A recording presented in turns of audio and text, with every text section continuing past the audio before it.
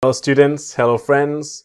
Welcome to your course, How to Understand Native Speakers. The course that will teach you all the secrets and tricks to speak and understand like an English native speaker. In this first module, we are going to talk about something fundamental, the word you. We all know the word you, but when we speak quickly, the word you will change in sound. It will change to a ya, like a hiya, like a karate chop. So let's go. First fundamental basic thing, if you want to speak English fluently, is about questions with the verb to be. It's maybe obvious, maybe simple, but if we compare you are and are you, change the word order. A lot of languages do not change the order.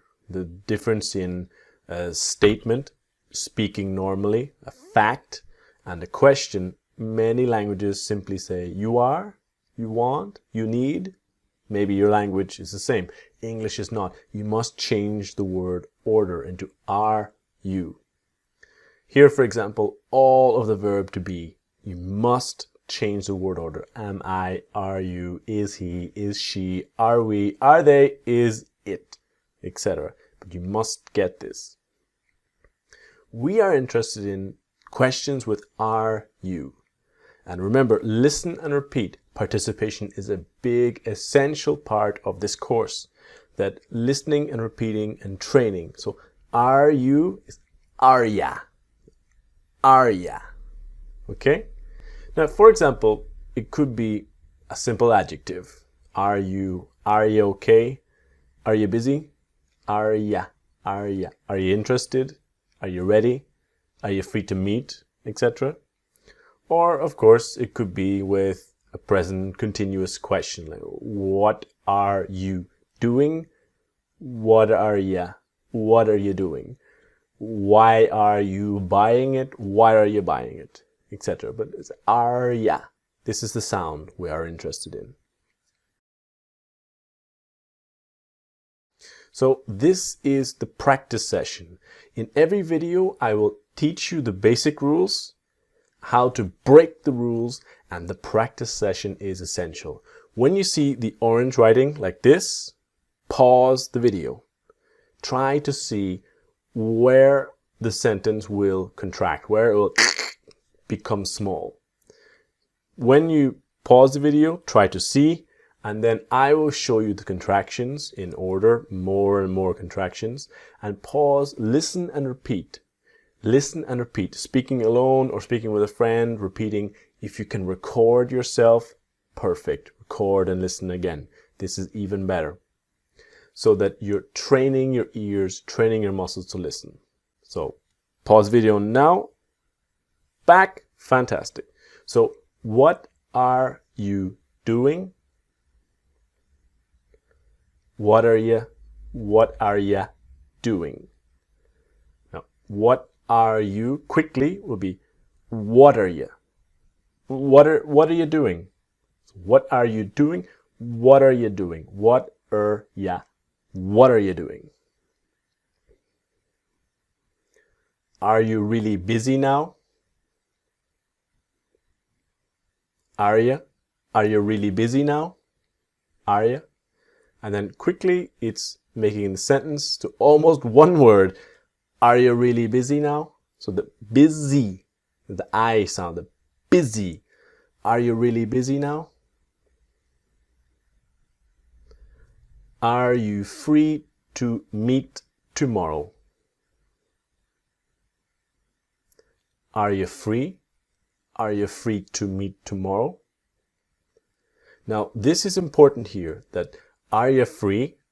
Quickly. But the to meet, this to with the verb, it will change. It will become a to meet. Not a te or a ta, but a to meet. So are you free to meet? Quickly is, are you free to meet? Are you free to meet tomorrow? Are you free to meet tomorrow? So practice and train. We will see this a lot in the course.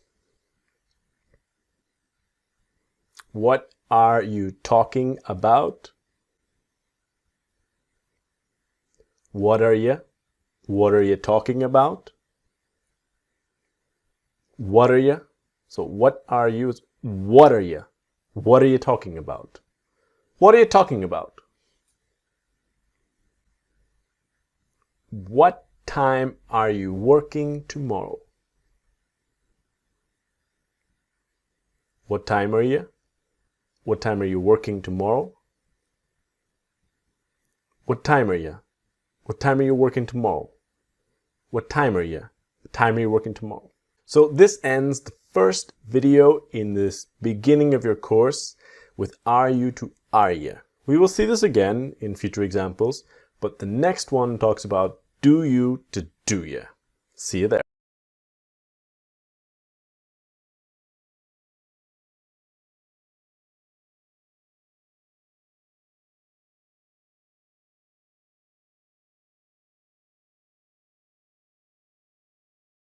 Welcome back to video 2.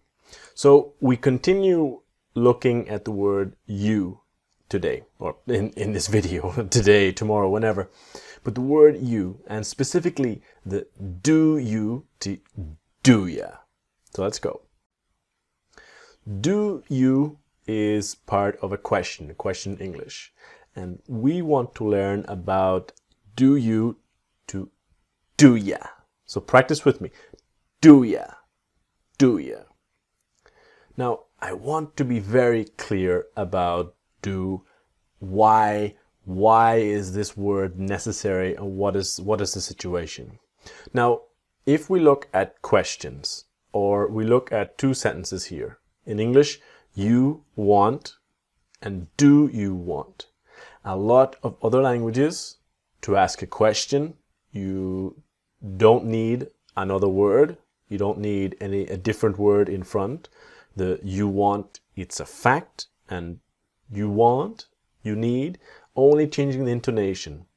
The problem is, if you ask me a question you want, you need, you like. I'm not sure if it's a question. But if you ask me, do you like? I go, okay. Do makes it clear that it is a question. Now, when we talk about do, we must talk about when not to use do. You never use it with the verb to be, for example. The verb to be will always change the order. Am I, are you, is he, etc. For example, you never use do I am, do you are. Simple, basic mistake, but just careful. To be, and it's a part of a group of verbs that never use do for a question. You have a group of verbs. They call them modal verbs. You are, you can, you must, you will, you should, you could, and you would. And we will see all these in the course during the classes. But look here carefully that are you, can you, must you, will you, should you, could you, would you. Always changing the order of the words, never using a do. And this is the important part. So the verbs like to be that are can, will, should are 10% of verbs, and 90% of verbs in the present tense for now use do. Now it's important to remember that do is for I, you, we, and they. That we have do, I, you, we, they, want and need, and to go, to buy, to talk. Want and need are only examples to show you the idea. But we don't use do for he, she, or it. Now we will see this in future lessons here. Now we want to practice do you questions. Do ya? Do ya? Now what is really important to remember is that after WH words, the what, when, where, why, what time, who, the word do for questions is still necessary. A lot of students think or speak that after what or when you do not need do. Still necessary. So what do you want? When do you want to go? Where do you want to go?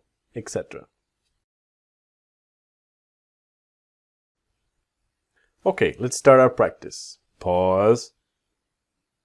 What do you do? What do you do? What do you do? And a little faster. What do you do? What do you do? This is a normal question of your profession, your job. What do you do? Do you have any money?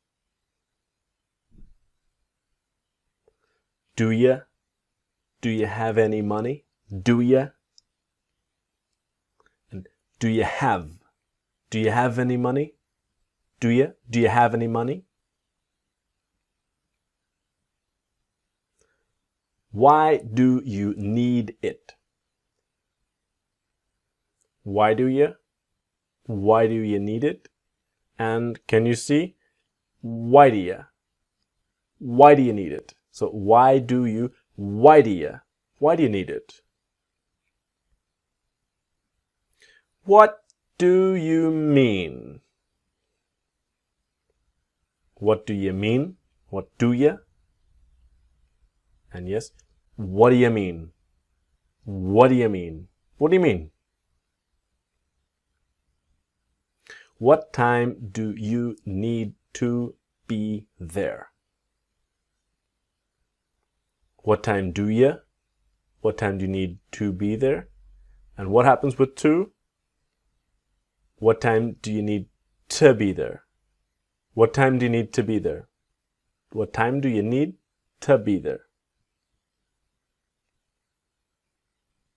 What do you think I should do? What do you think? What do you think I should do? Now remember, should, the L is silent. Not should, but should. What do you think? What do you think I should do? What do you think? What do you think I should do? So this finishes our video about do you to do ya.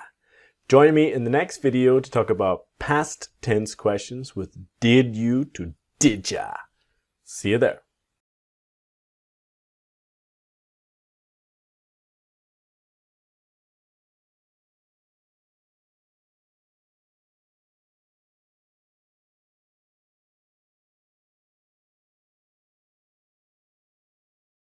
Welcome back. Video 3 of the course. Did you to did ya. So the same idea, you to ya, but this time with past tense questions of did you to did ya.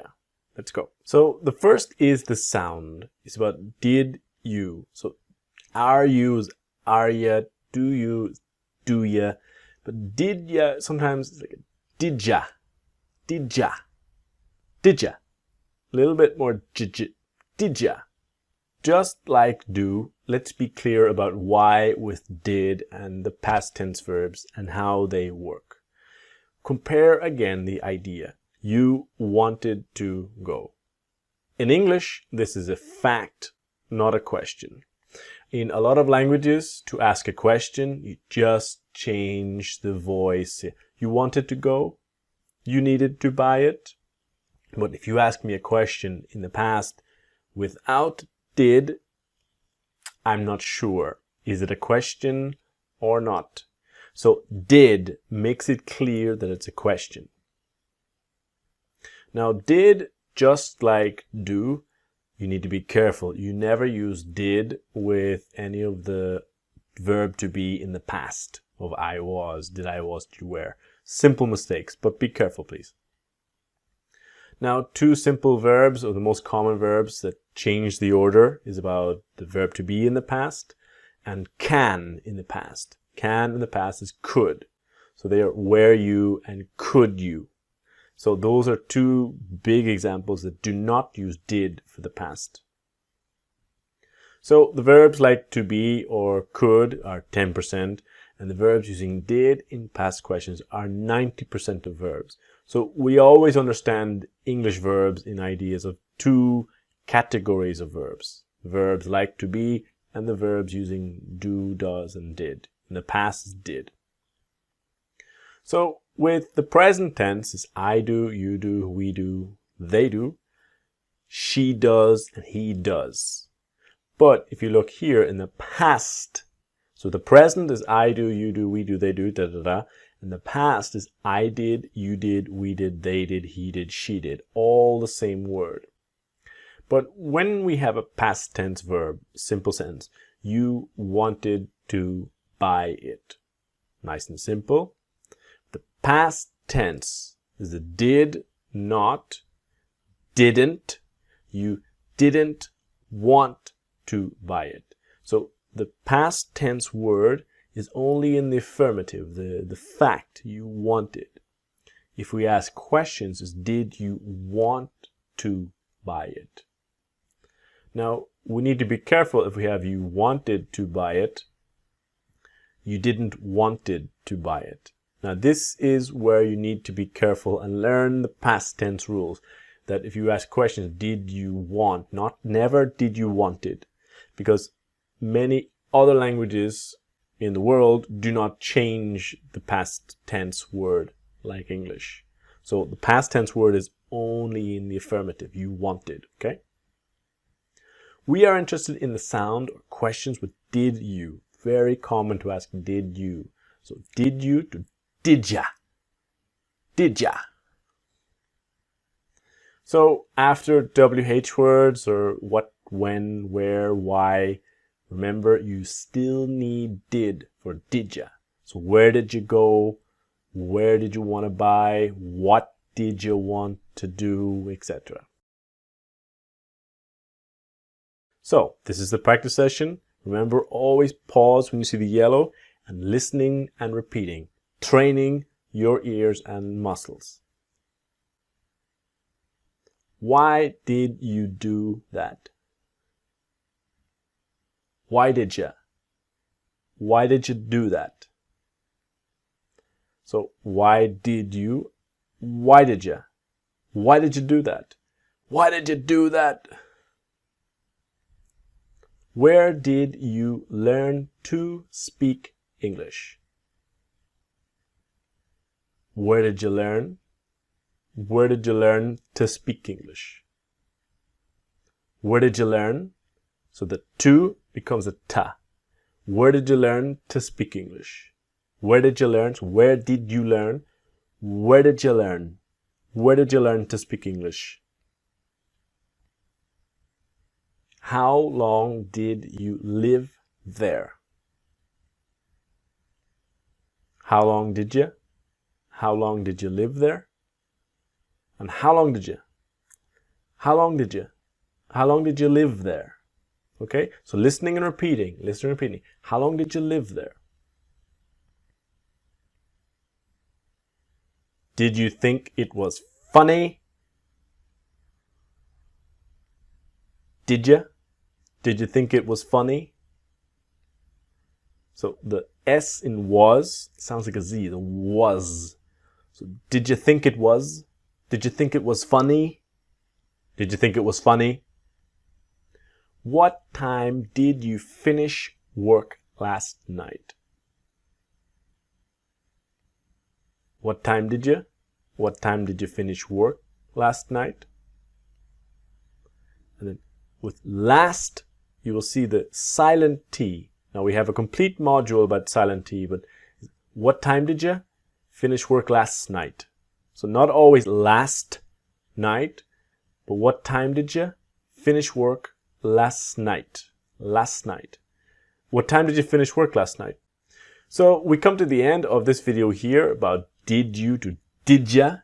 Join me in the next video when we will talk about can you to can ya.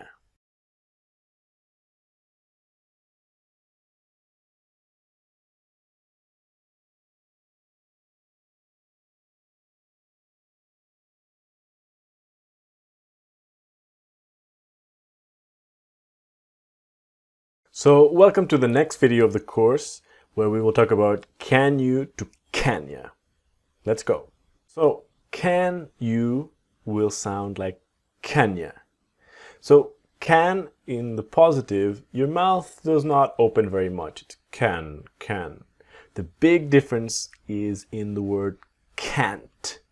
If you watch my mouth, can, can't. Big difference. So it's a closed sound. Can you, can ya. Just like that there. So can is a little special as a verb.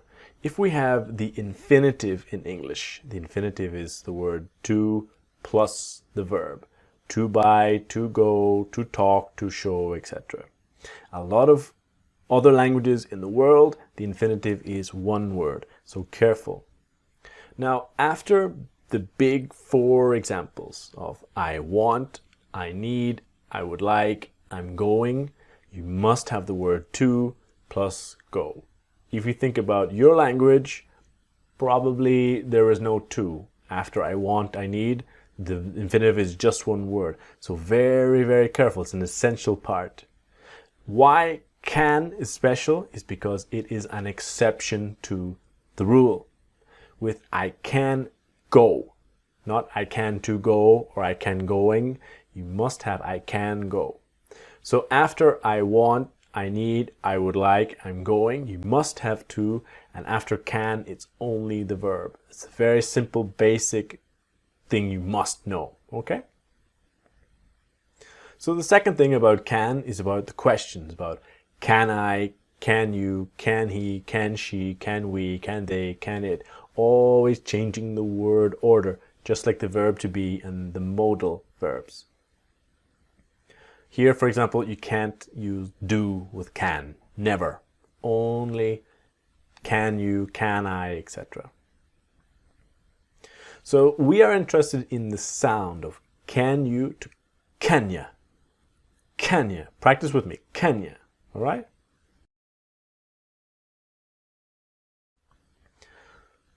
So let's practice. Always remember, pause the video. Try to see where the contractions are and listening and repeating to train your ears and train your accent and your fluency, okay? Can you meet me in the city center tomorrow?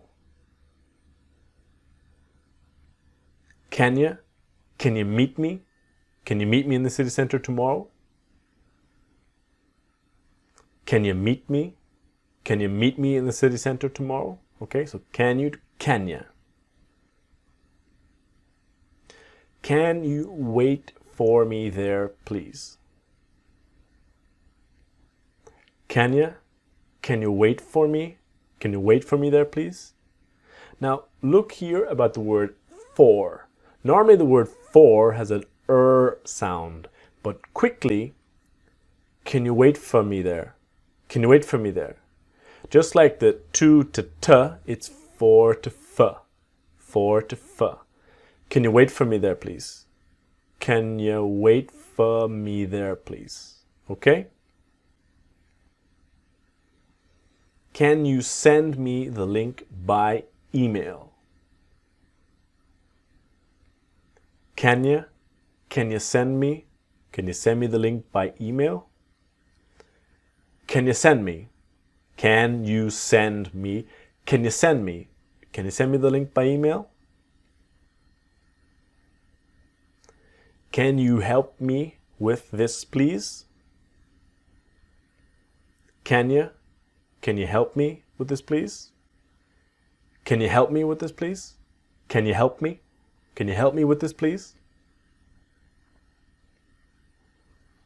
Can you give me the money tomorrow, please? Can you? Can you give me the money tomorrow, please? Can you? So give me will become gimme. Gimme, gimme, gimme, you man, etc. So can you give me? Can you give me? Can you give me the money tomorrow, please? Can you give me the money tomorrow, please? Can you tell me if it's possible to pay with credit card? Can you tell me? Can you tell me if it's possible to pay with credit card?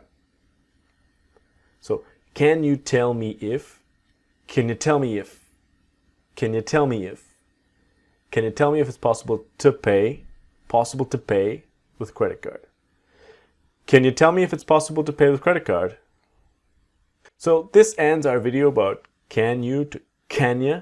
Join me in the next video to see about where you to where ya. See you there.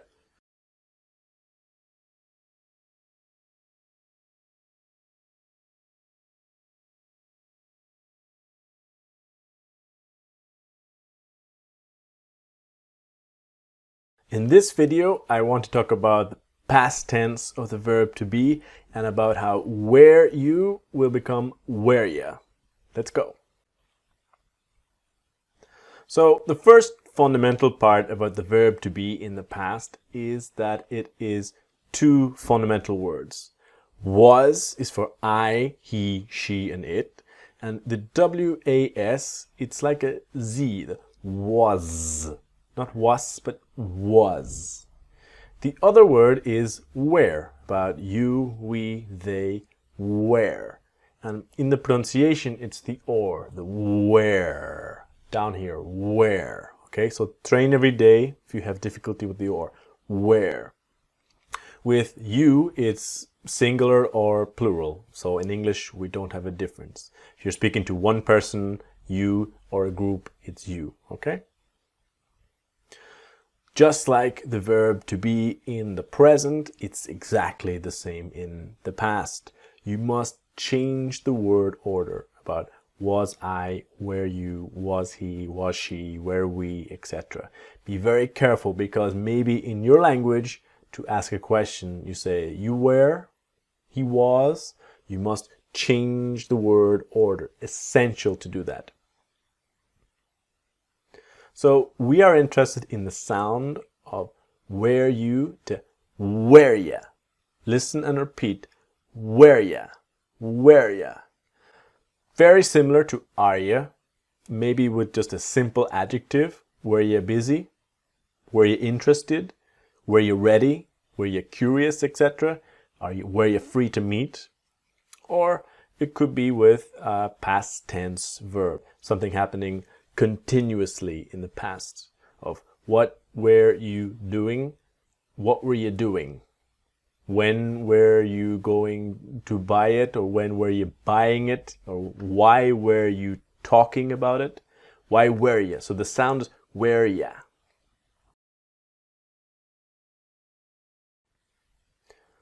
Okay, so let's practice. Now remember, always pausing, listen and repeat. Training. What were you doing? What were you?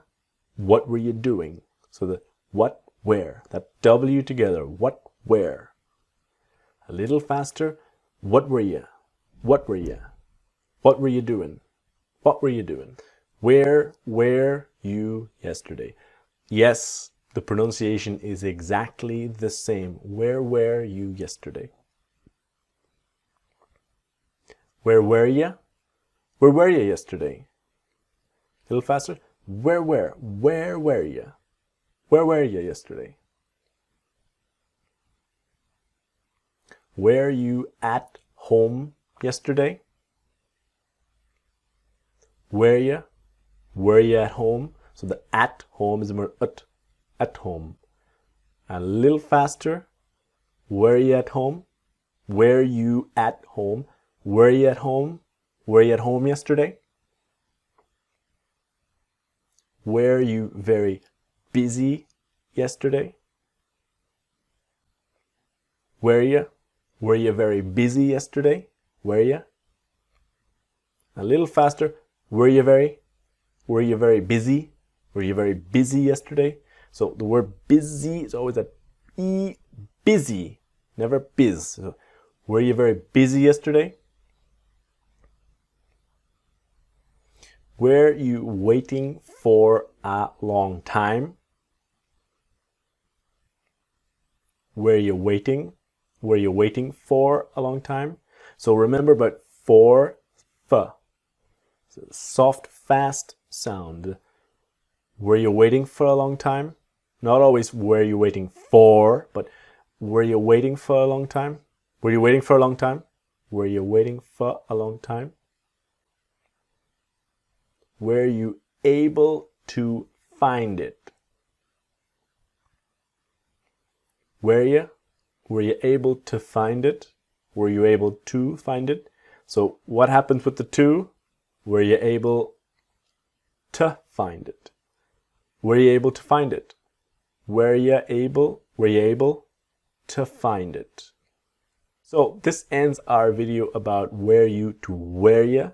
Join me in the next video. I'm going to talk to you about using you with the verbs help, meet, and call. Help ya, meet ya, call ya. See you there.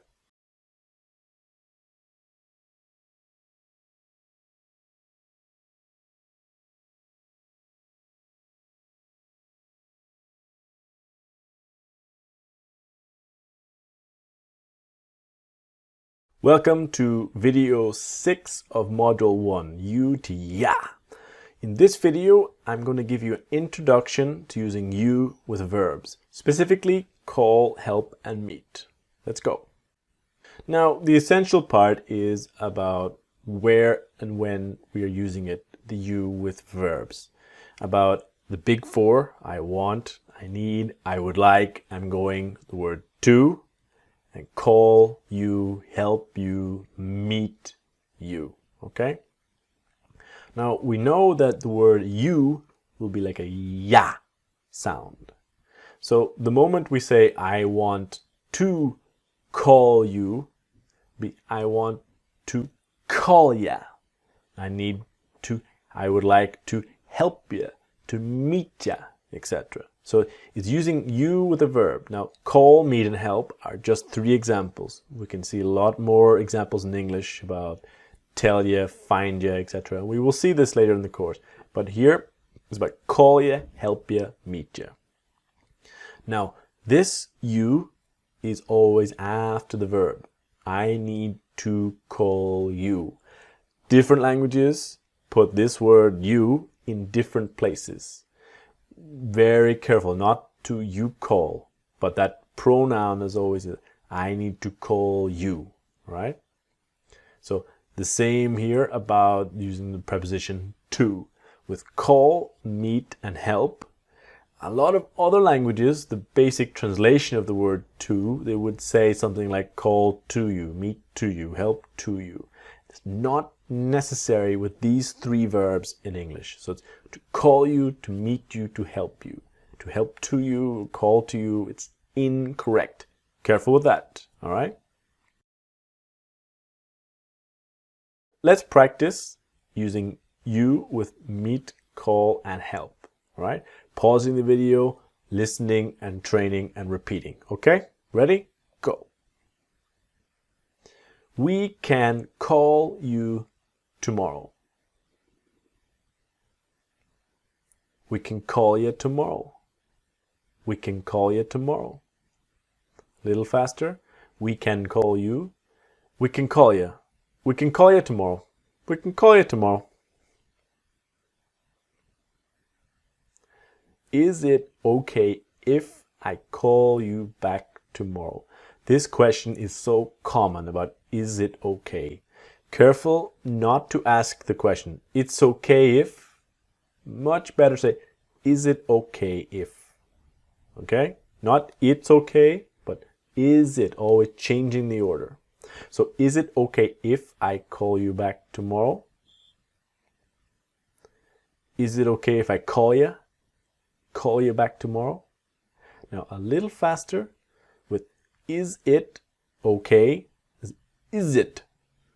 Is it okay if? Is it okay if I? Is it okay if I call you back tomorrow? So go slow. Is it okay if I call you back tomorrow?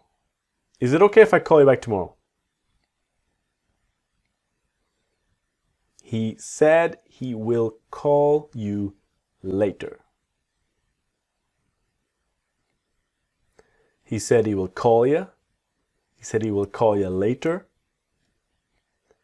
And the will make a contraction to heal. So the tongue here is touching but not the teeth. So heal. Heal. He said he'll call you later. He said he'll call you later. Heal. Heal. He said he'll call you later. We can meet you later if you want. We can meet you. We can meet you later if you want. And we can meet you later if you want. So we can meet you. We can meet you later if you want.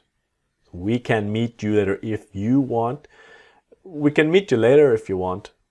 We can meet you later if you want.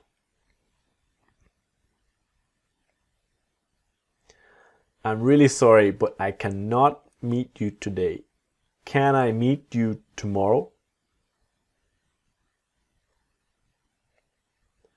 I'm really sorry, but I can't. So cannot, can't. Always that strong T of can't. I can't meet you today. Can I meet you tomorrow? A little faster.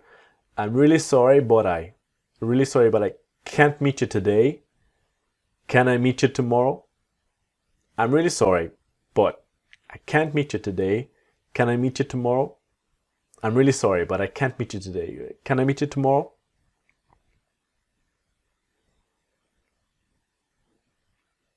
She is not sure when she can meet you this week.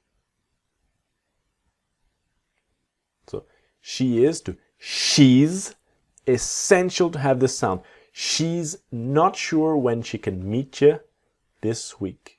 She's not sure when she can meet you this week. She's not sure when. So she is not sure when. She's not sure when she can meet you this week. She's not sure when she can meet you this week. Okay, just a second. I am going to help you now. Okay, just a second. I'm going to help you. Going to help you now. And just a second. So just a second. Okay, just a second. just a second, sometimes just a sec. I'm going to help you now. To help you now. Okay, just a second. I'm going to help you now. They should be able to help you. So they should. Remember, the L in should is silent. They should be able to help you. They should be able to help you. And the to becomes ta. They should be able to help you. So the L in should is silent. They should be able to help you. We are sorry, but we simply cannot help you. We're sorry. So we're sorry, but we simply can't help you. We're sorry, but we simply can't help you. We're sorry, but we simply can't help you.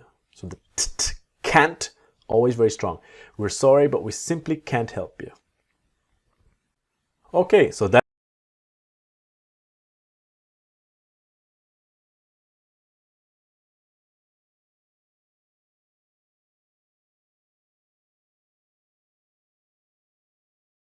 Okay, so welcome to the final video of the Module 1, you to ya. Congratulations, you almost finished your first module. In this module, we're going to talk about two essential verbs, to give and to send, and about how to use it exactly with you. Let's go. Now, a really essential part about to send and to give is that sometimes we use it with the word to, like in the examples here. So we have to send you an email and to send an email to you.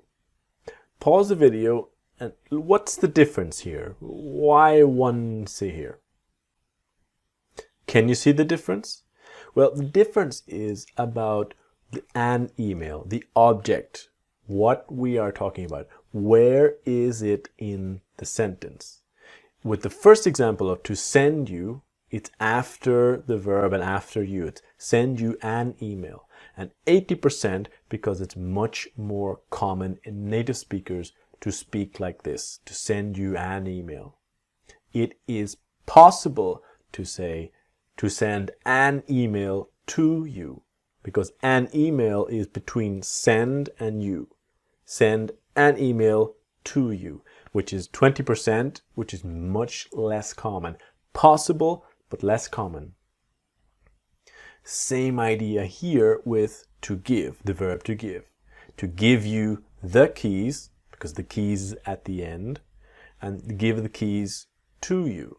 So give you the keys, much more common. To give the keys to you is 20%.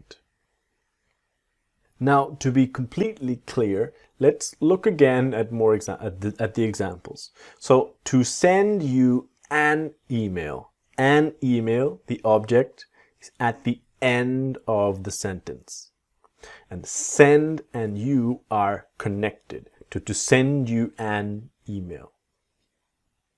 Here, if the position of an email changes in the sentence, to send an email to you.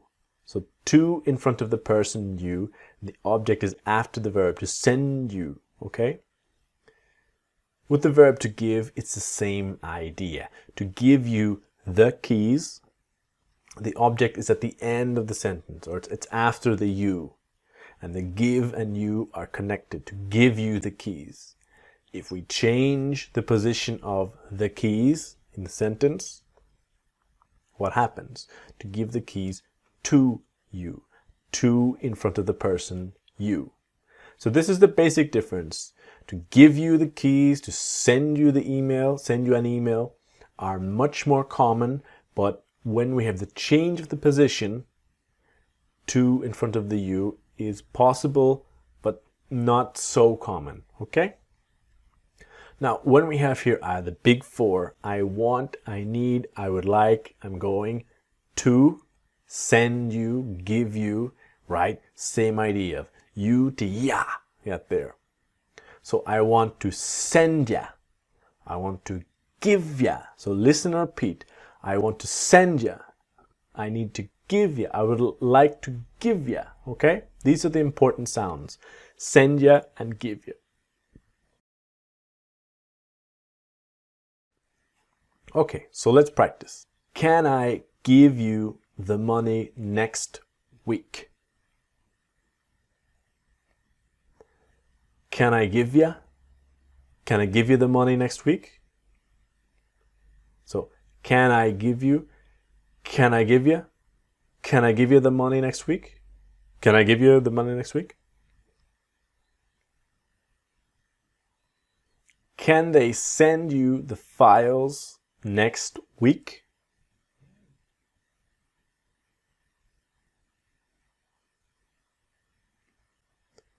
Can they send you?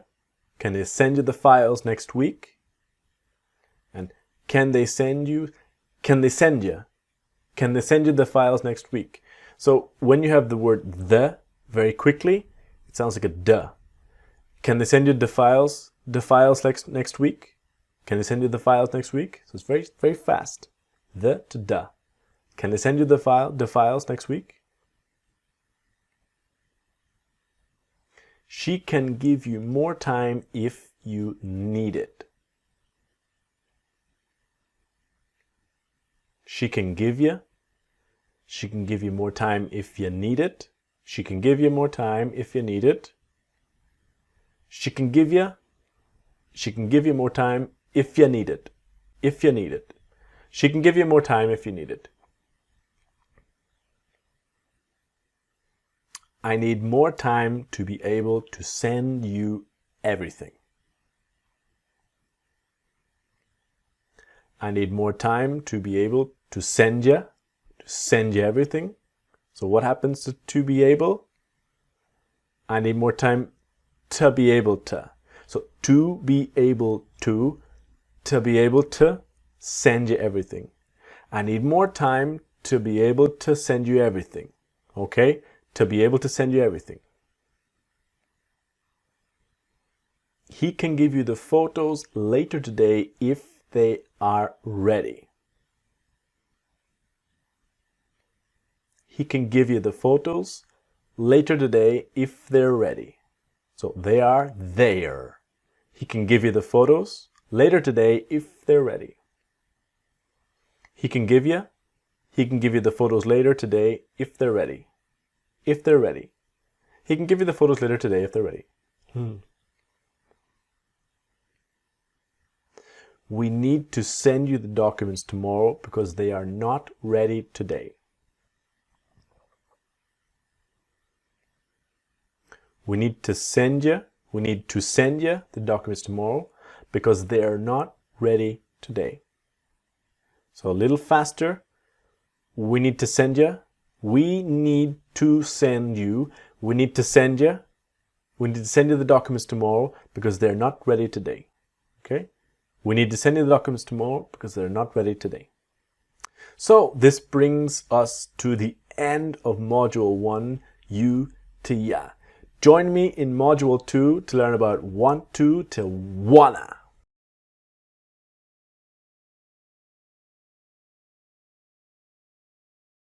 Okay, so welcome to video Module 2 of the course. It's about wanna. Now, wanna is want to. Wanna. Simple, right? Yes and no. Yes, it is simple, but there are some small mistakes, small little secrets I want to show you for you to speak English with wanna and use wanna perfectly with zero mistakes. Okay, let's go. So, the basics. In English, the infinitive is to plus the verb. Now, we have seen this before about to, by, to, etc., right? So, I want to go, I need to go, I would like to buy, I'm going to, right? So, always remember that it's to plus the verb. Because in other languages, after to, it's sometimes I want go, I need buy, I would like see it, I'm going talk to them. Very, very careful. You always need that want to, need to, would like to. Now, what I want to show you is about want to will become wanna. So the wanna. So I want to do it tomorrow. I wanna do it tomorrow. Now, the first point is about wanna is with I, you, we, they. We will see in the next videos that it's not always so simple with he and she. That I want to buy it, I wanna buy it, you wanna, so that N is here, wanna. We wanna buy it, they wanna buy it. In the negative, I don't wanna buy it, you don't wanna buy it, we don't, they don't wanna. Okay? Now this is a simple, it's just video 1 to show you the basics. About to practice examples with I, you, we, they. We will see more complicated examples in the next videos, but this is simple. So, simple questions. What do you want to do today? Pause. What will contract? What will change? So the examples are now more complicated. So what will change? Pause, repeat, and listen. Okay? What do you wanna? What do you wanna do today? So a little faster. What do you wanna? So what do you want to do? What do you wanna do? What do you wanna do today? What do you wanna do today? I want to go to the city center later today. I want to go to the city center later today. What happens to to? I want to go to the city center later today. So I want to go to the city center later today. A little fast. I want to go to the city center later today. So the city center later today. They do not want to come today. They want to come tomorrow. So they don't want to come today. They want to come tomorrow. So that T and don't, we will see in the next modules, they don't want to come today. They want to come tomorrow. We want to get up early tomorrow to catch the bus. Right? We want to get up early tomorrow to catch the bus. We want to get up early tomorrow to catch the bus. We want to get up early tomorrow to catch the bus. So to catch the bus. We want to get up. It was a good experience, but I don't want to live there again. It was a good experience, but I don't wanna live there again. So the S in was, it was a good experience, but I don't want to live there again. But I don't want, but I don't wanna live there again. Okay? Where do they want to meet us?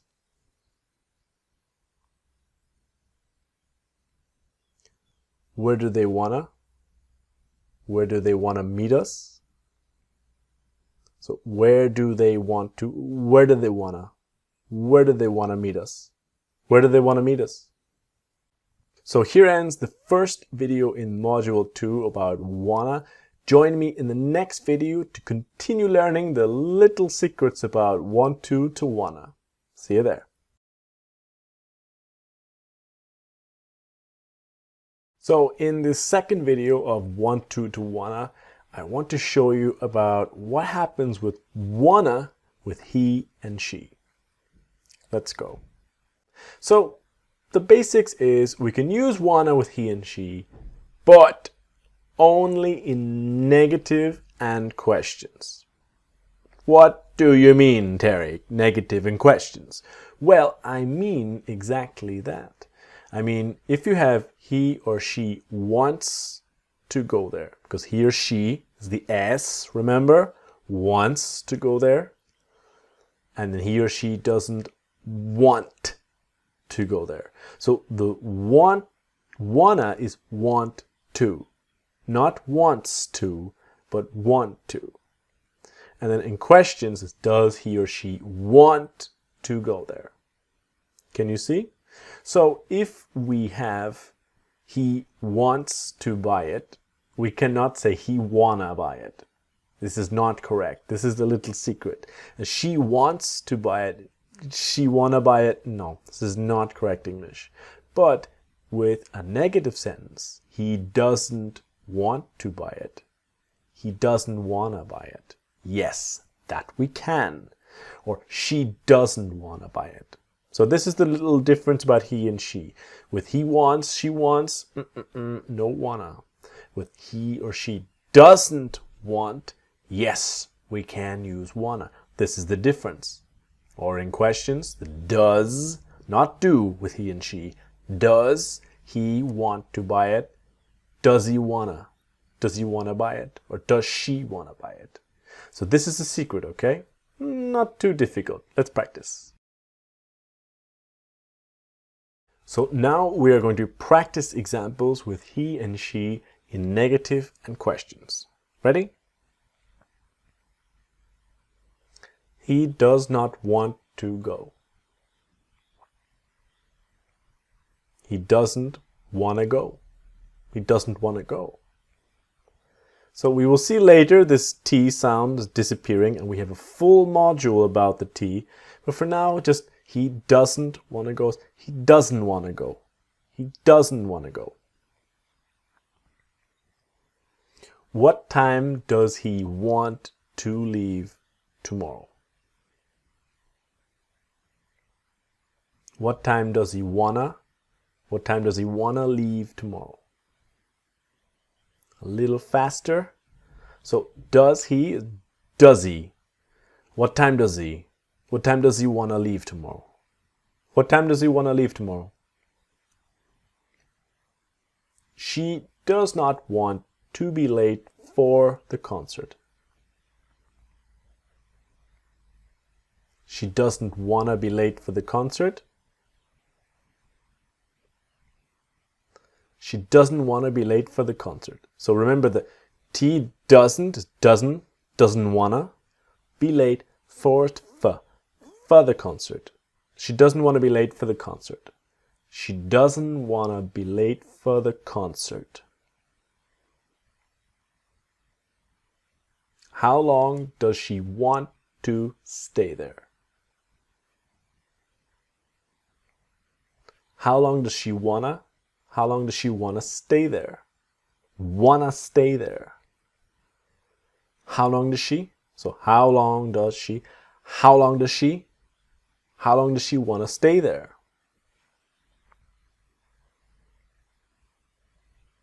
She does not want to clean the kitchen today because she is too tired.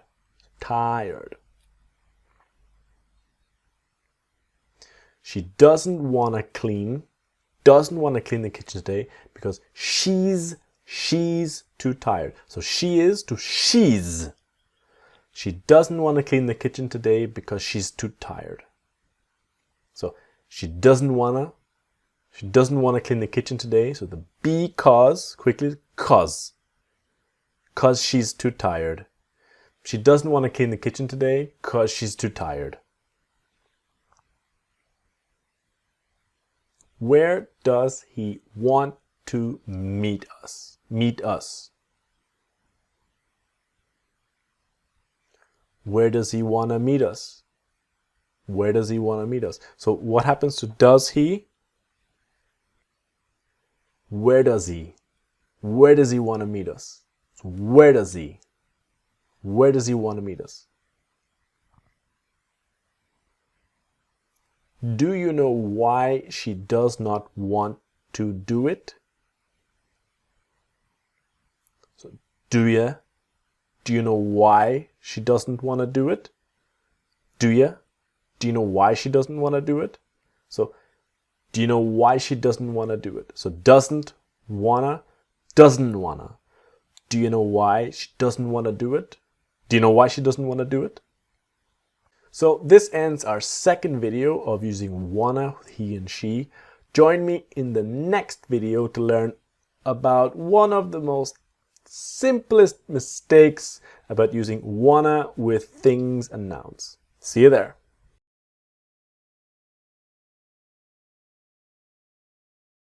So let's look at wanna with a and a noun. This looks very simple, and it's a very simple mistake for people to make, but I see it a lot with students. So let's have a look at what I'm talking about with a and a noun. If we see here the articles in English. Now, I don't like a lot of terminology, but I mean exactly the words a or the. Now, some languages have articles, other languages do not have articles. But the basic difference of we need a car and we need the car is about specific. We need a car is not specific. In general, we don't know what kind of car, where, when, nothing. We need a car in general. But when we say we need the car, it's about when we are talking about specific example, that your car, or we need the car, very specific. We know what kind, we know where, it's very specific. This is the basic difference if you do not have articles in your language. Now, some languages have the same word for the number 1 as a or an. So it's to be careful with this, that I need a new phone is not the same as I need one new phone. Okay? The basic difference here is that 1 is only for counting, about how many. Specifically 1, 2, 3, I need one new phone. But if you're talking in general, you say a new phone. So what I mean about a plus a noun is that the moment I have I want a coffee, this want a is wanna. I want a coffee. Okay? Now, let's be careful. If we have the noun starting with a vowel, like apple, A-P-P, apple, is an apple. So to say I want an apple, we can't say I want an apple. I want an apple.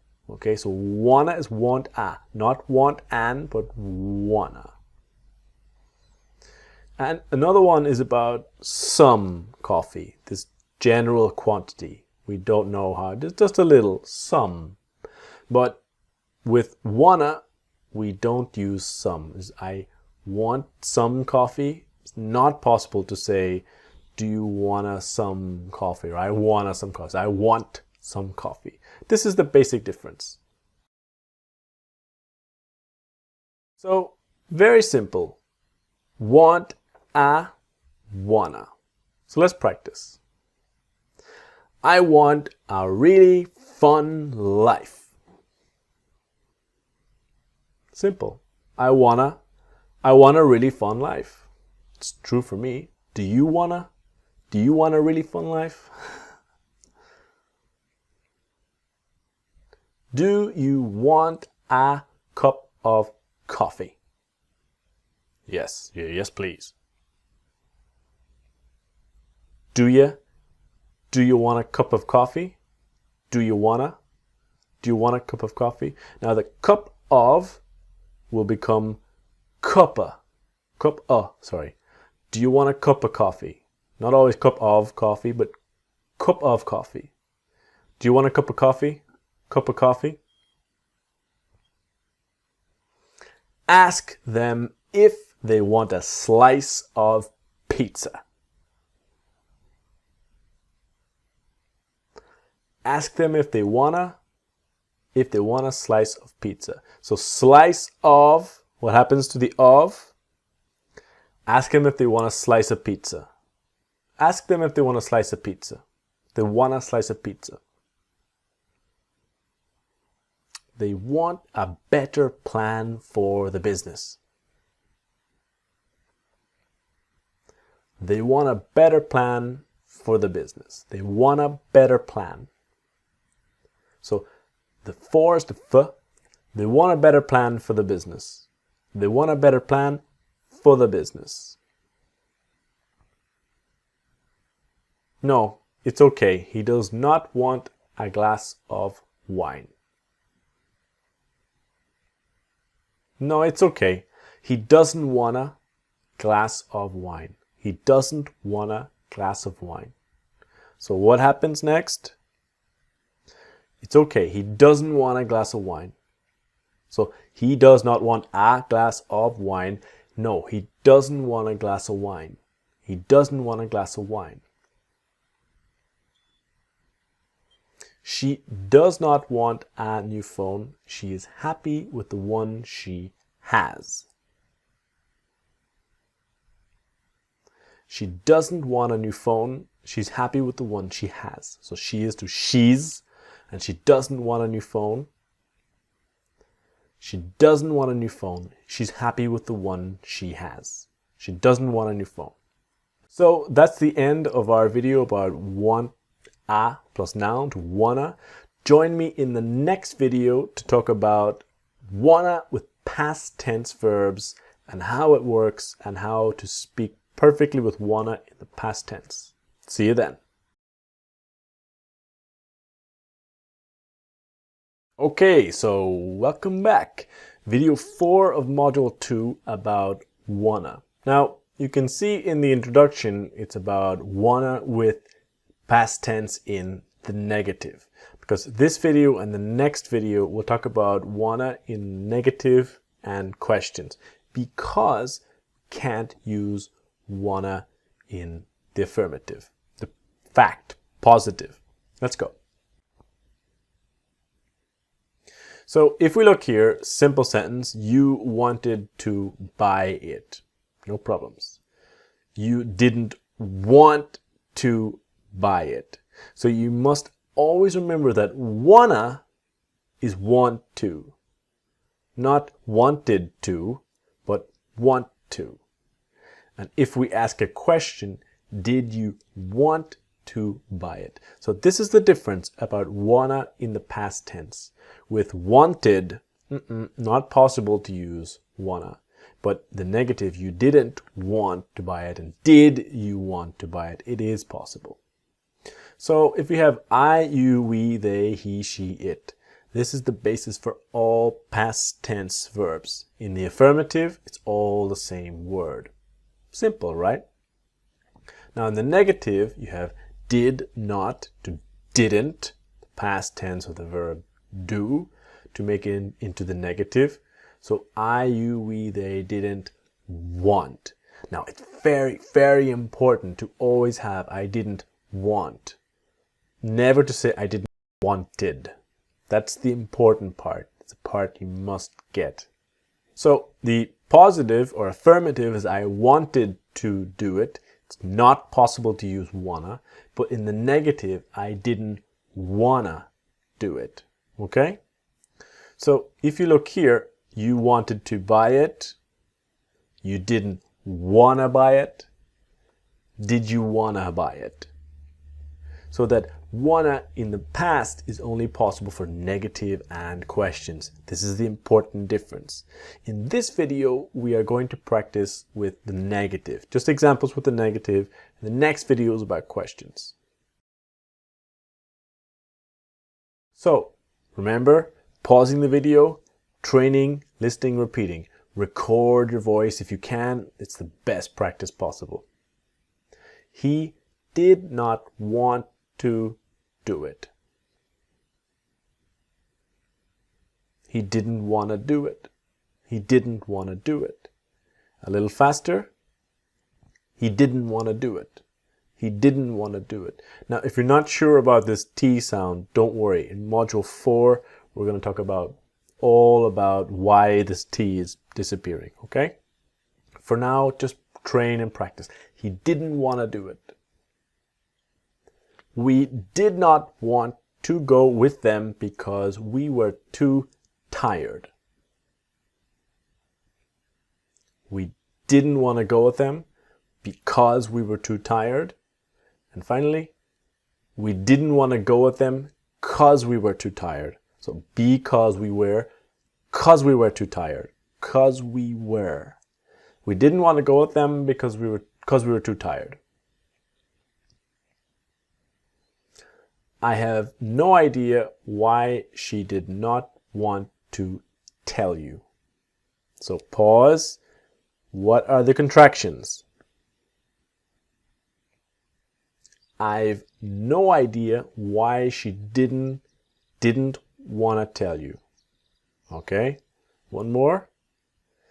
I've no idea why she didn't want to tell you. I've no idea why she didn't want to tell you. Didn't want to tell you. They did not want to meet us because they have to wake up early tomorrow. They didn't want to meet us because they have to wake up early tomorrow. So what happens here? They didn't want to meet us. They did not want to meet us. They didn't want to meet us because they have to wake up early tomorrow. They have to wake up tomorrow. So cause they have to.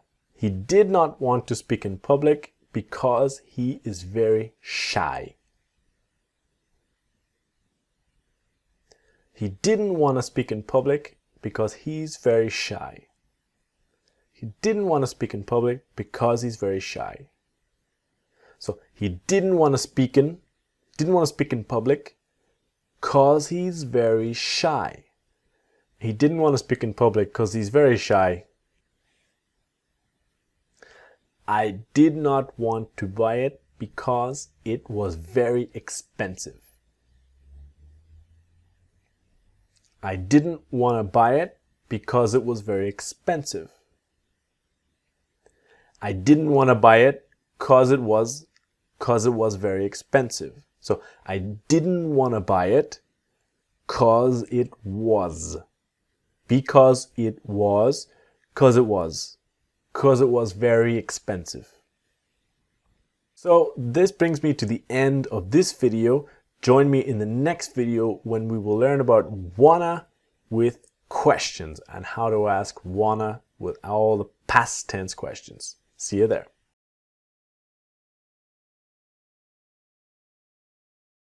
So, welcome to our final video in Module 2 about, about wanna, about using wanna with questions in the past tense. So let's have a look. Essential part of past tense verbs to always remember is about you wanted to buy it, you didn't want to buy it, and did you want to buy it. Because remember, wanna is want to, not wanted. Now the very common mistake is about you wanted to buy it, you didn't wanted to buy it, did you want it? Very careful. You cannot, the first part, the affirmative, the positive, uses a past tense word, wanted.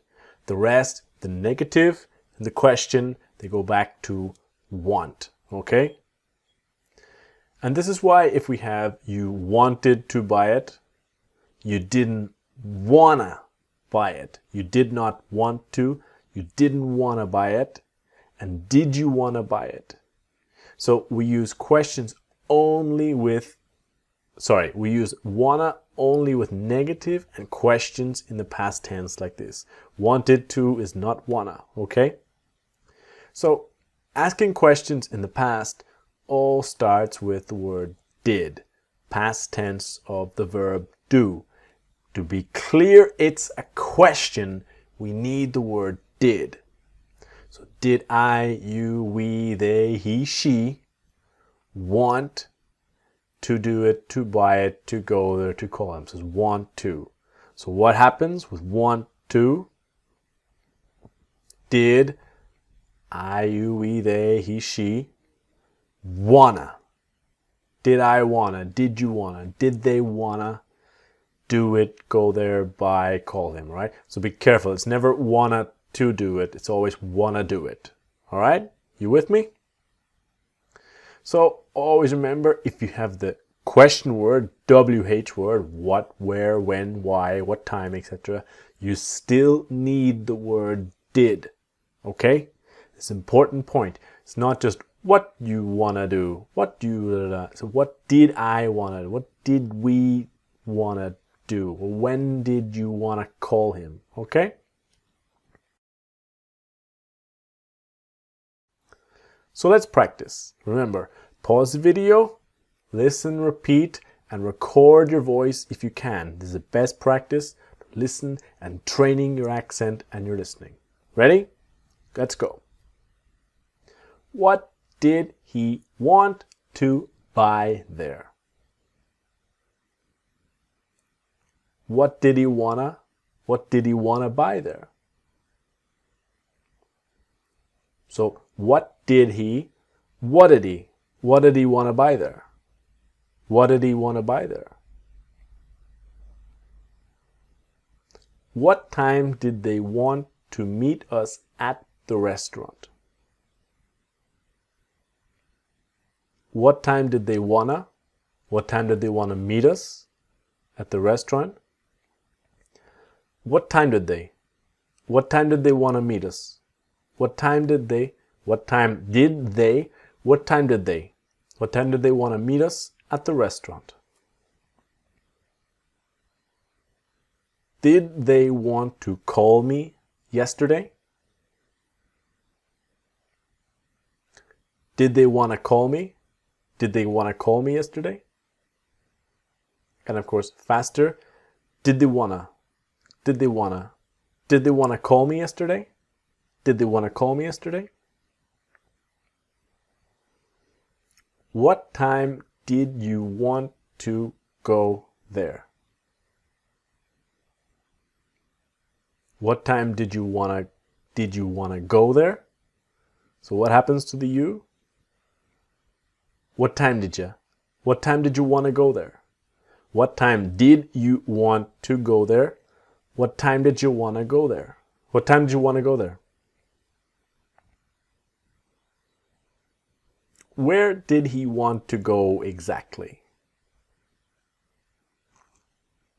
Where did he wanna go exactly? So the exactly, it's like exactly. So where did he want to go? Where did he want to go exactly? Why did they want to do that? Why did they want to do that? And faster. Why did they want to do that? Why did they want to do that? So this brings us to the end of module 2 of wanna. I hope you enjoyed it. Please practice and train always to get the perfect, no mistakes with wanna. In module 3, I'm gonna talk about going to gonna, and all the little secrets how to use the verb go in the right way with gonna. See you there.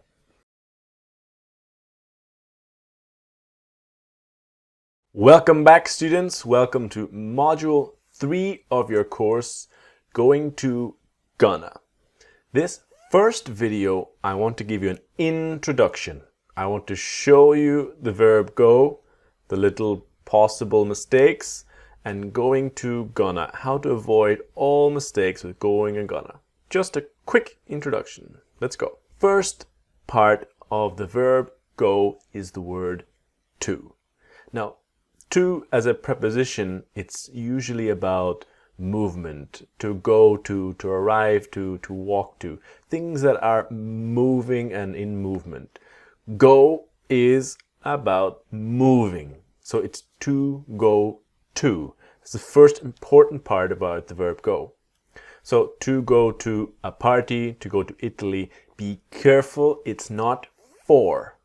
Some languages, the word for and to, it's the same, but in this case, it's never to go for Italy. It's to go to when talking about a place. This is the rule. Two little exceptions, two very basic exceptions. One is home, where you live, your house, and the word there, come on, different place.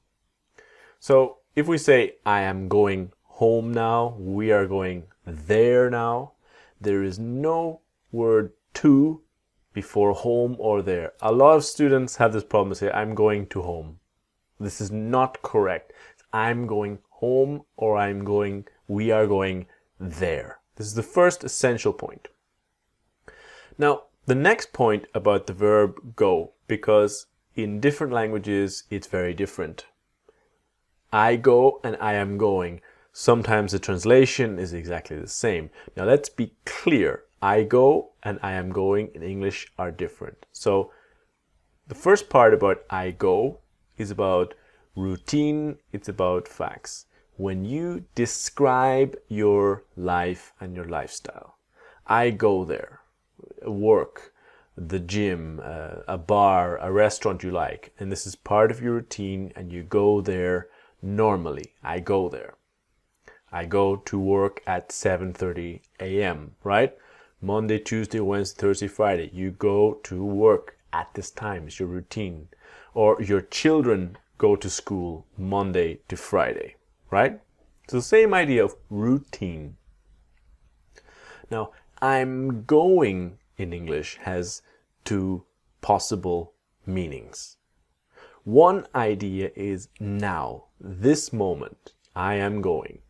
You're talking to your friend, you call your friend, say, I am going to the city center now. This moment you're doing it. But with I'm going, it's also future plans. Things you want to do in the future. So if we have here I'm going and then to plus infinitive, I'm going to do it tomorrow. It's a future plan. So here we cannot say I go to do it tomorrow. This makes no sense. I'm going to do it tomorrow. Now, it's also possible to say about I'm going to and a place.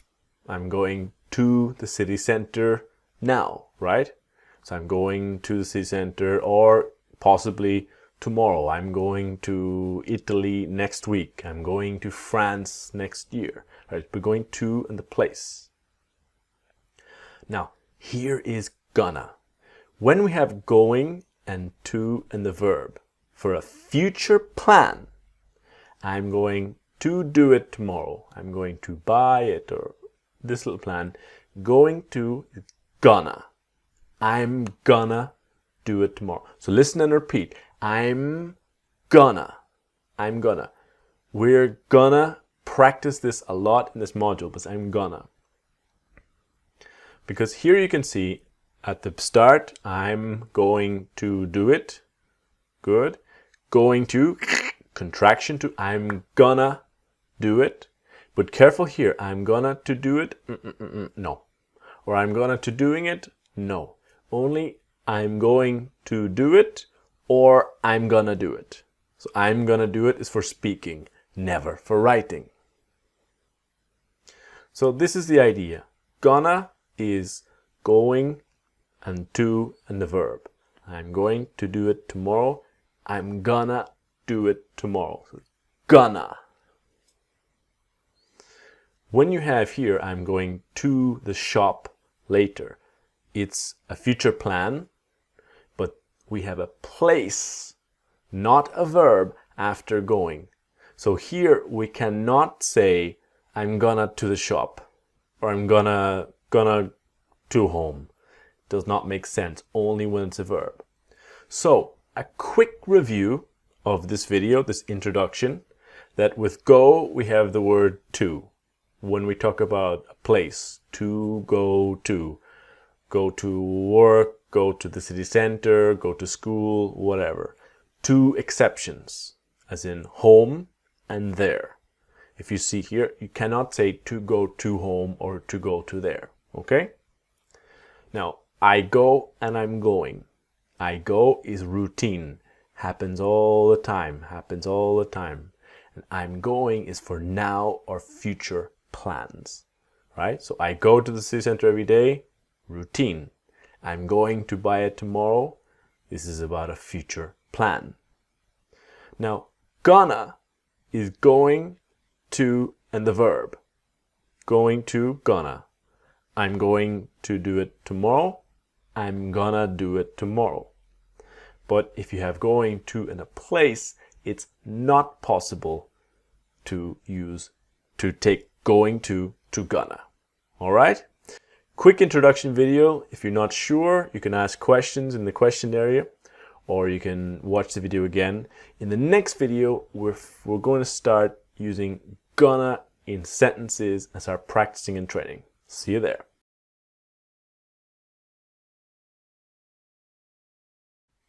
Hello students. So, video 2 of module 3, gonna. In this video, I want to show you the pronunciation of how to have a perfect accent using gonna. Let's go. So, we saw in the last video about gonna is going to and the verb for future plans, right? So, I'm going to do it tomorrow. I'm gonna do it tomorrow. So, it's the verb to be plus going plus to plus the verb. This is what happens with gonna. So going to comes gonna. Gonna. So the tongue touching here on the top. Gonna. Okay? This is essential. Now, a lot of people don't have the right accent with the verb to be. All of the verb to be can contract, can become small. So your accent with this part needs to be perfect. So let's go with it. The first part here is I'm, okay? That I'm, the lips touch very strong. I'm, very strong. I'm, listen and repeat. Train with me. A lot of people have this I'm not a good accent. It's I'm, like that, okay? You are is your, right? So you are to your, and your, the possession, is the same pronunciation. So relax. Your. He is he's. So I put the H-I-I-Z here because he's. One syllable, not he is, but he's. Listen and repeat. He's. So, if we have he's, we put the S in front. She's. Listen and repeat. She's. One syllable. She's. The next one is we are to we're. Okay, so the mouth opens here. We're. And finally, they are to their. So the TH is their, and there is the same for possession, same pronunciation. Okay? So all of the verb to be, I'm, you're, he's, she's, we're, there. All right? And the final one here is it's. It is to its. That long S. It's. This pronunciation needs to be perfect. So train, repeat, train, repeat. The number one mistake, the number one problem we see as teachers is people don't have the complete verb to be before gonna. I gonna, you gonna, he gonna, she gonna. And some people spend years with this mistake. You are not, okay? So it's I'm gonna, you're gonna, listen and repeat. He's gonna, she's gonna, we're gonna, they're gonna, it's gonna. So many people say we gonna, he gonna, but you must get the verb to be right, okay? To be clear, just about here, if you have I'm gonna go there tomorrow, always have I'm gonna. You can see here, I'm I gonna go there. This is wrong. Careful. No. And we're gonna have time tomorrow. We gonna, completely incorrect. So careful. So let's start our practice. Now remember, when you see the yellow writing, pause. Try to see what will become smaller, what will contract. And as I continue listening and repeating to train your accent and train your ears. Record if possible. It's the best practice you can do. Ready? Let's go. He is going to call you next week. He's gonna call you. So he's gonna call you next week. And finally, he's gonna call you next week. He's gonna call you next week. Okay? I think he is going to have time to do it tomorrow. Pause. I think he's gonna have time to do it tomorrow. And I think he's gonna have time to do it. So the to do, remember? I think he's gonna have time to do it tomorrow. To do it. I think he's gonna have time to do it tomorrow. To do it tomorrow. Okay? She is going to help you with that in a while. She's gonna help you with that in a while. She's gonna help you with that in a while. And she's gonna help you. She's gonna help you with that. She's gonna help you with that in a while. Okay? They are going to clean up the apartment before they leave. They're gonna clean up the apartment before they leave. So they're gonna clean up the apartment before they leave. So before they leave. They're gonna clean up the apartment before they leave. We are going to think about it and call you back in a few days. We're gonna think about it and call you back in a few days. And here you can see the word and. Quickly we get n. So we're gonna think about it and call you back. We're gonna think about it and call you back in a few days. So and to n. So this ends our video 2 about gonna. Join me in the next one when I'm going to talk to you about using gonna in negative sentences with more examples. See you there.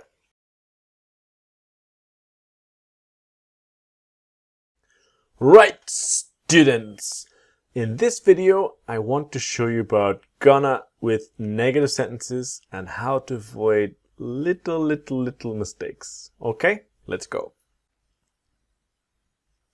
So remember that gonna is about the verb to be and going into the verb. Now the verb to be is the important point, okay? If we compare, I go there every day, routine, and we are going to work now. So I go there is routine and we are going to work is happening now. But the negative is the important part because I go, negative is I don't go. But when we have going, the negative is we are not going. This is where people have little problems. So the verb to be always has that not. Okay? Now the other thing is that it has contractions. We need to have it perfect, right? So normally it's like this. I'm not, you're not, she's not, he's not. Listening, repeating. I'm not, you're not, da da da. She's not, he's not, we're not, they're not, it's not. Now, normally the verb to be contracts like this. Now with I am not is only one contraction. I'm not. With you are not, the possible contraction is you're not or you aren't. They are basically exactly the same, but in my observation, the difference is the frequency. How much we use you're not of all native speakers of America, Australia, England, Ireland, South Africa, etc. About 70% of the time, so most of the time, we say you're not, he's not, she's not, we're not, they're not. It's important to know you aren't, she isn't, we aren't, they aren't, it isn't. Yes, it's possible, but not so common. Now with he, she, it isn't, the S has a Z sound. He isn't, it isn't, okay? We are going to focus in our practice on this form. It's good to know about the other form. It's good to be ready, but we focus on the speaking part of English and the most common part. So you're not, she's not, we're not. In the practice session, we want to get our accent just trained, repeating, perfect. You're not, she's not, he's not, etc. So when you speak normally, it's just ready. So let's practice, and always pause. Where are the contractions going to be? And listening and repeating as I go to practice with you, okay? We are not going to have time to do that today. So we're not gonna have time. We're not gonna have time to do that today. And we're not gonna have time to do that today. We're not gonna have time to do that today. Okay? I am not going to be able to help you, unfortunately. So always that strong M. I'm not gonna be able to help you, unfortunately. So I'm not gonna be able to help you. To help you, to help you. I'm not gonna be able to help you, unfortunately. Okay? The course is not going to start until next month. So the course is not gonna start until next month. So the course is not gonna start. The course is not gonna start. So until to till. The course is not gonna start till next month. She is not going to be too busy to meet us. She's not gonna be. So she's not gonna be. She's not gonna be too busy to meet us. And she's not gonna be too busy to meet us. She's not gonna be too busy to meet us. He is not going to be able to pay for it on his own alone. He's not gonna be able to pay for it on his own. So he's not gonna be able to pay for it on his own. He's not gonna be able to pay for it. So for it, he's not going to be able to pay for it. Okay? So it's for it. He's not going to be able to pay for it on his own. Okay, this ends our video about negatives. Join me in the next video to learn about gonna with questions. See you there. Alright students, welcome to video 4, gonna with questions. It looks simple, but let's practice gonna with questions, all right? The first point, the simple point, really, really important if you want fluent English. The verb to be, how to ask questions. Am I, are you, is he, is she, are we, are they, is it. You need to train this perfectly. As teachers, we see little mistakes with this all the time. Because here with going, if you have the affirmative, the positive, I am going, you are going, he is going, etc. You need to change the word order. You need to change to, am I going? Are you going? Is he going? Most other languages in the world, they don't need to change the words. The difference of he is going and a question is, he is going? She is going? So you need to train your questions. But am I going? Are you going? Is he going? Is she going? Are we going? Are they going? Is it going? Train and repeat until perfect. Now, here, for example, is a classic example of where people have problems. When you have a question like a word like what, when, where, why, what time, who, how. Many, many times when people were asking a question like what, when are you going to do it? They ask questions when you are going. They forget that when you are, when are you? Or where he's going, where is he going? Why is she going to buy it? Okay, this is the part that we are going to train and learn perfectly. So, of course, going will become gonna. So a simple question, where are you going to buy it, will be where are you gonna buy it? Why is she gonna meet me? What time is he gonna do it, right? This is what we are training, this is what we are practicing. The correct order in the verb to be and gonna, okay? Here is another little mistake. Now, we saw before that with gonna, with negatives, we need to be careful. It's never I don't going, it's I'm not going. Same with questions. A lot of people learn do for questions and think it's do for every question. Ooh, careful. Because where are you going and never where do you going? Or where is he going and never where does he going? All right? This is the important point. Careful with that. So let's practice. Now remember, pause, listen, repeat. Training and repeating, okay? What time are you going to go there tomorrow?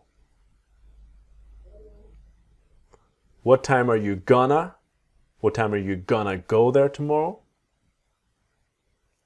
And what time are you? What time are you? What time are ya? What time are you gonna go there tomorrow? Okay, so what time are you gonna go there? What is she going to need to buy tomorrow? What's she? So what is she? What's she gonna need to buy tomorrow?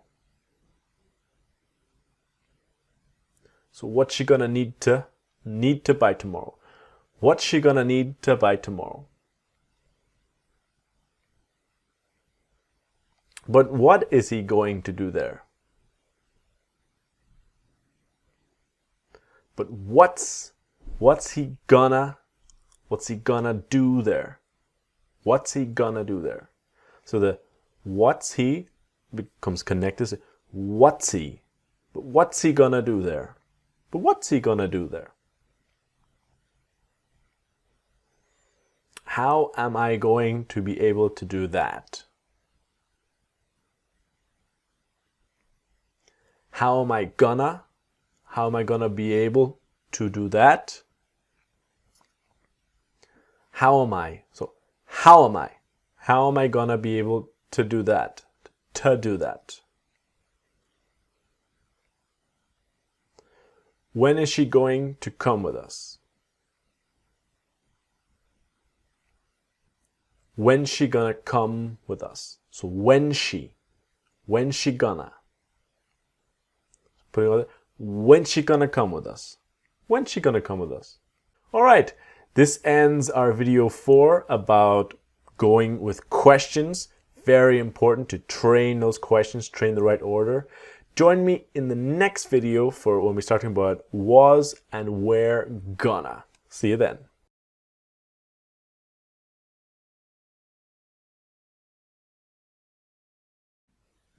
Right, students, in this video of the module, we're going to talk about was and were gonna and what that means. Let's go. If we talk about I was going to, and it's just an example. Maybe we were going or they were going. But if you have the difference of I was going to and a place, and I was going to and a verb, they are different in the idea and the meaning. So I was going with a place. I was going to the city center when you called me. So I was going to and a place. When you look at the action, so I was going to the city center. Imagine you are walking, or maybe you are driving, or on your bicycle, whatever. But it's an action in progress in the past. The call is I'm walking there, and let's imagine I'm walking, and I was walking when you called me. The other action is interrupting the other action. So I was going to and a place is an action in progress in the past. It was happening for a time.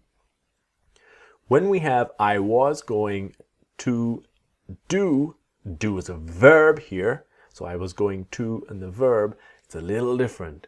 So I was going to do exercise, but I was too tired. When you have I was going to and a verb, it's a previous plan, which is abandoned, not happen, or not completed. So you forget the previous plan. For example, I was going to do exercise, but I'm too tired.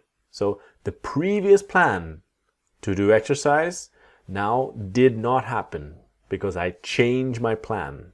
I was going to do exercise, but not now. Another example, she was going to take a taxi, but she saw she didn't have enough money. The previous plan was taxi, but now she can see she doesn't have any money, so the plan is abandoned and forgotten. This is the idea. We want to focus in these videos about this idea of abandoned plans, things that did not happen. The verb to be in the past is I was, he was, she was, you were, we were, they were. So I was going to buy it, she was going to buy it, you were going, etc. And going to will become gonna. So he was going to go there, he was gonna go there. You were gonna tell him, you were going to tell him, you were gonna tell him. Okay? So I was not going. The verb to be always takes not in the negative. I was not going to buy it. She was not going to tell him. We were not going to find him. Okay? And not gonna. She was not gonna buy it. She was not going to buy it. She was not gonna buy it. Okay?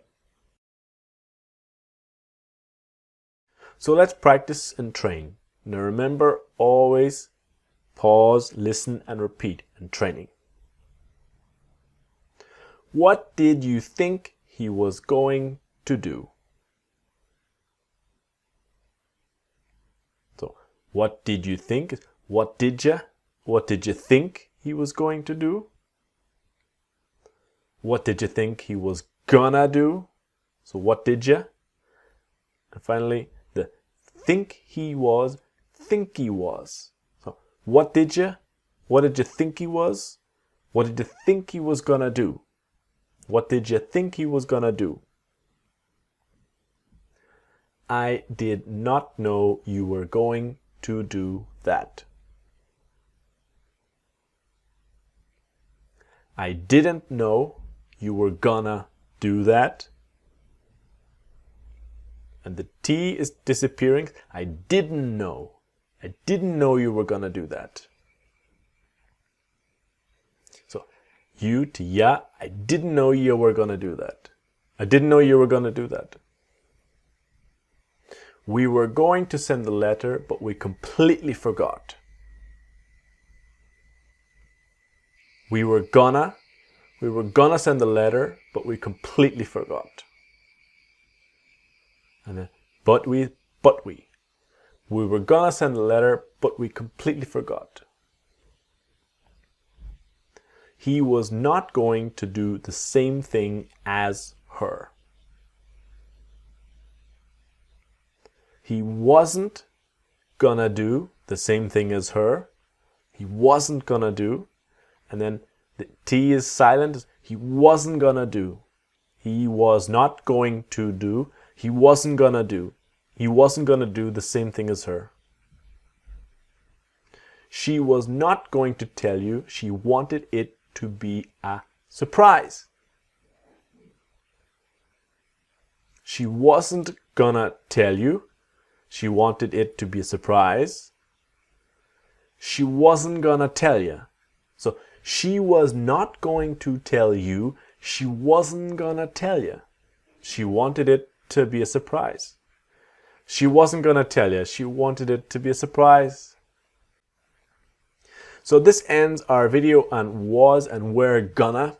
Join me in the next video for learning about was and were gonna with questions in the correct word order. See you there.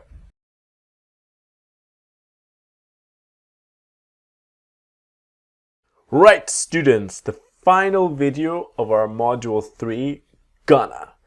This module, I want to show you about was and were gonna with questions. Let's go. Was and were gonna with questions. So in the previous video we saw about I was gonna or we were gonna is about previous or abandoned plans. The basic idea here is that if you are using gonna in a question, you are asking about a previous or abandoned plan. So why was he going to buy a new phone? You're asking about this previous plan, but it was abandoned. It did not happen. He did not buy it. He did not buy a new phone. Or for example, what were you going to say? You are trying to speak in a conversation. You start a sentence. Another person interrupts you, like happens a lot. And you say, well, I'm sorry. What were you going to say? You did not finish the sentence. And the person is asking you, what was your previous plan? Your previous plan was to finish your sentence. What were you going to say? So this is the really essential part. The correct word order with the verb to be in the past. The was I, was he, was she, were you, were we. Be careful because maybe your language, the question is very simple. What you were going to do, what he was going, so what was he?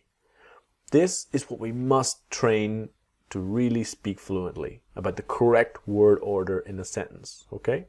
So going to becomes gonna. What was I gonna buy? Where were you gonna go? How were you gonna tell him, etc. All different ideas. So let's train. Remember, pause, listen, and repeat and train. What were you going to say? What were you? What were you going to say? What were you gonna say? A little faster. What were you? So what were ya? What were you? What were you gonna say? What were you gonna say? What were you going to do? What were you gonna do? What were you gonna do? And finally, what were you? What were you gonna do? What were you gonna do? When were they going to tell you? When were they gonna? When were they gonna tell you? When were they gonna tell ya? And when were they? When were they gonna tell you? When were they gonna tell you?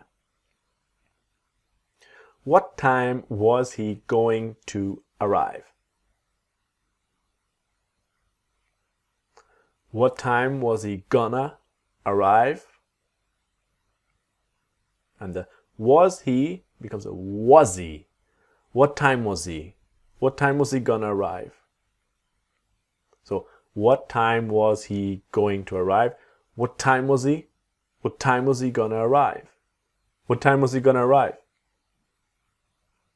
Where was she going to meet us? Where was she gonna meet us? And was she?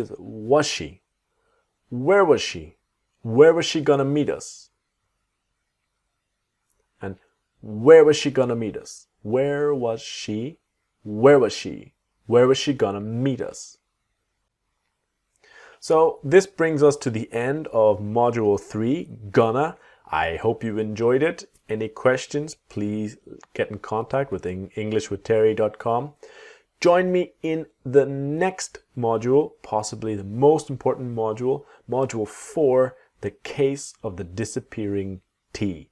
And I'll talk to you all about that, and see you there.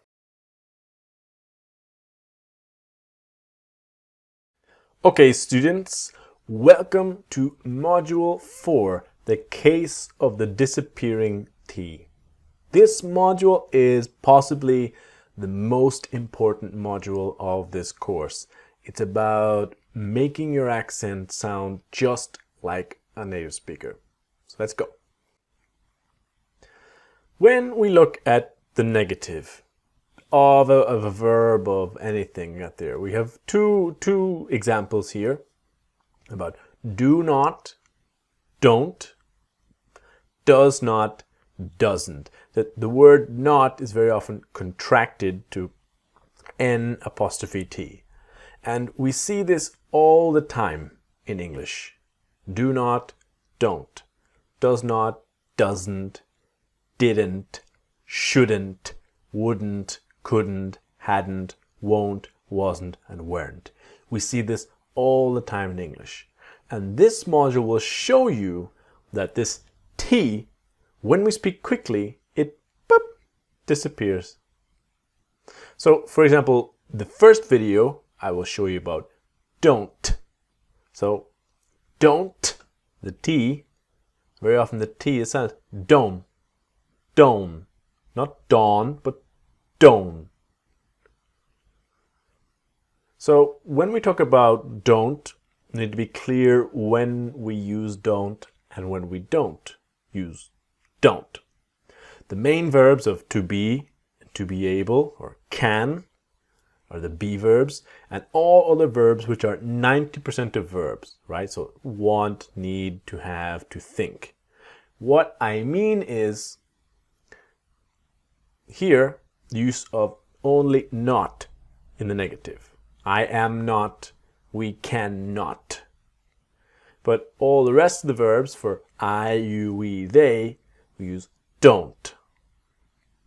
So if we have a simple example of a verb, the basic rule of English in the present tense, you have the basic verb here, you have, I, you, we, they, have. The negative, I, you, we, they don't have. Okay? What I want to show you in this module is the T is silent. It's I don't have. I don't have time. I don't have. We don't have. We don't have time. Or whatever. So when we talk about two basic ideas, one idea is about routine and facts, about you go there every day, you do it all the time. When you describe your life, that's one routine of facts. Another idea is about now, with the ing. You are going there now. You are doing it now. So when we talk about don't, it will be when we talk about routine or facts, whatever, you don't go there. It's a fact. It's a description of your life. You don't do it. But when we're talking about now, you are not going there now, or you are not doing it now. So that's the key about when we use don't, it's with facts or routine, and then not with the verb to be with now. Okay? So let's train. Now remember, pause, listen, and repeat. And we're going to take the T silent. Okay? I am not sure, but I do not think so. I'm not sure, but I don't think so. I'm not sure, but I don't think so. But I don't think so. They do not seem to be very worried. So, worried. They don't seem to be very worried. They don't seem. They don't seem to be. So remember the to be. They don't seem to be very worried. Don't seem to be very worried. You do not have a lot of problems with your pronunciation.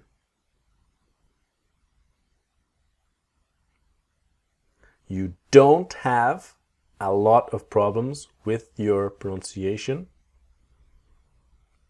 And you don't have. So a lot of, a lotta. So you don't have a lotta, you don't have a lot of, you don't have a lotta. You don't have a lot of problems with your pronunciation. You don't have a lotta. We have no idea why they do not want to go to the party.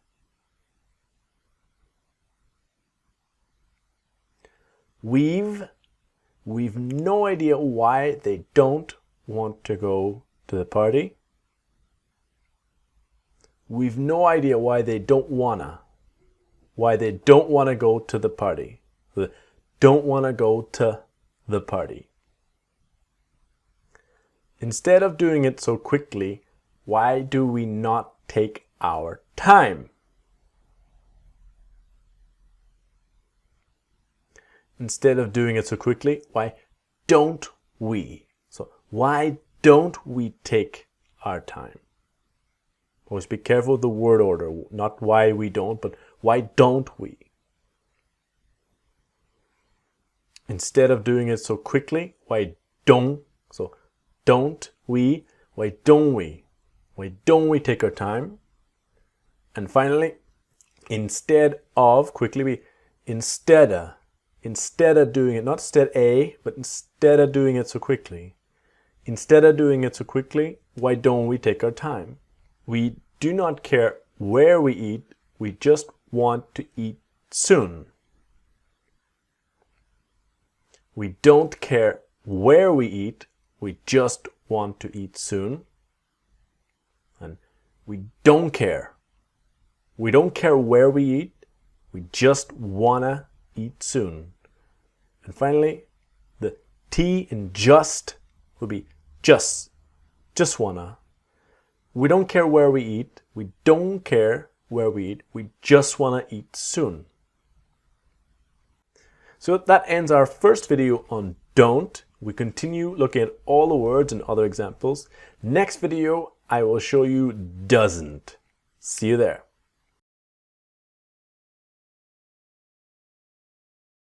Okay, so we continue our module 4, the case of the disappearing T. This video, I want to show you doesn't. Let's go. Same basic idea. Does not, doesn't. But what happens? The T is silent, it disappears. So we want that strong N. Doesn't. Doesn't. And it will connect with the next verb. So again, we need to be clear about the difference, about the be verbs, the modal verbs, using not, I am not, we cannot, we can't. And we use does or doesn't for he, she, and it. In this video, I will show you he and she. The next video, I will talk about it. It needs special attention. So this is the crucial point. He or she, in the present tense, you see the little s? You cannot forget the s. He or she starts, right? He or she wants or needs or talks. Many people forget the s. Don't be one of those people. Always remember the s. Now, this s is in the positive because what happens in the negative? He or she doesn't start. The s disappears. So he starts, he doesn't start. But what happens now with doesn't? It connects with the verb. So he doesn't start is he doesn't start. He doesn't start. This is the idea. So the same basic idea of don't, right? Routine and facts. She goes there every day. She does it all the time. She is going there now. She is doing it now. Because when we look at the negative, the routine or facts, he doesn't start. She doesn't do it. This is a description of their lives. It's a fact. It's routine. Now talking about now, he is not starting now, and she is not doing it now. This is the important part to understand about doesn't. So let's get started and let's train. Remember, pause, repeat, pause, listen, and repeat. And remember and record yourself and train constantly. Your interaction is so essential with the course. Decide to interact. Got it? Let's go. She does not have time to meet you today. She doesn't have time to meet you today. She doesn't. So train this. She doesn't have time. She doesn't have time to meet you today. Finally, the to's ta. So she doesn't have time to meet you today. She does not have time to meet you. She doesn't have time to meet you today. She doesn't have time to meet you today. He does not want to go there until next week. He doesn't want to go there until next week. He doesn't want to go there until next week. And finally, he doesn't wanna. So until, till, he doesn't want to go there till next week. He doesn't want to go there till next week. He does not like talking about it. He doesn't like talking about it. He doesn't like talking about it. And he doesn't like talking about it. Sometimes when we speak really quickly, the G in talking, it just disappears as well. He doesn't like talking. Like talking. Doesn't like talking about it. Talking about it, okay? He does not need to leave now. He can stay. He doesn't need to leave now. He can stay. He doesn't need to leave now. He can stay. And he doesn't need to leave now. So to leave, to leave. He doesn't need to leave now. He can stay. If he does not pay now, he will need to pay more later. If he doesn't pay now, he will need to pay more later. Okay? So if he doesn't pay now, he will need to pay more later. And to pay will become, if he doesn't pay now, he'll, so he will, is he'll, the L up here, I got there. He'll need to pay more later. If he doesn't pay now, he'll need to pay more later. So this brings us to the end of video 2. In the next video, I would like to show you all about doesn't with it. It's a very small but important point. See you then. Now, we continue our module 4, the case of the disappearing T, with a video dedicated to the word it. A little word and so important. Let's go. First things first. It is a word we use for objects, things, never people. Not possible to use the word it talking about a person. That's the first thing. It's very, very important. So when we use the word it in English, we can use it in two ways or two ideas, two things, okay? One is, and I will explain both. One is the idea of it as a pronoun, something that is replacing another thing. Another idea is using it with verbs. So let me show you. For here, where is my phone? Anybody here also lose their phone? I lose my phone. Where is my phone? Now here we say the name of the thing, my phone. But in all languages, we try to not repeat and not repeat. For English, we say, where is my phone? I need it now. It replaces the thing or object in the sentence to not repeat. I need it now. Or do you need the money now? Yes, I need it now. Do you have my phone number? No, I don't have it. We try not to repeat, and it is for things, for objects, for money, a phone number, a phone, okay? The second idea is when we talk about objects or shops or places, we can use a verb. In this case, for example, to work. To work is also about your phone, your computer software, if it is functioning and working well or not.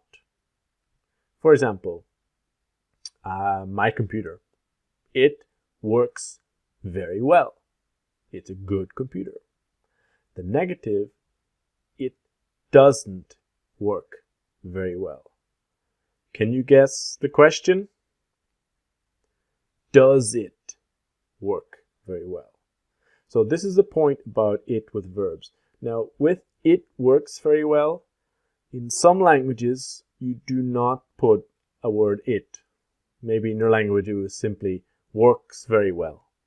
And this is why many students say, work very well on my computer. No, it works very well. This is the idea. Another idea, if we have a place, a shop, school, gym, restaurant, they open. It's a place. So it opens. It opens at 8 a.m. Negative, can you guess? It doesn't open at 7 a.m. And then when does it open? Okay, so this is the idea. A lot of other languages with it opens, people say open at 8 a.m. And you forget the little word it. It's so important, the little word it. Okay, now what we want is to learn the native pronunciation of it doesn't work very well to it doesn't. It doesn't work very well, or it doesn't happen, right? Or it doesn't open at 7 a.m. will be it doesn't open. Doesn't open at 7 a.m. So this is our point of interest. So let's practice. Remember, pause, listen, repeat, train, become perfect, become fluent. Okay? It does not start until later. It can be a movie, it can be a whatever. It does not start until later. It doesn't start until later. It doesn't start till later. It doesn't start till later. It doesn't start till later. I do not know why it does not work. I don't know why it doesn't work. And I don't know. So I don't know.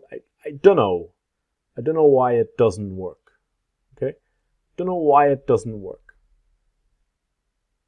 It does not matter a lot to me. It doesn't matter a lot to me. And it doesn't matter. Doesn't matter a lot to me. Doesn't matter. It doesn't matter. So a lot to me. Doesn't matter a lot to me. Doesn't matter a lot to me. To me. Okay? It just does not accept this kind of file. We all have this problem, right? Software files. So it just does not accept this kind of file.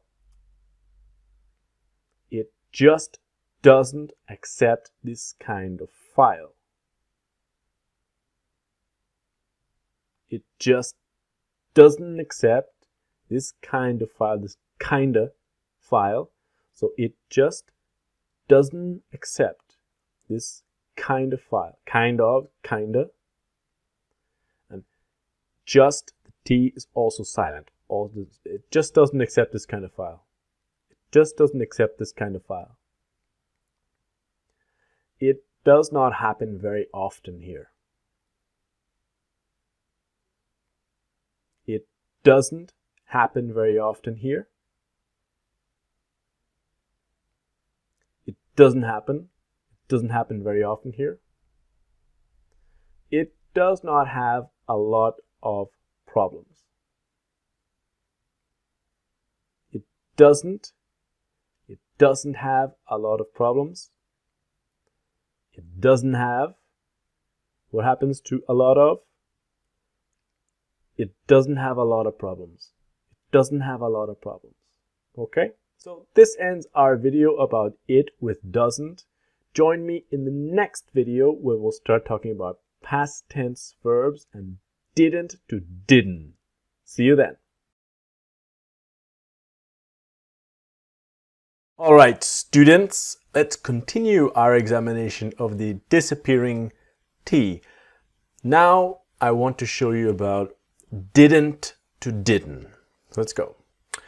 Did not, so the pronunciation is not did, but did. Comes from here.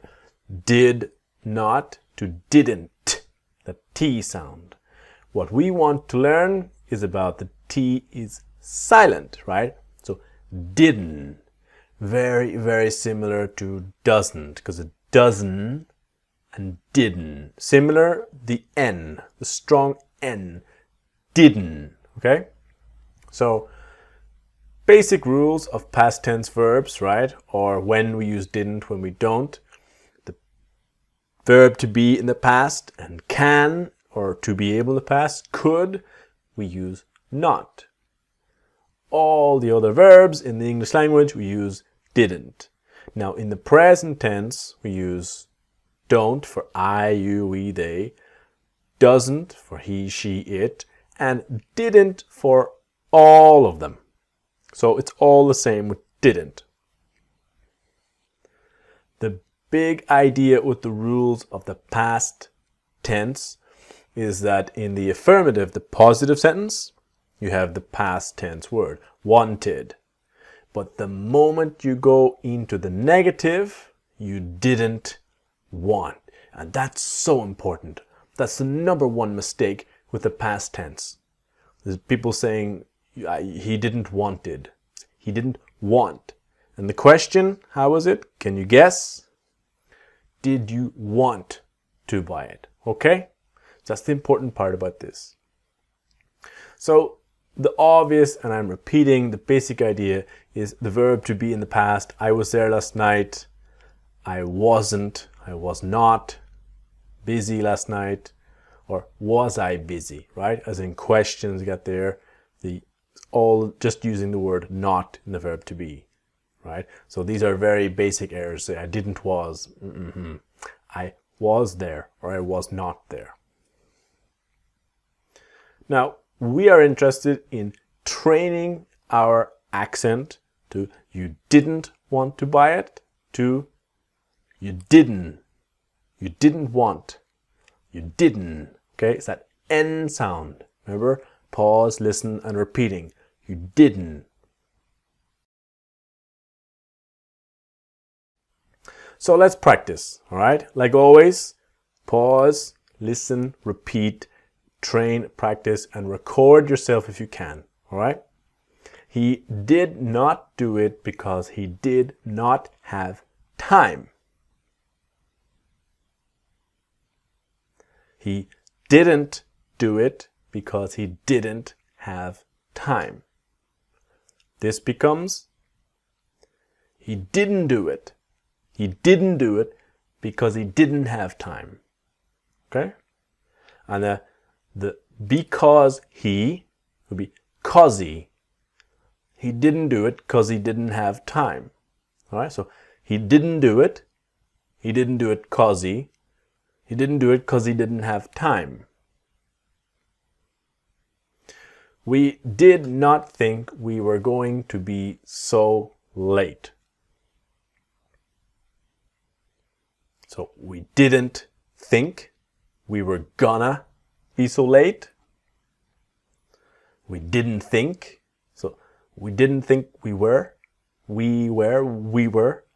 We didn't think we were gonna be so late. He was looking for it, but he did not find it.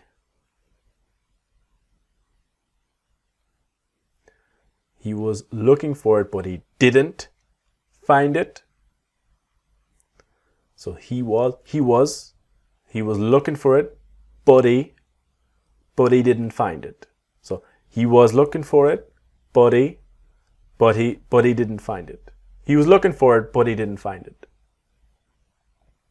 I have no idea why they did not invite you. I've no idea why they didn't invite you.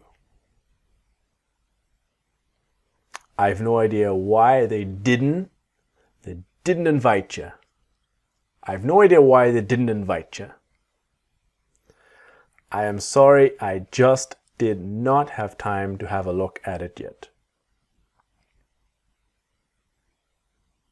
I'm sorry, I just didn't have time to have a look at it yet. I'm sorry, I just didn't have. So I just didn't have. I'm sorry, I just didn't have time. Just didn't have time to have a look at it yet. I'm sorry, I just didn't have time to have a look at it yet. So this ends our video on didn't. I hope you enjoyed it. Please train and practice. It's so essential to get this right. And join me in the next video for shouldn't and shouldn't. See you there.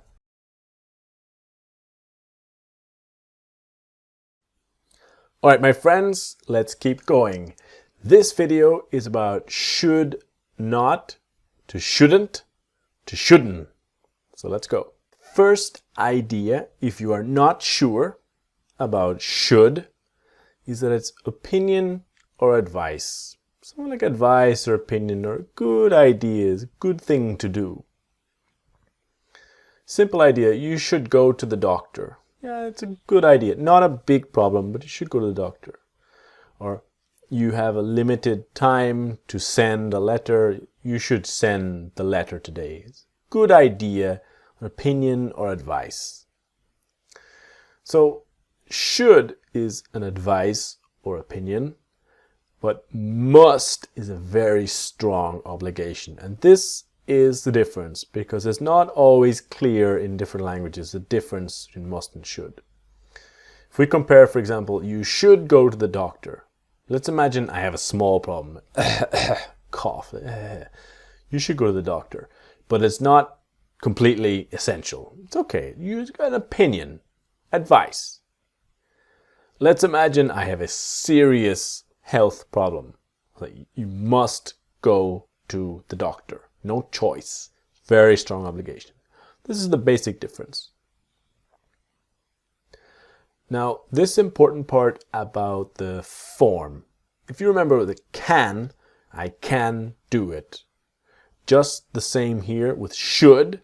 You should do it, but never you should doing it or you should to do it. Just the verb. You should do it. So you should buy it now. Should is the group of modal verbs, just like the verb to be. So in the negative, it's what word? Not. Contracted to you shouldn't. You shouldn't buy it now. We use the word not. And then a question will be changing the word order. Should you? Should you buy it now? Or should I? Etc. The important thing is the L is silent. A lot of people see the L and want to say should. Calm down. Should. Should. Repeat with me. Should. Okay? So you shouldn't buy it now. And the T is silent. You shouldn't buy it. You shouldn't. You shouldn't buy it. Okay? So let's train and let's practice. It's the N sound, the shouldn't, and connect it to the verb. All right? So remember, pause, listen, repeat. Let's go.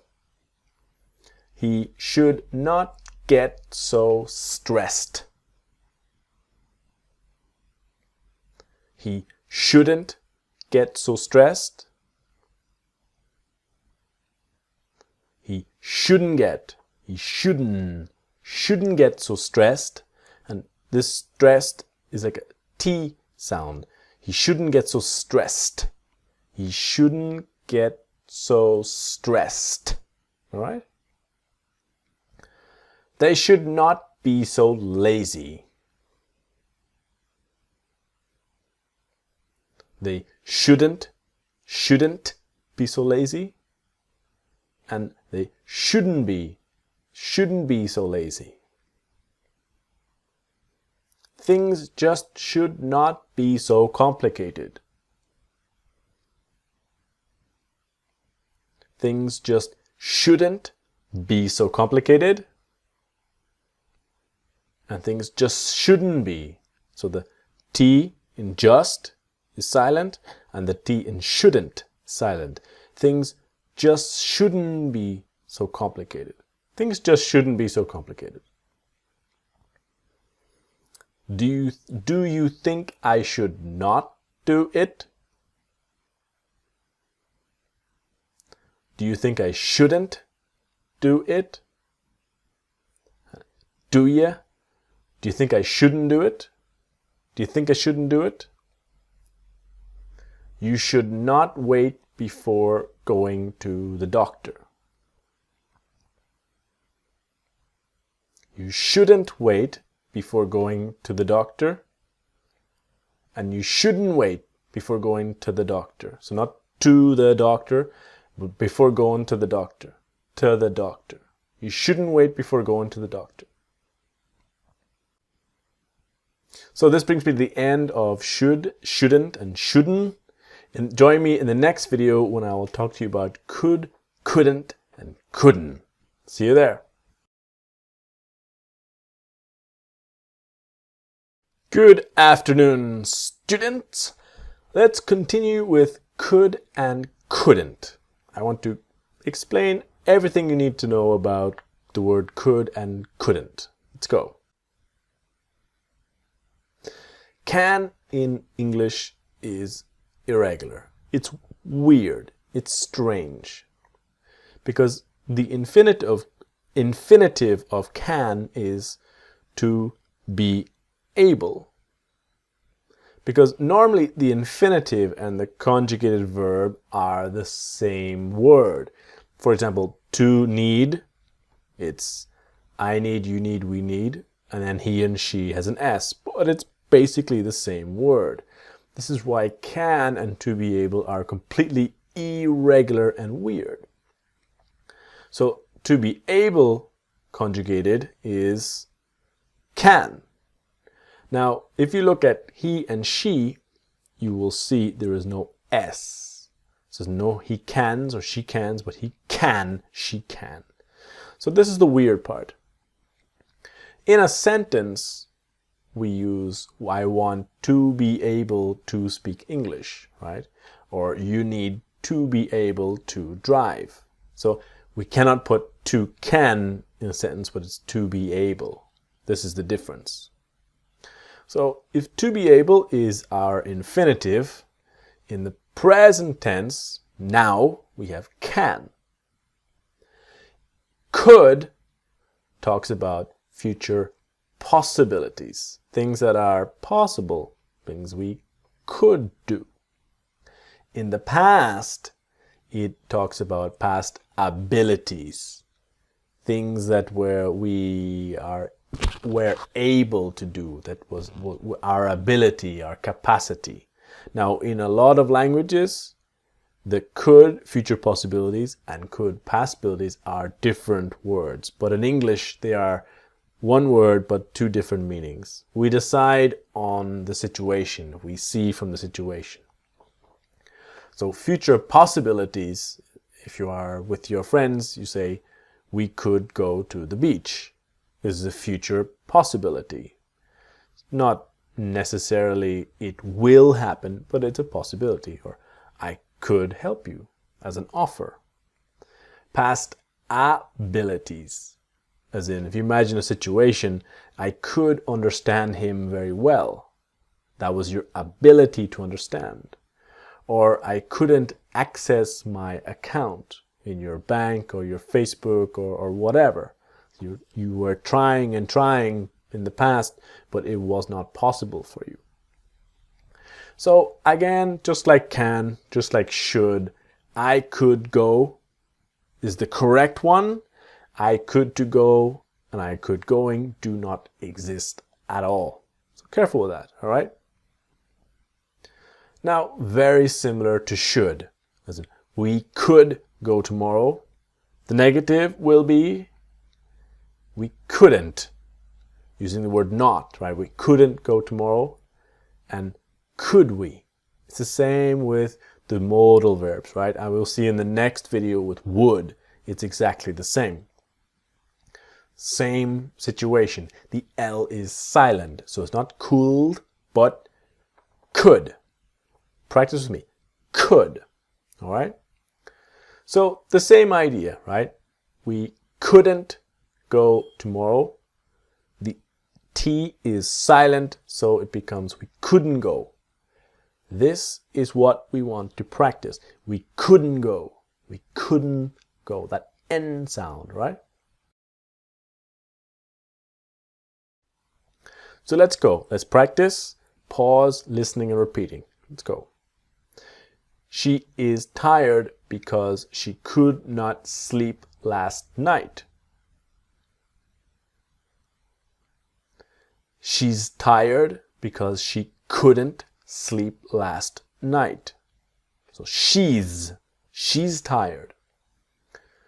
She's tired cause she couldn't sleep last night. Right? She's tired cause she. So the because, cause. She's tired cause she couldn't sleep last night. They could not speak English then as well as they can now.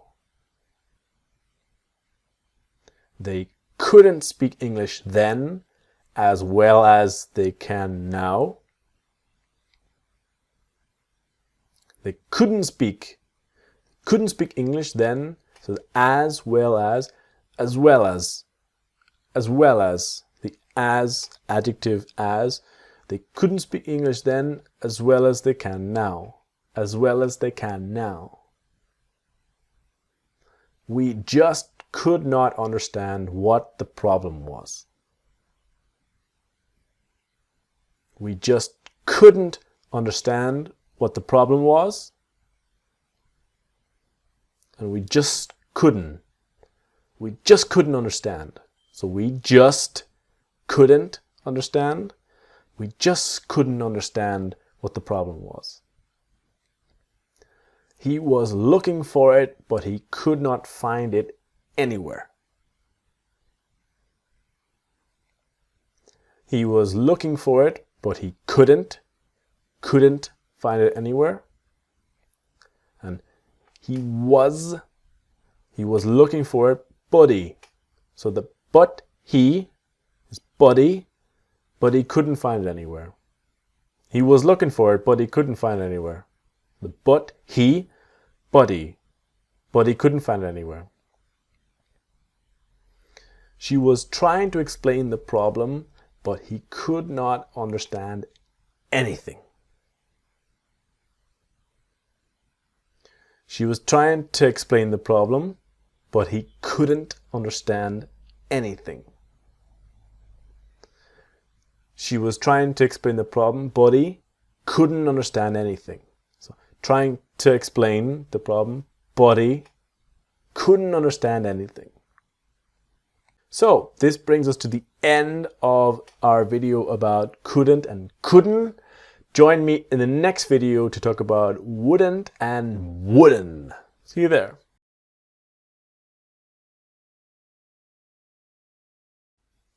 Hello students. Now we continue our case of the disappearing T with the next disappearing T word.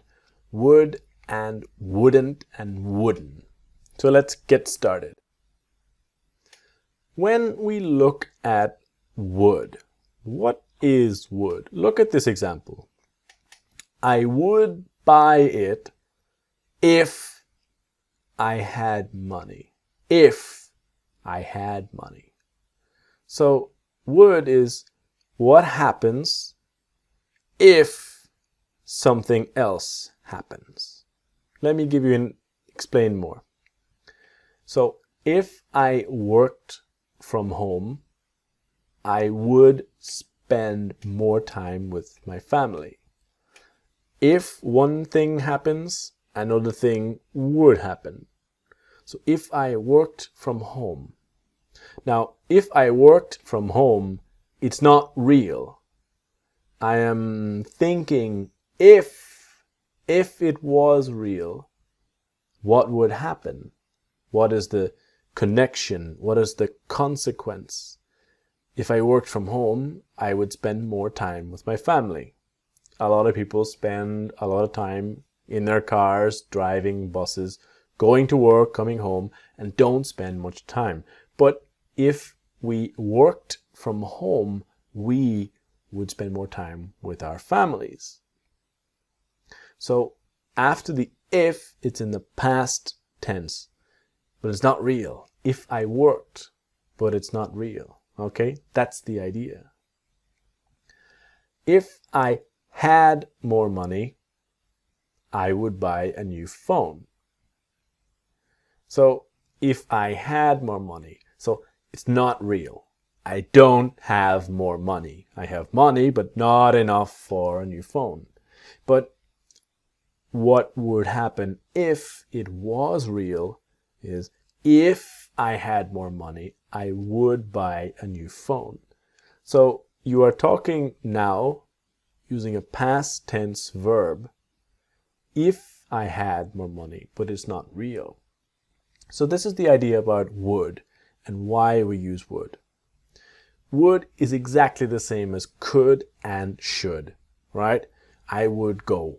Not I would to go or I would going. I would go. So you would study French, the negative. You wouldn't, you would not study French. Or would you study French? Okay, so it's just the same as the modal verbs, the verbs like to be. Again, repeating myself, the L is silent. It's easy to make the mistake to say would, because maybe you see the L and you want to pronounce the L. It's silent. It's would. Would. Okay? So, can you see what will happen next? What's gonna happen next? I wouldn't do it. The T disappears. And I wouldn't. Wouldn't. So it's that N sound. I wouldn't do it. Okay? Do not say that wouldn't all the time. I wouldn't do it. All right? So let's train together. Now remember, it's the wouldn't sound we want to train in the negative. So pause, listen, repeat. Let's go. I would not do that if I were you. I wouldn't do that if I were you.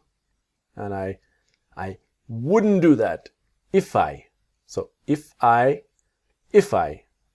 wouldn't do that if I were you. If I were you. They would not understand our problems. They wouldn't understand our problems. They wouldn't understand our problems. I would not ask if I already knew. I wouldn't ask if I already knew. I wouldn't ask if I wouldn't ask if I already knew. I wouldn't ask if I already knew. I would not work so much if I did not really need to. I wouldn't work so much if I didn't really need to. I wouldn't work so much if I didn't really need to. I wouldn't work so much if I didn't really need to. She would not be so stressed if she was not preparing for the exams. She wouldn't be so stressed if she wasn't preparing for the exams. She wouldn't be so stressed if she wasn't preparing for the exams. So the forced f, she wouldn't be so stressed if she wasn't preparing for the exams. So that brings us to the end of our video about would and wouldn't and wouldn't. Join me in the next video to talk about will not to won't and won't. See you there. So my friends, in this video we're going to talk about the future word will in the negative. To will not to won't. So let's understand will and won't exactly. Will is the future tense. Basic idea, great. And there are three basic reasons why we use will in English. Offers, you want to offer, you want to give something. Predictions, or facts about the future. So let's see one by one. Offers is simple. It's when you offer something or someone offers, like that there. I will help you fix your computer. You see someone with problems, you can't fix it, or you will try, as I will buy you a new computer. anytime in English you make an offer, especially if it's a spontaneous offer, an offer in the moment, we use will, okay? The other idea is about a prediction. A prediction is an opinion about the future. You think it's true because from your perspective it is true. So I think it will rain tomorrow. In Ireland, this is a good prediction. I think it will rain tomorrow. Or I think Brazil will win the World Cup. Who knows? We'll wait and see. And the other idea is about facts about the future. When it is something 100% sure. So you talk to a government office and they say, your documents will be ready tomorrow. Because it's a fact. Or I will not have time to meet you tomorrow. It's 100% not happening. So will is a modal verb, just like can, would, could, and should.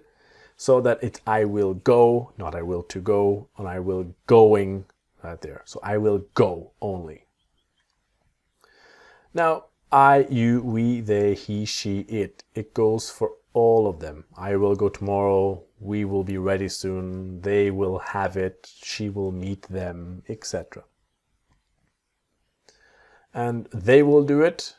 Can you guess the negative? They won't. Won't is a contraction of will not. And will they?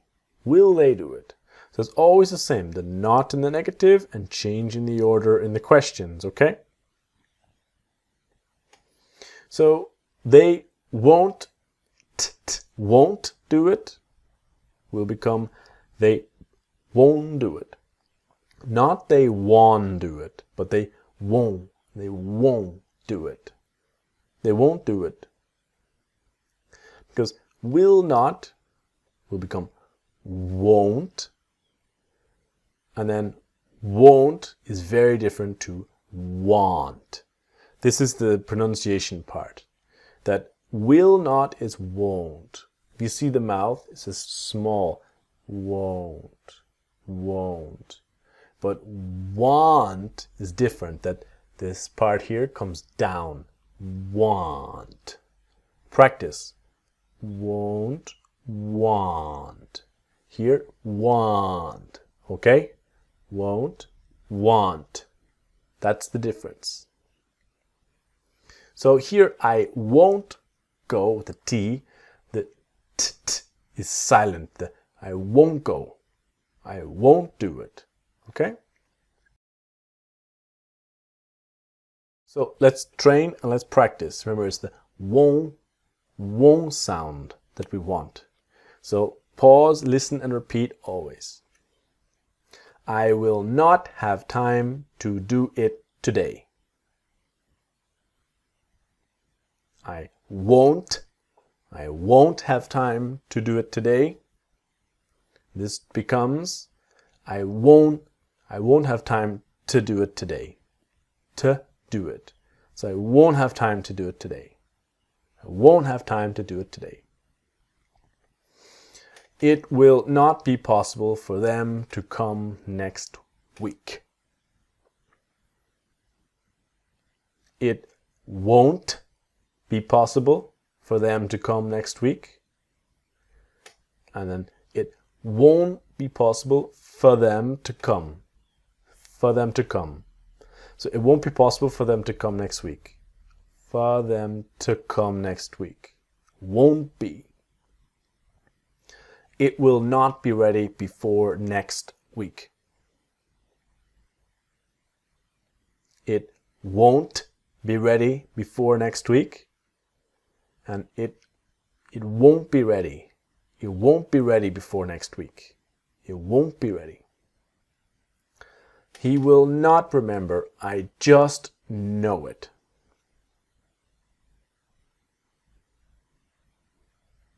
He won't remember. I just know it. And he won't remember. I just know it. He won't remember. I just know it.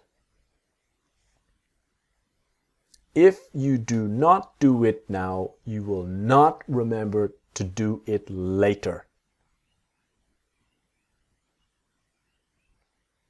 If you don't do it now, you won't remember to do it later. So if you don't do it now, don't, you won't remember. So if you don't do it now, you won't remember to do it later. If you don't do it now, you won't remember to do it later. We just know she will not be able to do everything by herself. We just know she won't be able to do everything by herself. And we just know she won't be able to do everything by herself.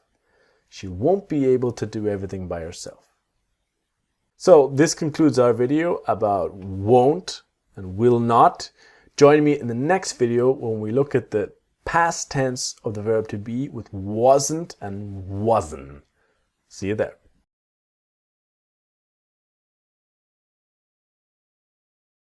In the next two videos, I want to show you about was and were, two very important words, and how in the negative the T disappears. Let's go. So our basics, the verb to be, am is are, and in the past it's two words, was and were. I, he, she, it was, you, we, they, were. Easy, right? So the S sounds like a Z. Was. Not was, but was. Okay? This is important for later, for the wasn't. So I, he, she wasn't, as in the was not, wasn't okay, wasn't busy, interested, curious, a simple adjective. Or we can see this with a past tense or with a verb, continuous verb in the past. He or she wasn't doing it, wasn't going there, wasn't buying it, etc. So was not becomes wasn't. So the S is like a Z, wasn't. And then wasn't becomes wasn't. I wasn't. She wasn't. It's the N sound. The T silent. So the wasn't. Okay? He or she wasn't busy, wasn't interested. So pause, listen, and repeat. He wasn't ready. Of course you can say he wasn't ready, but it's easier to say he wasn't ready. He wasn't ready. He or she wasn't doing it, wasn't buying. I wasn't talking. So let's train. Now remember, it's the S like a Z, disappearing T, N, wasn't. Ready? Pause, listen, and repeat. It was not really important. It wasn't really important, which becomes it wasn't really important. It wasn't really important. She was not interested in doing it. She wasn't interested in doing it. And she wasn't interested. So interested in. She wasn't interested in doing it. Almost the G in doing as well. She wasn't interested in doing it. He was not there when I arrived. He wasn't there when I arrived. And he wasn't there when I. He wasn't there when I arrived. He wasn't there when I arrived. That was not my fault. That wasn't my fault. That wasn't my fault. That wasn't my fault. It was not an easy decision. It wasn't an easy decision. And it wasn't an easy decision. She was not very busy. I do not know why she did not do it. She wasn't very busy. I don't know why she didn't do it. So a little faster. She wasn't very busy. I don't know why she didn't do it. She wasn't very busy. I don't know why she didn't do it. She wasn't very busy. I don't know why she didn't do it. So this ends our video about was, wasn't, and wasn't. Join me in the next video where I will show you about where not and where'n. Ready? I'll see you there.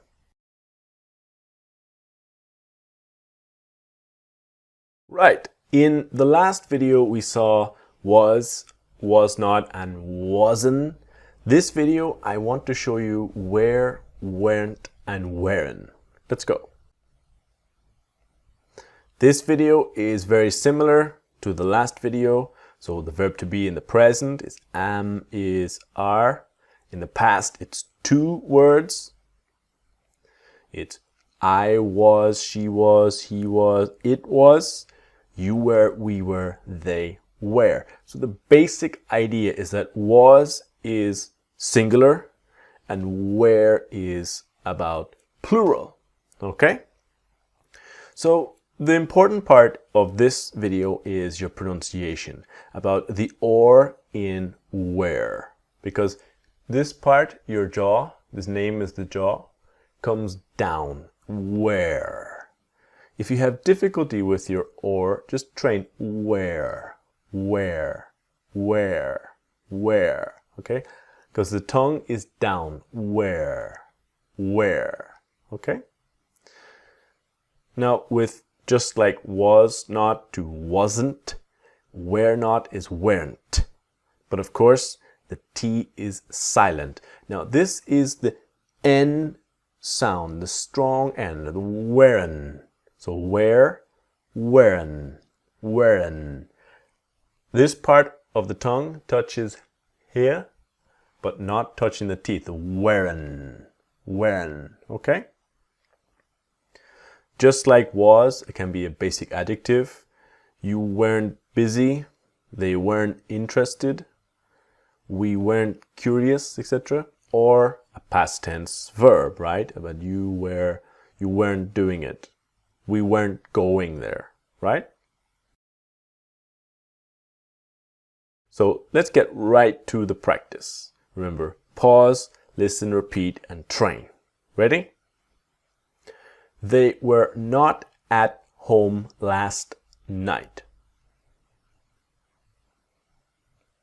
They weren't at home last night. And finally, they weren't. So, weren't at home, weren't at home, weren't at home. And the T of last will become last night. They weren't at home last night. They weren't at home last night. We were not very busy last night. We weren't very busy last night. And we weren't very busy last night. We weren't very busy last night. They were not as tired as they thought they were going to be.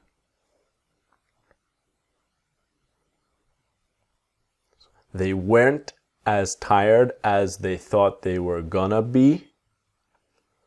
And they weren't as tired as. So as tired as they weren't as tired as. They weren't as tired as they thought they were gonna be. They weren't as tired as they thought they were gonna be. I do not know why they were not there last night.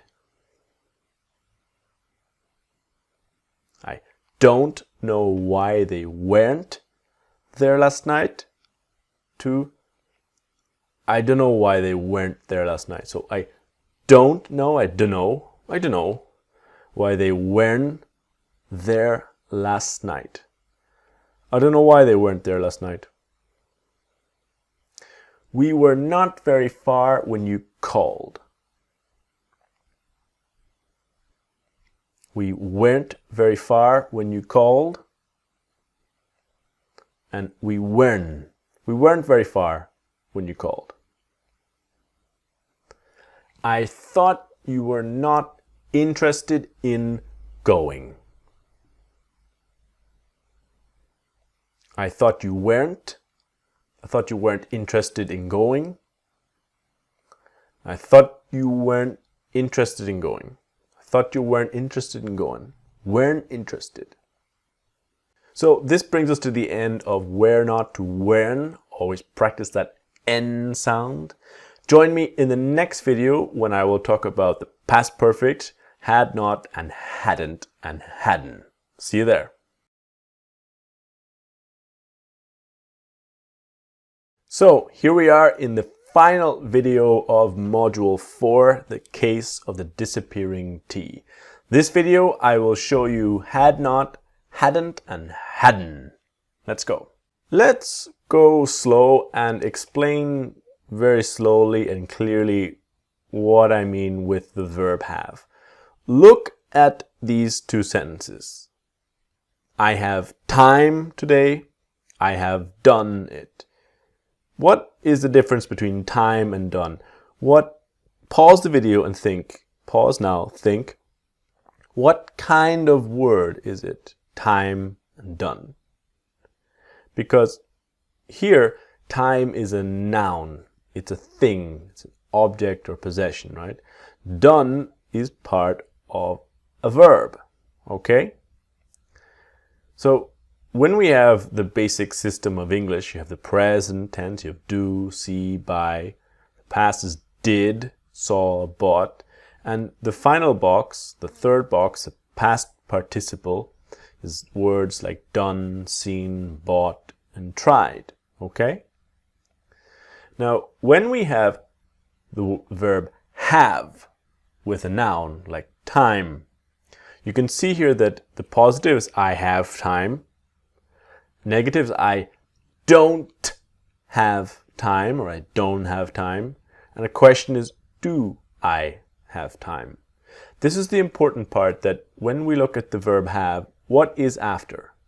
When we have a noun after, we need to put the verb do in do not, don't, etc. Do I have time for questions? Okay?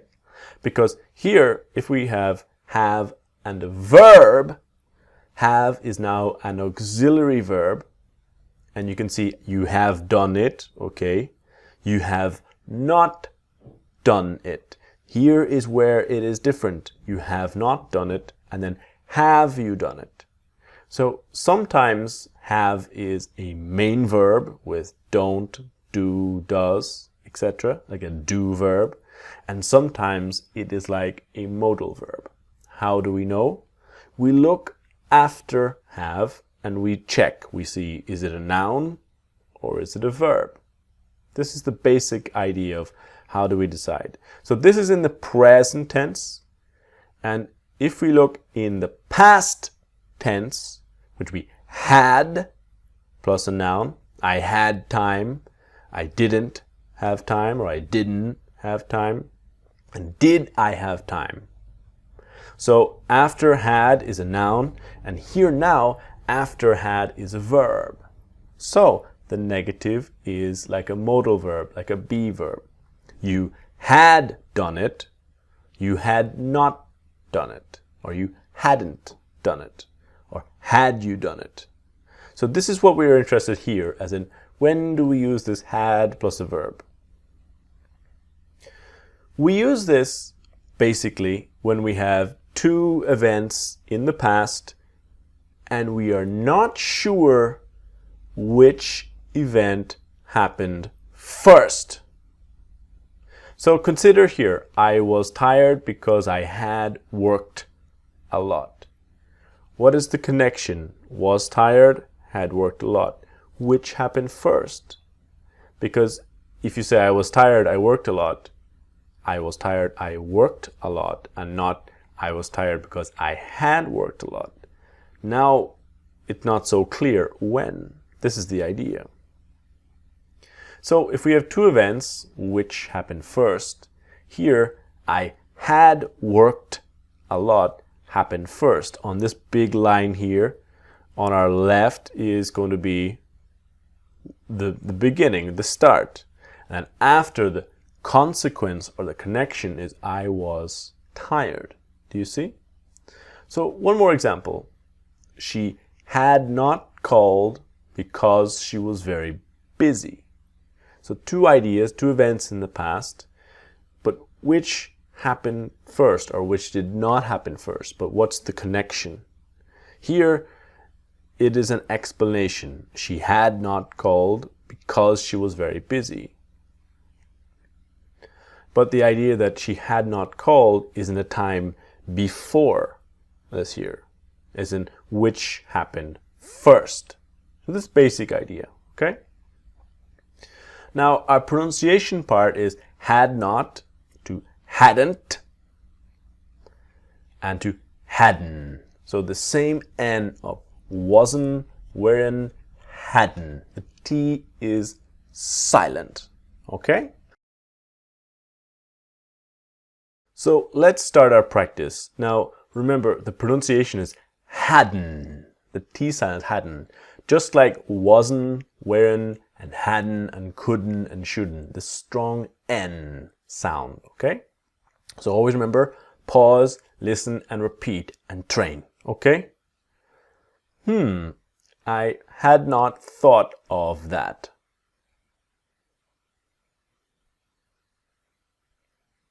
I hadn't thought of that. And finally, I hadn't thought. So the O is I hadn't thought of that. I hadn't thought of that. Hadn't thought of that. My phone was not working because I had not charged the battery. My phone was not working because I had not charged the battery.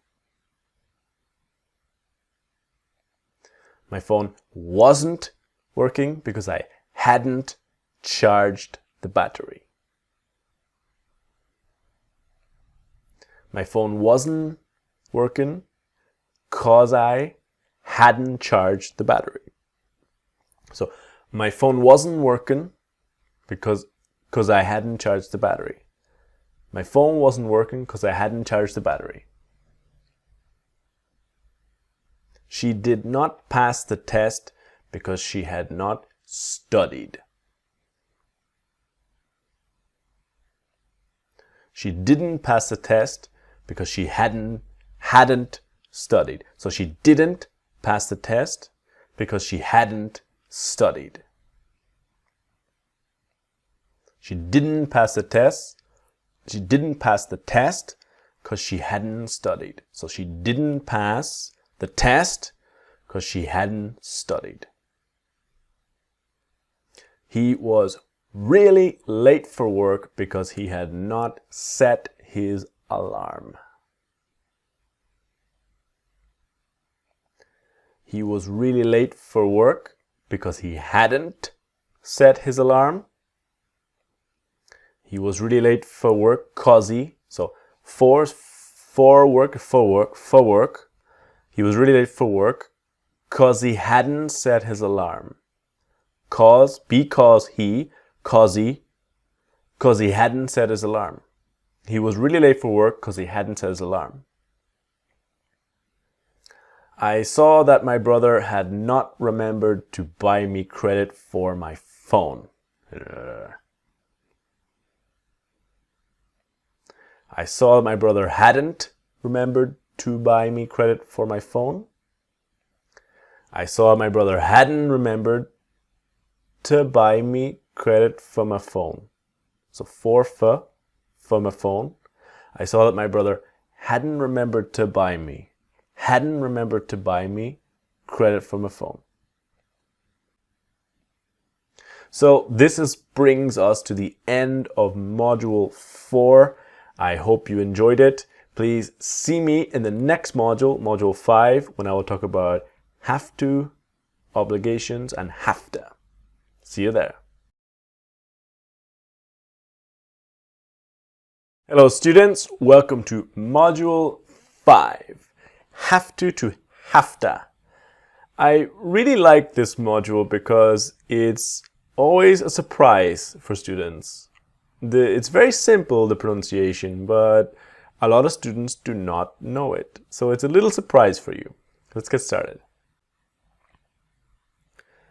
Consider the difference between to have something and to have to do something, right? One is possession, another is obligation, right? As in to have a new phone and to have to buy a new phone. I have to buy a new phone, for example. Have to buy.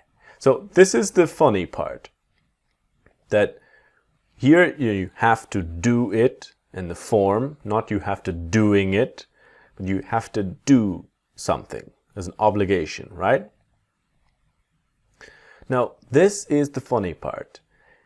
If we have the examples before, I have a new phone, I have money, I have time.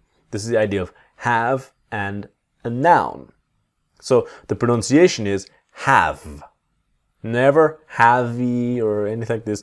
The E is silent, so it's have. But when you have the idea of have plus the word to plus a verb for an obligation, something you need to do, the sound is an F. So it's not have to, but have to. I have to go. I have to do it. So train right now. This is our objective, the have to.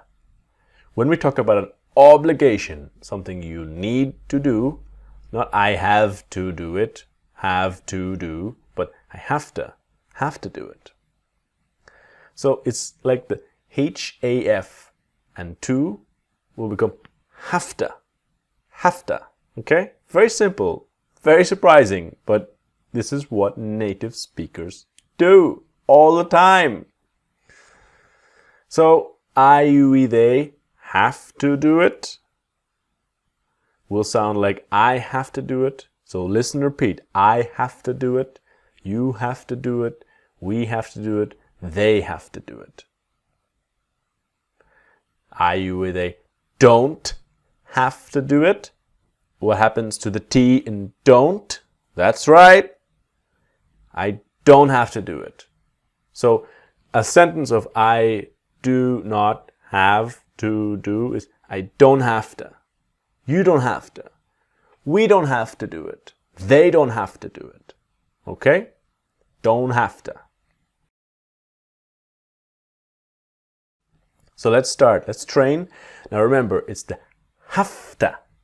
Have to. I have to go to the bank to pay the rent. We all love paying the rent. I have to go to the bank to pay the rent. I have to go to the bank to pay the rent. So slow is I have to go to the bank to pay the rent. I have to go to the bank to pay the rent. I have to go to the bank to pay the rent. So are you listening and repeating? Always interacting with the material, okay? We do not have to get up early tomorrow. We don't have to get up early tomorrow. And yes, we don't have to. We don't have to get up early tomorrow. You do not have to do it if you do not want to. You don't have to do it if you don't want to. And you don't have to do it if you don't wanna. You don't have to do it. You don't have to do it if you don't wanna. If you don't want to. If you don't wanna. You don't have to do it if you don't wanna. They should not have to do this every time. They shouldn't have to. They shouldn't have to do this every time. What happens to the T in shouldn't? They shouldn't have to. They shouldn't have to do this every time. They shouldn't have to do this every time. You have to be more patient with things. You have to be more patient with things. So this ends our first video on have to, where we talked about I, you, we, they, don't have to, and have to. See me in the next video for he and she hasta, just like Spanish. Hasta luego. See you there. Welcome to video 2 of module 5, have to and hasta. In this video, I want to show you some little pronunciation tricks and tips to sound like a native, talking about obligations with he and she. Let's go. Just like the last video, consider the difference between he or she has something and he or she has to do something, right? Can you hear the pronunciation already? He or she has something and he or she has to do something. The same writing, different pronunciation, okay? So, a job. Do you have a job? He or she has a job, or he or she has to get a job. So can you see already? Here, he or she has to do it, but never he or she has to doing it. Just a basic part of the form. Now here, for example, just like the last video, if we have he or she has and a noun can be time, money, a job, whatever. The HAS is a pronunciation of has. Has. He or she has a job, has time. But he or she has to, and a verb, she has to. He has to. Okay? So he or she has to plus verb. He or she has to find a job. He has to call me, right? Has to. He has to. She has to. Okay? He or she has to do it, becoming he or she has to do it. Negative, he or she doesn't have to do it. Okay, so in the negative, he or she doesn't have to do it. So you need to be ready for the previous pronunciation as well, in the negative. Of course, what happens? He or she doesn't have to do it. And he or she doesn't have to do it. Okay? These are the little pronunciation tricks all about when we have the word have and to and a verb, and what happens. So let's start. Remember, has to and doesn't have to. He or she has to and doesn't have to. So pause the video, listen, repeat, and train your pronunciation. Ready? She has to be there really early tomorrow.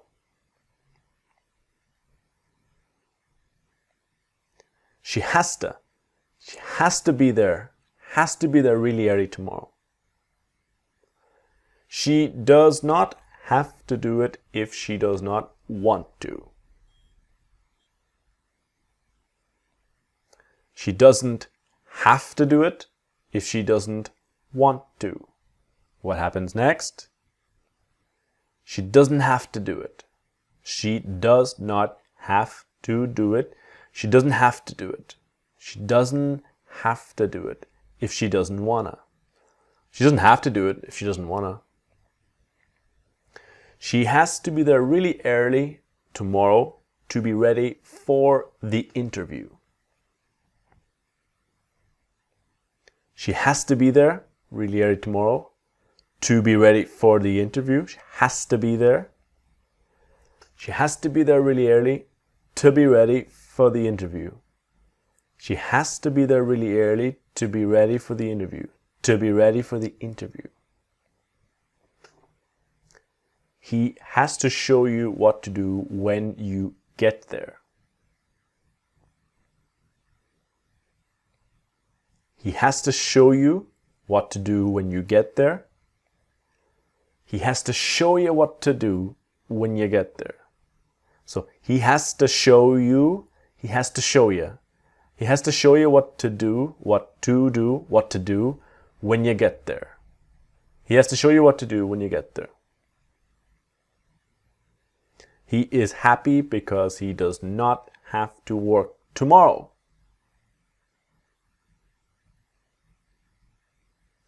He's happy because he doesn't have to work tomorrow. He's happy, so because he, 'cause he.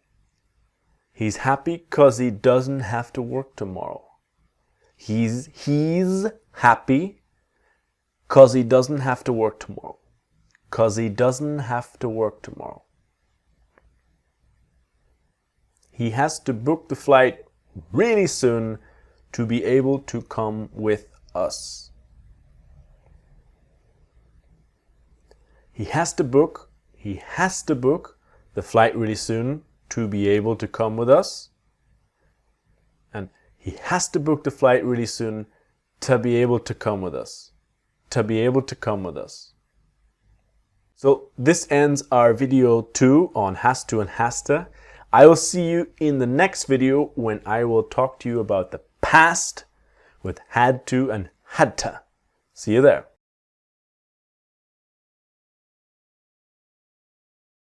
Okay, so video 3 of module 5, one of my favorite modules, have to and have to.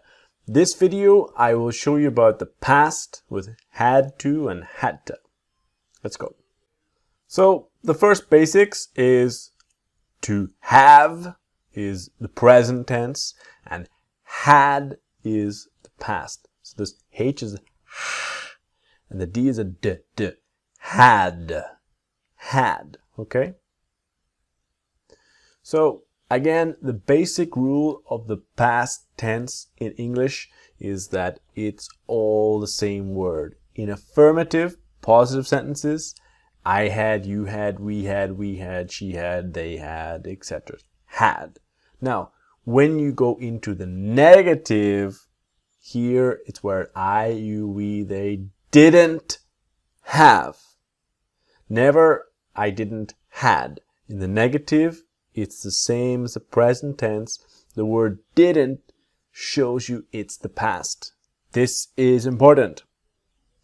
Now, when we talk about had or had to in the verb, it's very similar, right? Just like the last time we saw that had and nouns, I had time, and I had plus to plus a verb is about a past obligation, something it was necessary for you to do.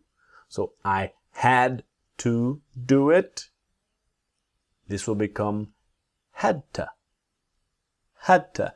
We have seen many times the word to will become a t. Now it's had to. Had to. Practice with me. Had to. Okay? So I had to tell him. I had to. I had to tell him. I had to tell him. You didn't have to do it. In the negative, you didn't have to. You didn't have to do it. Never you didn't had to do it. This is the essential point and the number one mistake we see with students in the past tense. So careful. So let's practice had to and didn't have to. Okay? Now, remember pause, listen, repeat, and train. Let's start. What did you have to do? What did you have to? What did you have to do? What did ya? What did ya have to do? And finally, quickly, what did ya? What did ya? What did you have to do? What did you have to do? What did ya?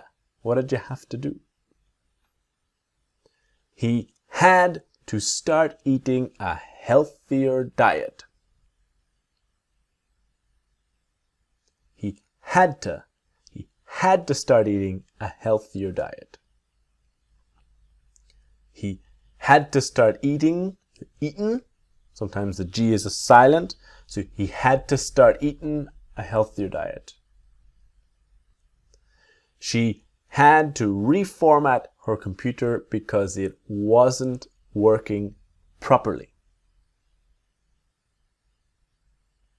She had to reformat her computer because it wasn't working properly. And finally, she had to reformat her computer. So because it, cause it, and wasn't working. She had to reformat her computer because it wasn't working. She had to reformat her computer because it wasn't working. You did not have to do that. You didn't have to do it. Have to do that, sorry. You didn't have to do that. And you didn't have to do that. Oh, you didn't have to do that. Sorry, we could not stay long, but we just had to go home early.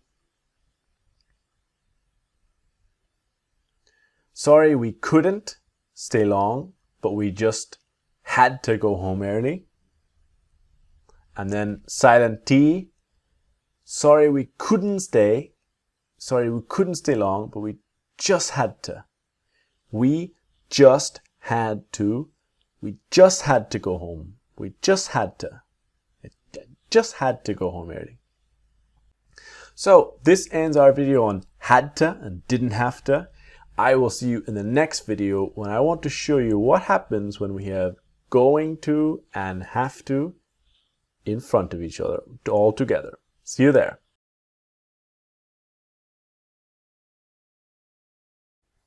So the final video in module 5, and a very useful one, very common sentence.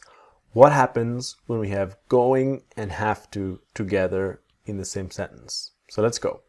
Just to be clear, and just to start our class, our lesson here, when you have I have to do it and I must do it. Now the difference here is about must is a very strong obligation. This is the basic difference. I have to do it. Yeah, I have to. I must do it. Very strong obligation. Now here about you must do it, it's a modal verb. So you must not do it and must you do it. I have to do it, you don't have to do it, and do you have to do it. Okay? Basic idea. So if we have this here about have to and must, you don't have to buy it. That it's okay. You can buy it if you want to, but it's not necessary. Okay? But if you have something about must not, this is illegal or dangerous. Bad idea. Don't do it. You must not drive too quickly. You must not drink too much or smoke too much. But don't have to. It's something that's okay, but it's not necessary. You don't have to help me. It's okay, but it's not necessary. Now, when we have going in the sentence, I am, you are, we are going, he is, she is going, etc.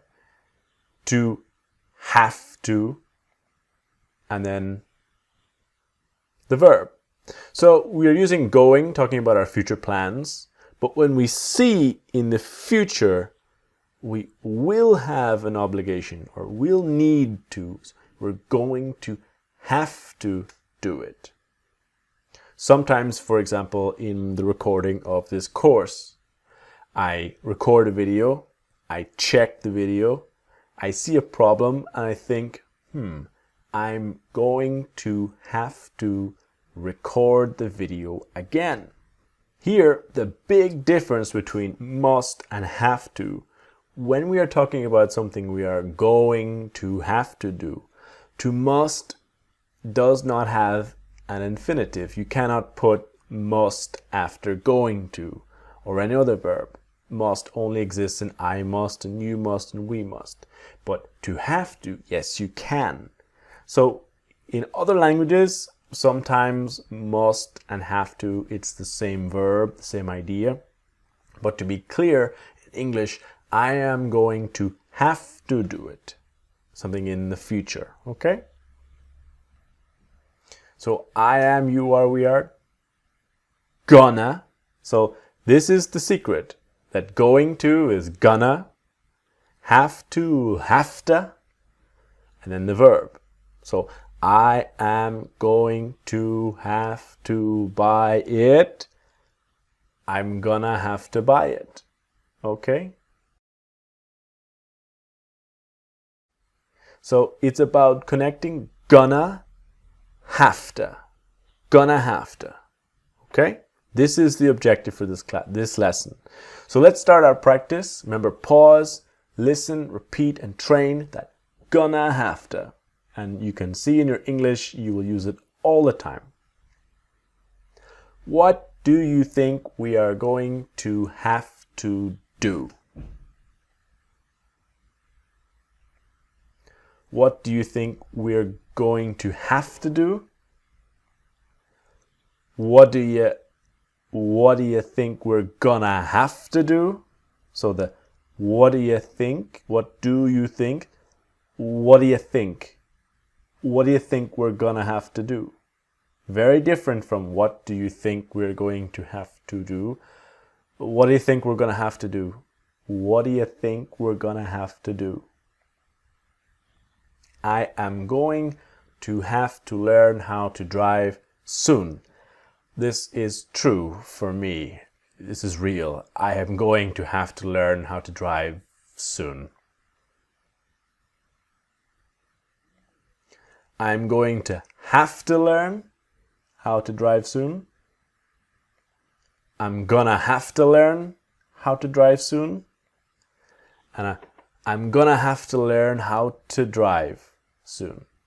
So I'm gonna have to learn how to drive soon. I'm gonna have to learn how to drive soon.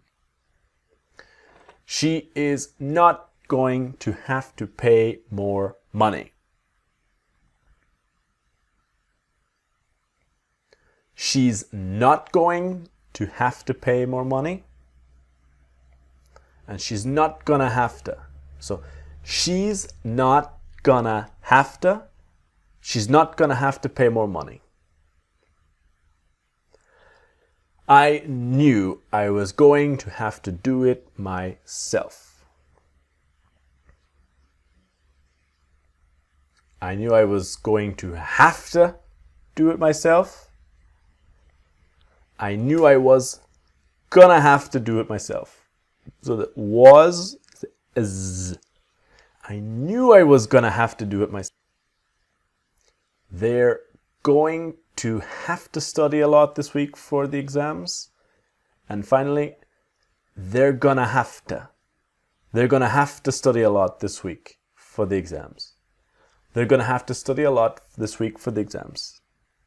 This ends our module 5. Congratulations, you've already completed a lot of the course, 50%. Give yourself a pat on the back, we say in English. Please see me in module 6 for one of the most interesting and useful modules. We'll talk about the word her and how it will sound like er. See you there.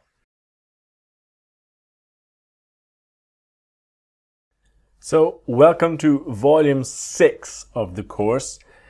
This module will focus on the word her and what happens with the word her when native speakers speak quickly. But this module and the next 3 modules, in fact, are about her, him, and them, and they will bring you to a really good understanding of how to use certain verbs with the word her, him, and them, about when we use the preposition to, the verb explain to, talk to, and when not to use preposition. So let's get started. The first part, let's be clear about the word her. Why, when, what exactly. On one side, you can see I, you, he, she, we, they. On the other side, you can see me, you, her, him, us, them. So the difference exactly between the two is what we need to understand before we continue. Now, with I, you, we, they, he, she, and they, you need a verb connected, a conjugated verb. I want, you want, we want. That the I, you, he, she always appears with a verb, with a part of the verb, connected. Right? As in the person, I, you, and the conjugated verb. So when we have situations like this, she likes me. I will call you. I can ask her. The person here is not connected directly to that verb.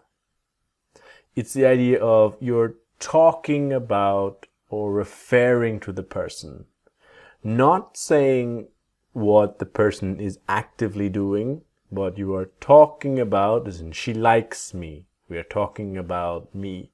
I will call you. I'm referring to you. Who will I call? I will call you. Or I can ask her. It's this indirect idea, talking about or referring to the person. So when we focus on the word her, we need to be clear.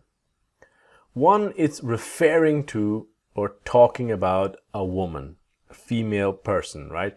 Never a thing.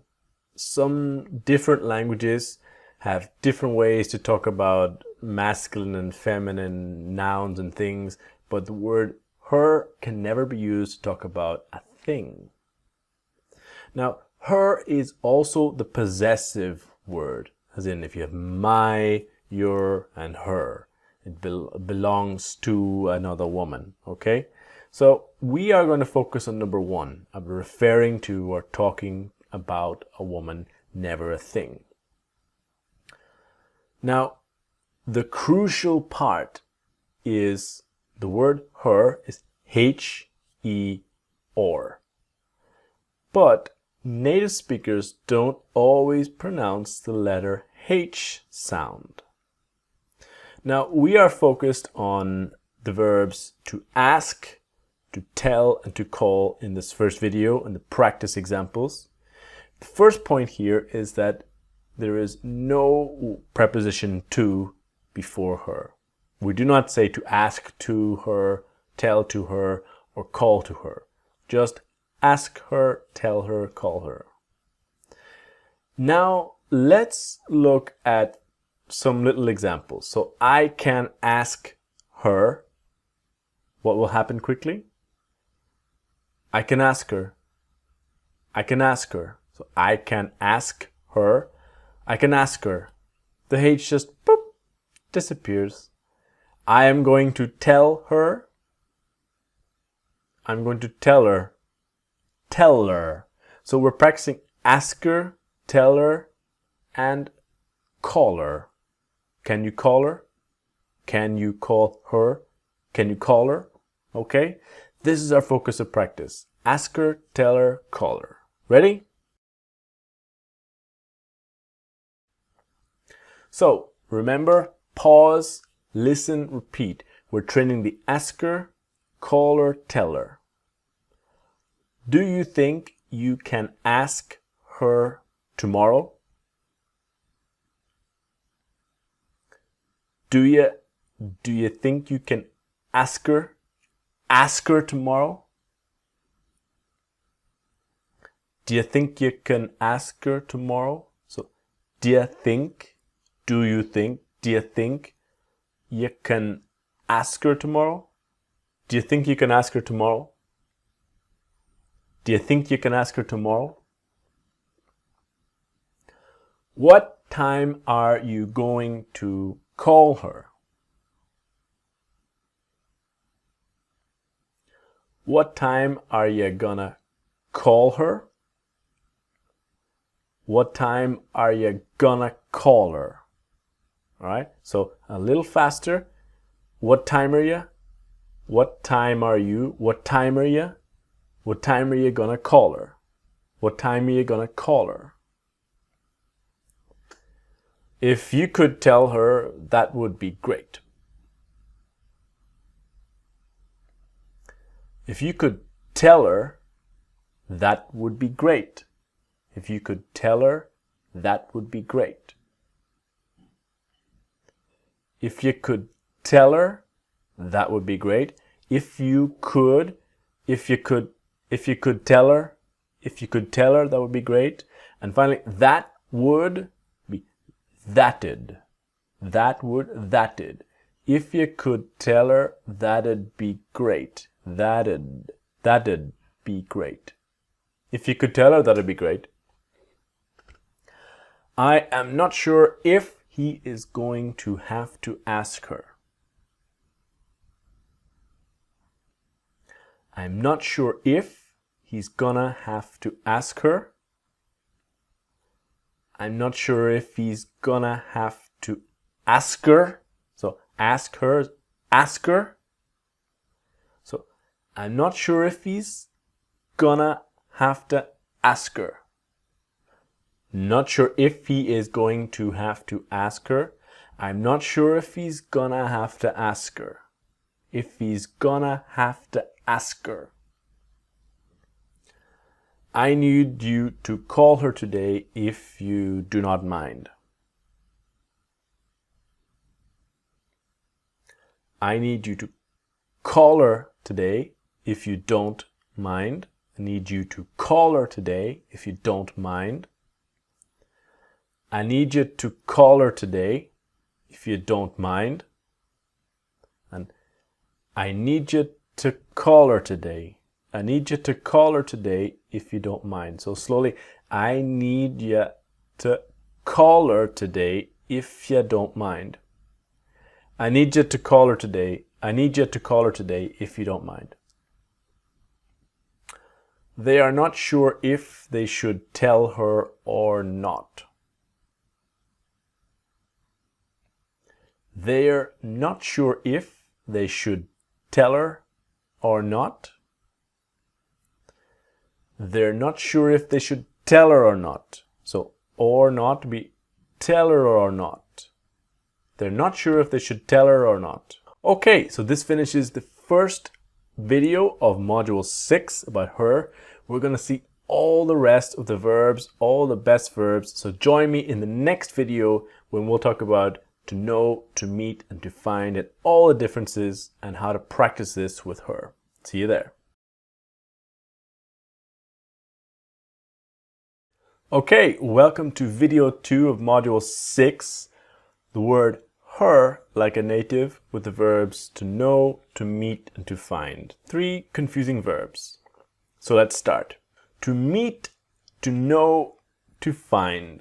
Some languages are all the same verb, some are a little different, so we need to be clear about the differences. So the first point is the pronunciation, right? So I am going to meet her will sound meter. I'm going to meet her. I don't know her will be I don't know her. I don't know her. I don't know her. Or I need to find her. Find her. So those are the 3 ideas. Meet her, know her, find her. The H just disappears. Bye-bye. So let's be clear about to meet, to find, and to help. First, let's start with to know her and to meet her. To know her is the idea of a person, female person, a woman, girl, etc., that is familiar to you. You know a person, I know you, I know her, or I know her very well. To meet has two ideas, or to meet her. That one is to meet a person for the first time, to meet a woman for the first time. I don't know my girlfriend's mother, I'm going to meet her for the first time, or to meet someone for the first time. The second idea is about a specific time and place. Not the first time you meet a person, but just the idea of a specific time and place. Amy, the music teacher, is my really good friend. I meet her once or twice a week for coffee. Now, obviously, I met her years ago, but now a specific time and place, I meet her. Now, in the past, it's a little different. So, meet is the present, met is the past, know is the present now, and knew is the past. So, when we say I met her, this can be the first time I met a person in my life. I met Amy on the 17th of March in 2010. It could also be a specific time, specific place. I met her on Wednesday for coffee. But this is very different to the idea of I knew her. When you say you knew someone in the past, it means that you met them for the first time. There was a period of contact, and that contact is now finished. So I know people in university, I met them for the first time, I had contact, and now I never see them. So I knew her in university, but I haven't seen her in years. The contact is finished. So if it's the first time, it's I met her. I knew her is some idea the contact is now completely finished. So I met her the first time and I knew her. You don't have contact with her now anymore. I mean, I knew her last night. This is the classic mistake. I knew him, It doesn't make sense. I met her last night. So for example, my grandmother died before I was born. I never knew her. Cannot say I never met her, I never knew her. Now, to find her is, to be clear, is when you don't know where a woman or a girl is, like lost in the city center, or you are separated in a big crowd. Now, that's the basic idea. Meet is first time or specific time and place. Know is about you are familiar with or you knew in the past, you were familiar with and not now. And find is when the woman is lost and you don't know where you're trying to find. Ready? So, we're going to practice now making the H in her disappear. Pause, listen, repeat. Ready? I would really like to meet her.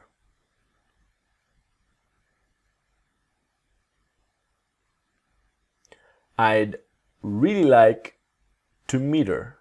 So meet her. I'd really like to meet her. So I'd really like to meet her. To meet her. I would really like to meet her. I'd really like to meet her. I'd really like to meet her. I do not know her at all. At all, 0. I don't know her at all, and I don't know her at all. I don't know her at all. And finally, I don't know her. Don't know her, and I don't know her. I don't know her at all. We had to find her in the busy crowd. We had to find her in the busy crowd, had to find her, and we had to find her in the busy crowd. What time are we going to meet her? What time are we gonna meet her? Gonna meet her. What time are we gonna meet her? And then, what time are we? What time are we? What time are we gonna meet her? What time are we gonna meet her? How well do you know her?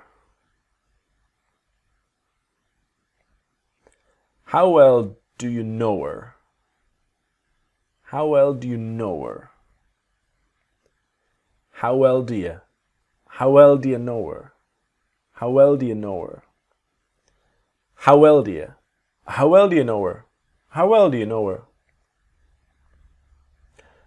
How are you going to be able to find her with so many people there?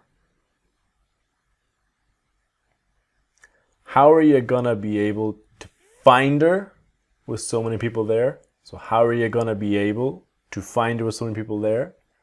And how are you gonna be able? All right, so how are you gonna be able to find her there? Find her with so many people there. How are you gonna be able to find her with so many people there?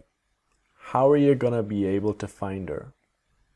So this concludes video 2. See me in the next video when I'll continue with some nice simple verbs of to see, to hear, and to help with her. See you there. So we continue our module 6 with video 3. Module 6 is her to this time with the verbs see, hear, and help. Let's go. The verbs to see, hear, and help. Now, the first two verbs, to see and hear, they're a little special in English because we call them non-action verbs. About this idea that you are not actively doing a big action. To see someone, it's very passive. You just see them. Which is why in English we don't say I am seeing her, or I am knowing her, or I am hearing her. You simply say I see her, I know her, or I hear her. Okay? Just a basic idea. Maybe it's very different in your language. With to hear, the difference of to hear and to listen to is that to listen to is about your attention and your focus. When you give or pay attention to, very specifically, to one thing or one person. With to hear someone, there are two ideas. One is about volume. Is it possible with the volume to hear the person or not? And then by accident, by environment. The first idea, if talking on the phone or on the Skype, sometimes we have a bad connection, sometimes we have a good connection. And when you start a Skype conversation, you say, can you hear me? Is the volume of the connection, is it okay? Is it possible to hear the person? Or if you are in a bar or nightclub, the noise, the people, and someone is trying to talk to you, and say, I can't hear you, the volume. The second idea is by accident, by your atmosphere. If you are in the street and you hear someone, help, help, by accident I can hear someone. Or if you are living in a house with a lot of different people, la la la la la, I can hear her singing. So this is the idea with to hear. Now with these three verbs, our focus is the pronunciation, right? So we know what happens. I can see her, I can see her. I want to help her, I want to help her. I can't hear her, I can't hear her, can't hear her. All right, seer, helper, hearer. All right, this is what happens when we speak really quickly. Now, please notice that with see, help, and hear, we never use the preposition to. It's just I can see her, help her, hear her. Okay? So let's get started with our practice. Now remember, pause, listen, repeat, and train your accent.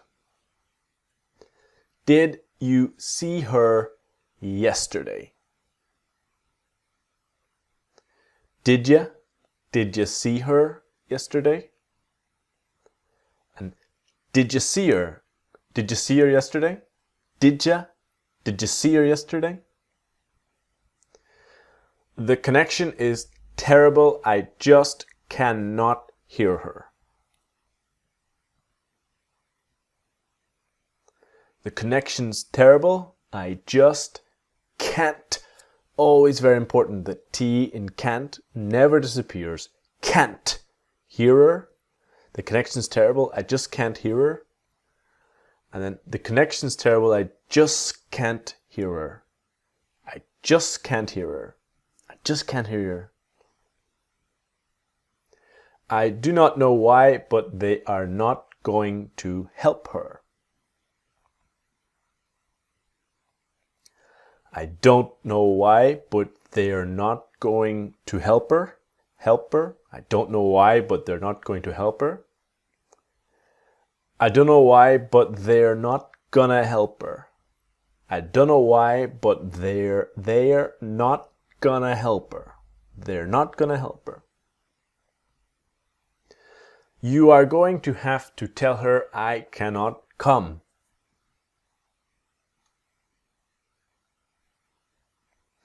You're gonna have to tell her I can't come. You're gonna have to tell her I can't come. And you're gonna have to tell her. So you're going to have to tell her. You're gonna have to tell her. You're gonna have to tell her I can't come. The music was so loud I could not hear her properly. Properly is correctly. The music was so loud I couldn't hear her properly. I couldn't hear her properly. The music was so loud I couldn't hear her properly. I couldn't hear her properly. The music was so loud I couldn't hear her properly. We are not going to have time to help her. We're not gonna have time to help her. We're not gonna have time to help her. And we're not gonna have time to help her. To help her.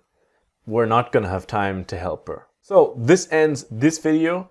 Join me in the next video when I will talk to you about the word her with some very important verbs to listen to talk to speak to, and to explain to.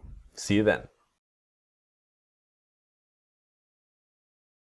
Okay, in this video, we're going to look at the word her with 4 really essential verbs. To speak to, talk to explain to, and to listen to. Very good. Let's go. First and really essential point of these verbs is they must have the word to before her. All 4. So to speak to talk to listen to explain to, they always have the word to before all of the object of the pronouns. Listen to me, talk to you, to explain to him, her, us, them. 100% of the time we have to before the pronoun. This is the most important thing. With speak and to talk, they are similar, but just 1 or 2 small differences. They are almost exactly the same. One idea is languages. To speak a language. To speak French, to speak Portuguese, speak Italian, whatever. But in English, we do not say to talk a language. You cannot say I talk English. So I speak English. The second idea is to speak. It's a little more formal. Just a little bit. The idea the president will speak at the conference. In this case, it's talk at the conference. It's very informal. So when you sort of say can I talk to you? It's much more informal. But that's basically the only difference. To listen to someone, you must have to. To listen to music, to listen to someone, but you must have the word to. So when you listen to someone or something, like we saw in the last video, it's about give your attention and focus to something. Always with the word to. Now, here in the word listen, the T is silent. So we do not pronounce listen, but listen. Listen. To listen to me, you, him, her, us, them. And please avoid these classic mistakes. Hey, listen me. No, it's listen to me. I wasn't listening her. I wasn't listening to her. Now, same idea with explain. Now, we always have to before me, you, him, her, us, them. When we talk about explain, we have to explain it, this, that, the problem, the situation, explain everything, but always with the word to. Can you explain me? No. Can you explain to me? I need to explain her. Also wrong, also incorrect. I need to explain to her the situation. So this is what we want to practice. Now, when we have the word to before her, what will happen? He will speak to her, to her. He will speak to her, to her, to her. I'm going to talk to her. I'm going to talk to her. I'm going to talk to her. We can explain it to her. We can explain it to her. To her. You need to listen to her. You need to listen to her. To her. This is the sound. To her. Speak to her, talk to her, explain to her, listen to her. Ready? So let's practice. He did not listen to her. He never listens to her. He didn't listen to her. He never listens to her. He didn't, so the T, he didn't listen to her. He didn't listen to her. He never listens to her. I did not see her yesterday, so I did not talk to her. I didn't see her yesterday, so I didn't talk to her. I didn't see her yesterday, so I didn't talk to her. I didn't see her yesterday, so I didn't talk to her. Didn't see her yesterday, so I didn't talk to her. He has to explain that to her when he sees her. He has to explain that to her when he sees her. He has to explain that to her when he sees her. He has to explain that to her when he sees her. You should not listen to her. She is wrong. You shouldn't listen to her. She's wrong. You shouldn't listen to her. You shouldn't listen to her. She's wrong. You shouldn't listen to her. She's wrong. I will speak to her tomorrow when I see her in the afternoon. I will speak to her tomorrow when I see her in the afternoon. And I'll speak to her tomorrow when I see her in the afternoon. They did not explain everything to her. They didn't explain everything to her. They didn't explain everything to her. And from didn't, they didn't explain everything to her. That ends our really useful, very important video using listen to and explain to. I will see you in the next video when I'm going to talk to you about her with some three essential verbs of send, give, and show. See you there.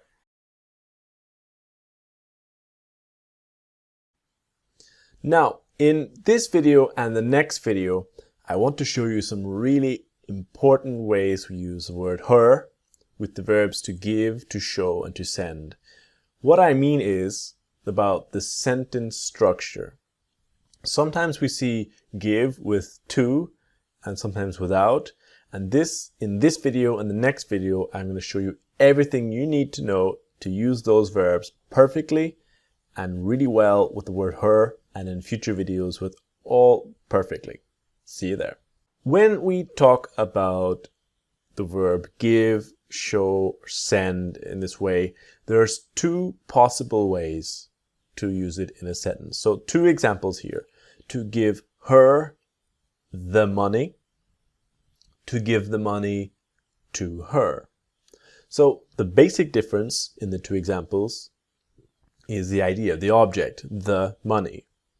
Where is the money in the sentence?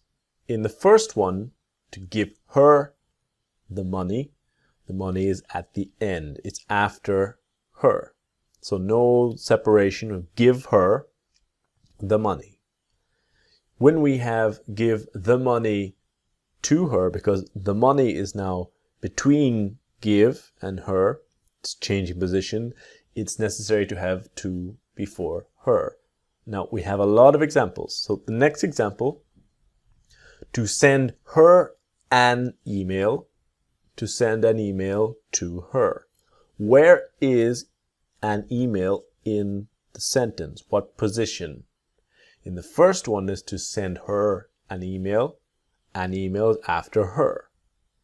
But in the case where the second example, an email is before her, we must have to. This is the basic idea. To send her the DVD, send the DVD to her. Okay? It's the basic idea. So when we're looking again at the idea, right? That show her the DVD. The DVD is the object at the end of the sentence. So show and her are connected. If we have the object after the verb, to show the DVD, you must have to in front of her. Send her an email and to send an email to her. Now, because maybe this is a little confusing, the good news is that this two examples, to send her an email is much more common with native speakers. We prefer to use to send her, to send him, send them an email in our speaking. It is possible to say to send an email to her, but from the 30%, you can see it's not so common. It's much, much, much less common. In this video, we will focus on the first example, to send her. For example, here, I'm going to send her an email. The pronunciation will be, I'm going to send her an email. He's going to give her a present.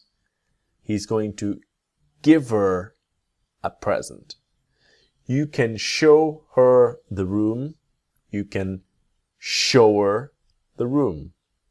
So in this first video of the two, we're going to practice this form: sender, giver, and shower. In the next video, we'll focus on send to her, give to her, and show to her. Okay?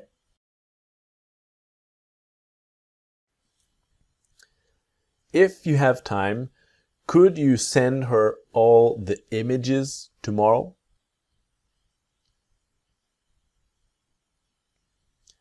If you have time, could you send her all the images tomorrow? And if you have time, could you send her all the images tomorrow? If you have time, could you send her all the images tomorrow? Could you send her all the images tomorrow? Did they have to give her what she was asking for?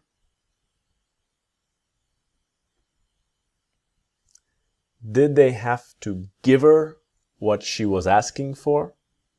Did they have to give her what she was asking for? And did they have to give her what she was asking for? Did they have to give her what she was asking for? Would you be able to show her the room tomorrow? Would you be able to show her the room tomorrow?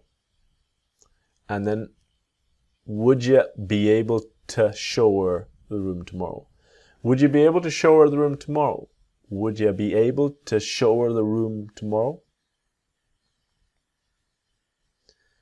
Did you have time to send her the email? Did you have time to send her the email? And did you have time to send her the email?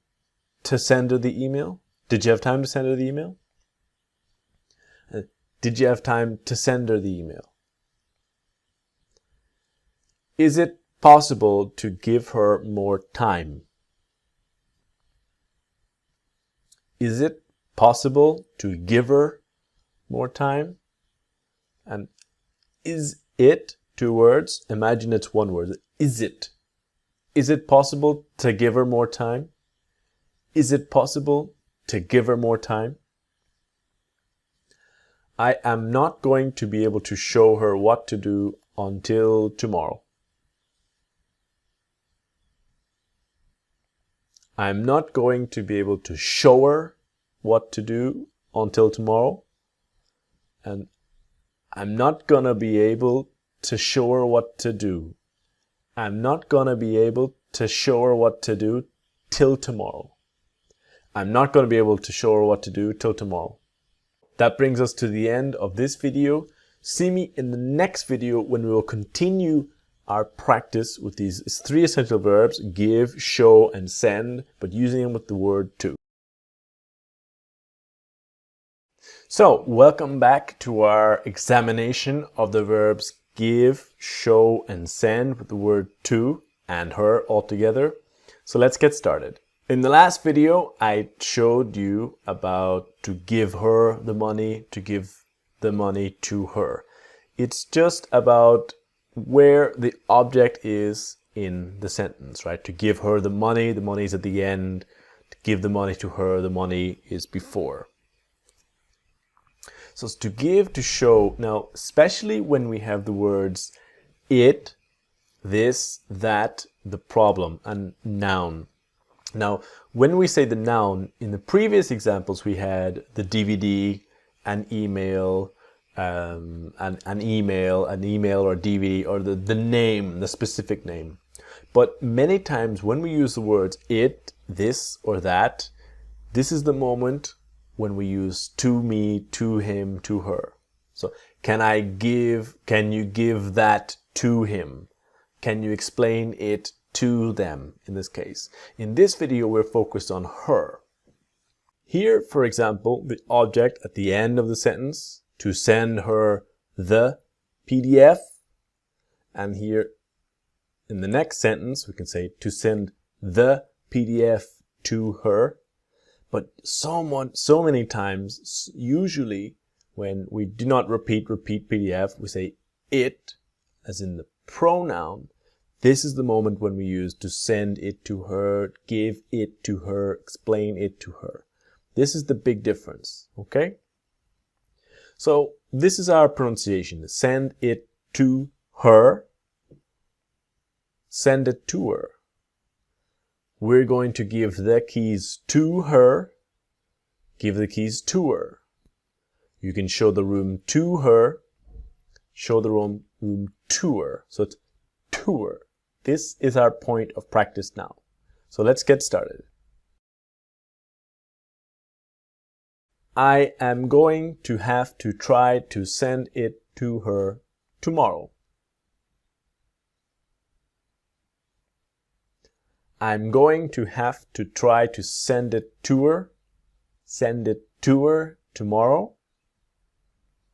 And I'm gonna have to try to send it to her tomorrow. I'm gonna have to try to send it to her tomorrow. We can give those keys to her next week.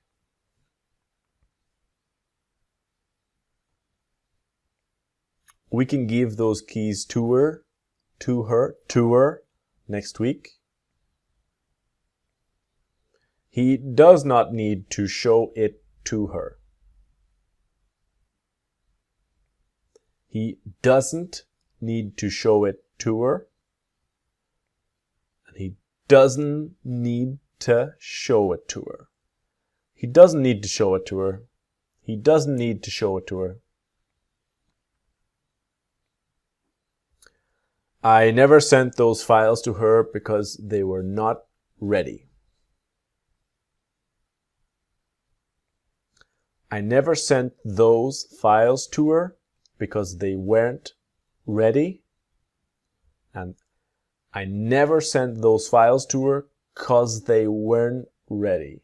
Because they weren't ready. I never sent those files to her because they weren't ready.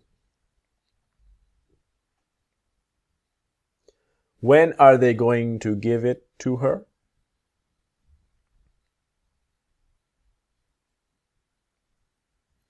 When are they gonna give it to her? When are they gonna give it to her? So, when are they? When are they gonna give it to her? Listening, repeating. When are they gonna give it to her? They are going to need to show it to her today. They're gonna need to show it to her today. And they're gonna need to show it to her today. They're gonna need to show it to her today. They're gonna need to show it to her today. So this ends our really important, really useful 2 videos about give, show, and send. Join me in the next video when we're gonna practice using her to er with some of the most common verbs in all of English language. See you there. This video and the next video are really pronunciation videos, just to show you about all of the possibilities. We saw some of the most important verbs, see, hear, help, explain to, etc. But now I would like to give you a complete pronunciation picture.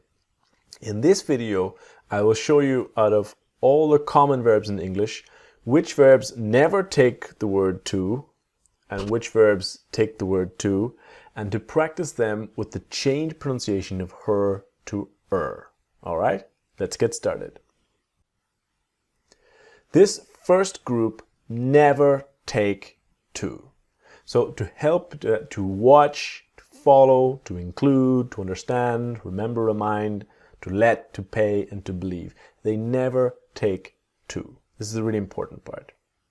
Now, as we go through it, I want you to pause and repeat with me, learning and training. So to watch her, try to pronounce before me. So to watch her, to watch her, to follow her, to follow her, to include her, to include her, to understand her, to understand her, to remember her, to remember her, to remind her, to remind her, to let her, to let her, to pay her, to pay her, and to believe her, to believe her. Okay? So go slow, pronounce, and listen and repeat. Now, we have a group of verbs that always take to. To say to her, to apologize to her, and to write to her. These are as well as the verbs we have seen: to listen to explain to, talk to speak to. These are three more: to say to apologize to write to. So to say to her, to say to her. To apologize to her, to apologize to her. To write to her, to write to her. Now, when we have the verb and her, as in to offer, teach, to take, to bring, it's the same idea, right? That to take her, to take her, to bring her, to bring her, to offer her, to offer her, to teach her, to teach her. Now, sometimes we have the verb, the object, and to and her. To take it to her, to bring it to her, to offer it to her. And the same thing that we saw before, to take it to her, to take it to her, to take it to her, to bring it to her, to bring it to her, to offer it to her, to offer it to her.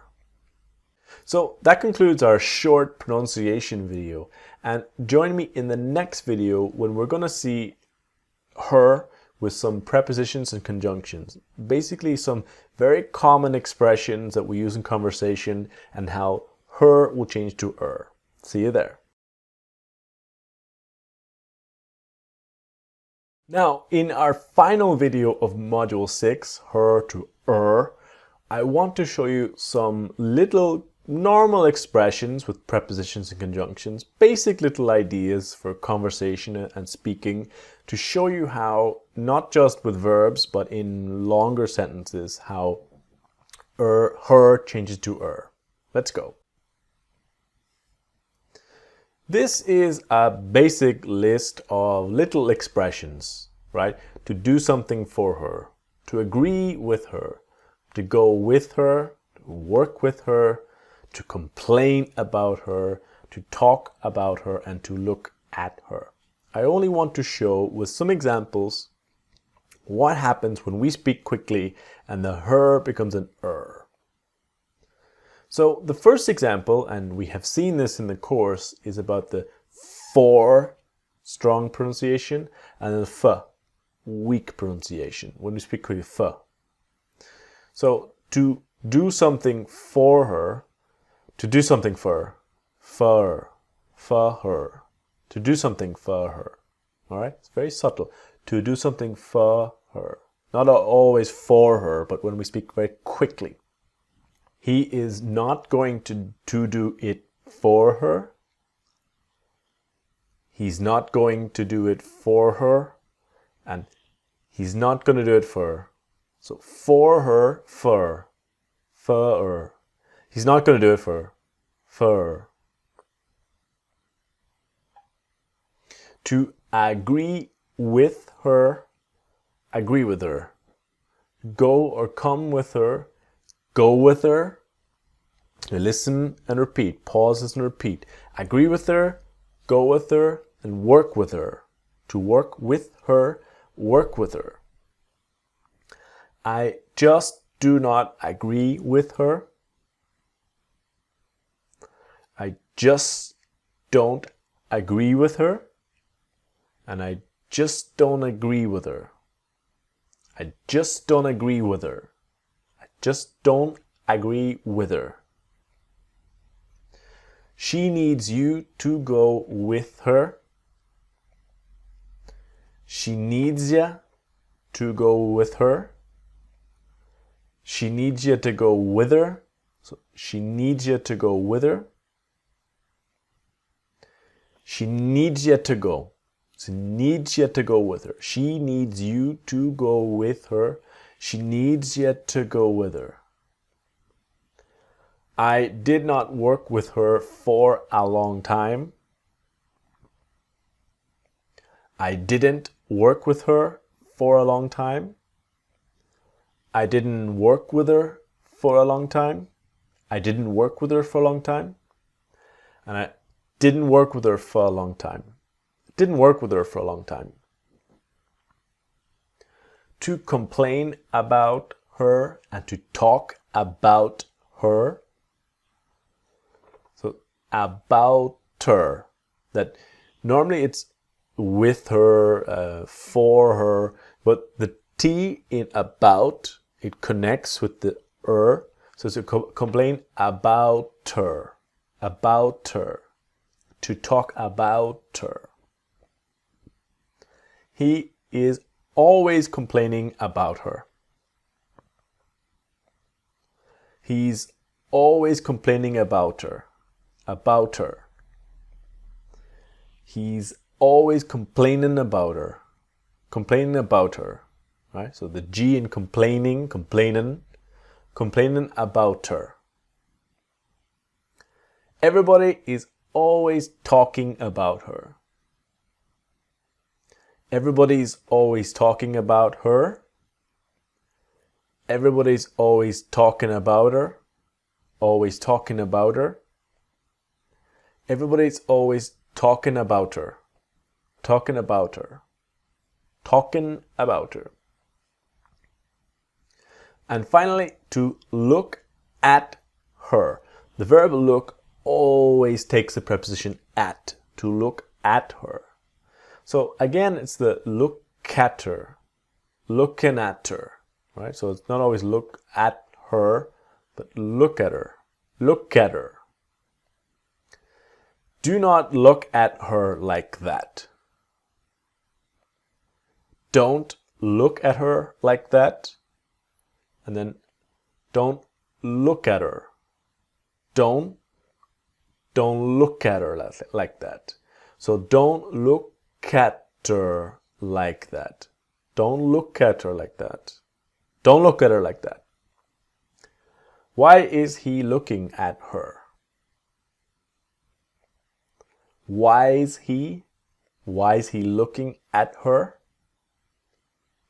And why is he looking at her? Why is he looking at her? Right? So why is he looking at her? Why is he looking at her? Why is he looking at her? So this brings us to the end of module 6. I hope you enjoyed it. We are going to continue in the next module talking about the word him and im and the change in the sound, and continuing with the same idea, same verbs, but now all the verbs in the past to really master in your intermediate English and all the pronunciation. See you there. You are very welcome to module 7, how to use the word him like a native. This module is very similar to the last module with the disappearing H of her to but the big difference is we're going to practice him to im, but we're also going to focus on our pronunciation of the past tense verbs. We are going to practice him to im with a lot of verbs, but learning all of the essential past tense verbs. Let's go. So just like the last one, we talk about the difference between I, you, he, she, we, they, me, you, her, him, us, them. That when we have me, you, her, him, we are talking about or referring to the person. That it's different that if it's connected to the verb, directly to the verb. So when we focus on the word him, we are referring to or talking about a man, never a thing. Different languages can put masculine or feminine onto nouns, but in English we do not. Him refers to a man, never a thing. His is the possessive. It's my car, it's your car, it's his car. So our focus is on him to im. The idea again about her to is native speakers don't always pronounce the letter H when we speak quickly. Here, for example, I can ask him, I can ask him, ask him. So train and practice this sound. Ask him. I'm going to tell him. I'm going to tell him. Can you call him? Can you call him? Ask him, tell him, call him. Okay? Now, to ask him, to tell him, to call him, we never use to with these three verbs. We saw this in the last module, but always good just to repeat and remember. Never using to with these verbs. Now, when we have these verbs in the past, we've got asked, told, and called. So let's learn that a bit better. Asked, so A-S-K-E-D. But the ED has a different sound. It has a T sound. So go slowly. First say ask, just ask. Now asked, asked. Really slowly, right? Asked, asked, right? Tell, told. Tell, told. Called, called with ED. So a little bit of magic, but the E is disappearing. So it's not called, but called, called. So now we have I asked him. I asked him. I asked him. We told him. We told him. We told him. They called him. They called him. So asked him, told him, called him. Okay? So let's practice. And we're focusing on the him to im and our past tense verbs. Ready? We told him, but he did not listen to us.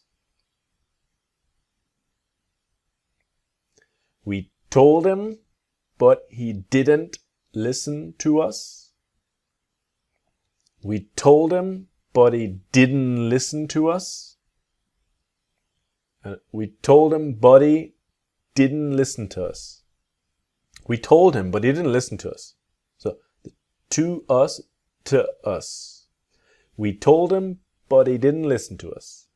But he didn't listen to us. I asked him if he wanted to come, but he said no. I asked him if he wanted to come, but he said no. I asked him if he wanted to come, but he said no.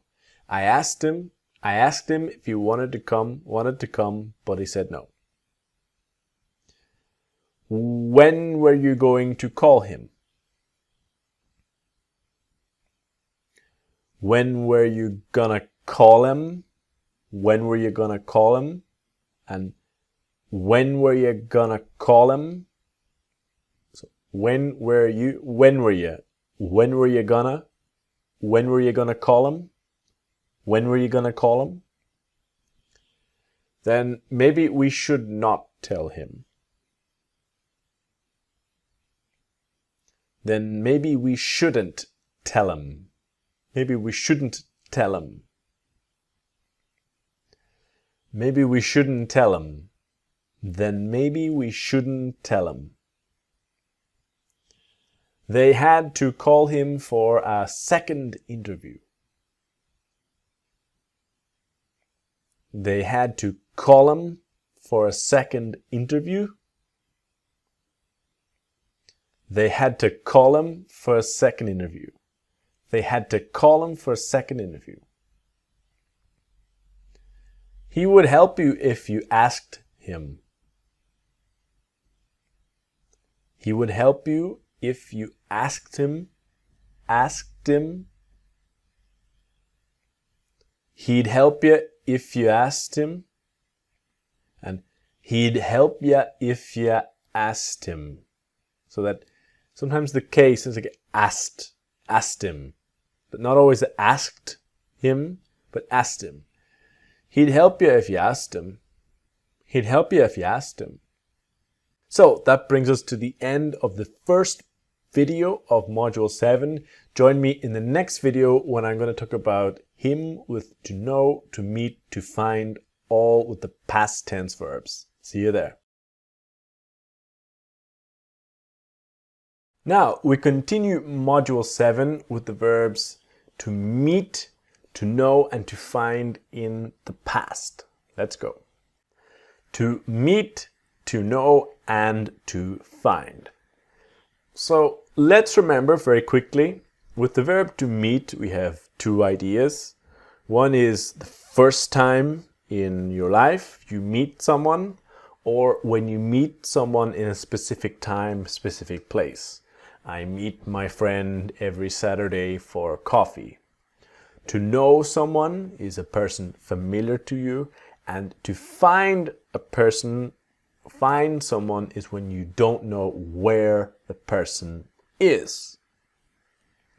Now, these verbs in the past, with the verb meet, it's the open mouth, meet, and short, met. Meet, met. To know, knew. Okay, so know, knew. Find and found. Find, present. Found, past. So I met him yesterday. What will happen to the H is I met him yesterday. I met him yesterday. I never knew him. I never knew him.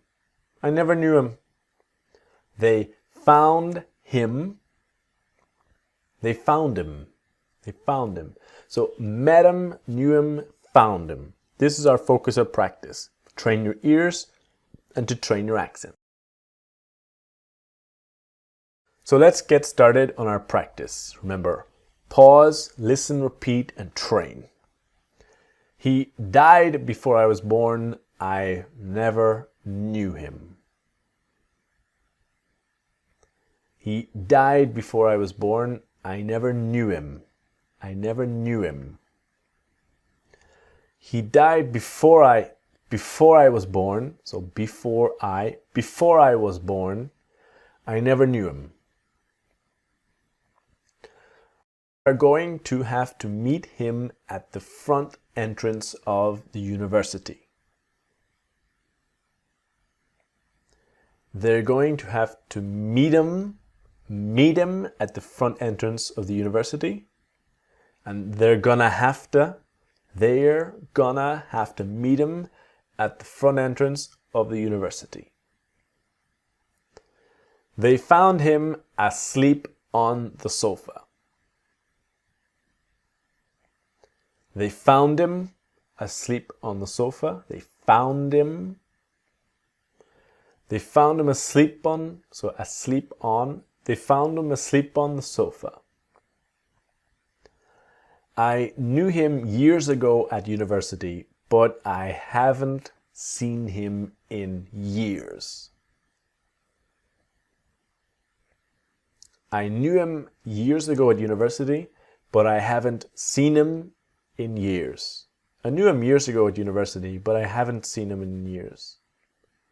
So I knew him years ago at university, but I haven't seen him in years. I haven't seen him. I haven't seen him. Haven't seen him in years. His parents found him playing in the garden. His parents found him playing in the garden. His parents found him playing in the garden. The G in playing often disappears. His parents found him playing in the garden. Alright, so this ends our second video of Module 7. I will see you in the next video for you learning to use him with the verbs to see, hear, and help in the past. See you there.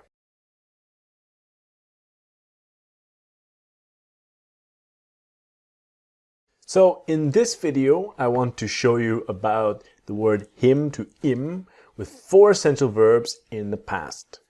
To listen to talk to speak to, and to explain to. A quick revision and essential rule for these 4 verbs: they must have to before him. No exceptions, always with to before him. If we remember that these verbs, they have to before any of the pronouns: me, you, him, her, us, them, to speak to, talk to, listen to, explain to. These are classic normal mistakes that I want you to speak correctly, to get right. So to listen to someone or something is about to give your attention to this idea. That the T is silent. It's not listen, but listen. To listen to, me, you, him, her, us, them. That we don't want the classic mistake of listen him. I wasn't listening him. It's listen to him. I wasn't listening to him. I'm repeating the same idea because it's so important. Must have to before. The same idea here, right? To explain it, this, to me, to you, to him, to her. You see the idea? Must have to with these verbs.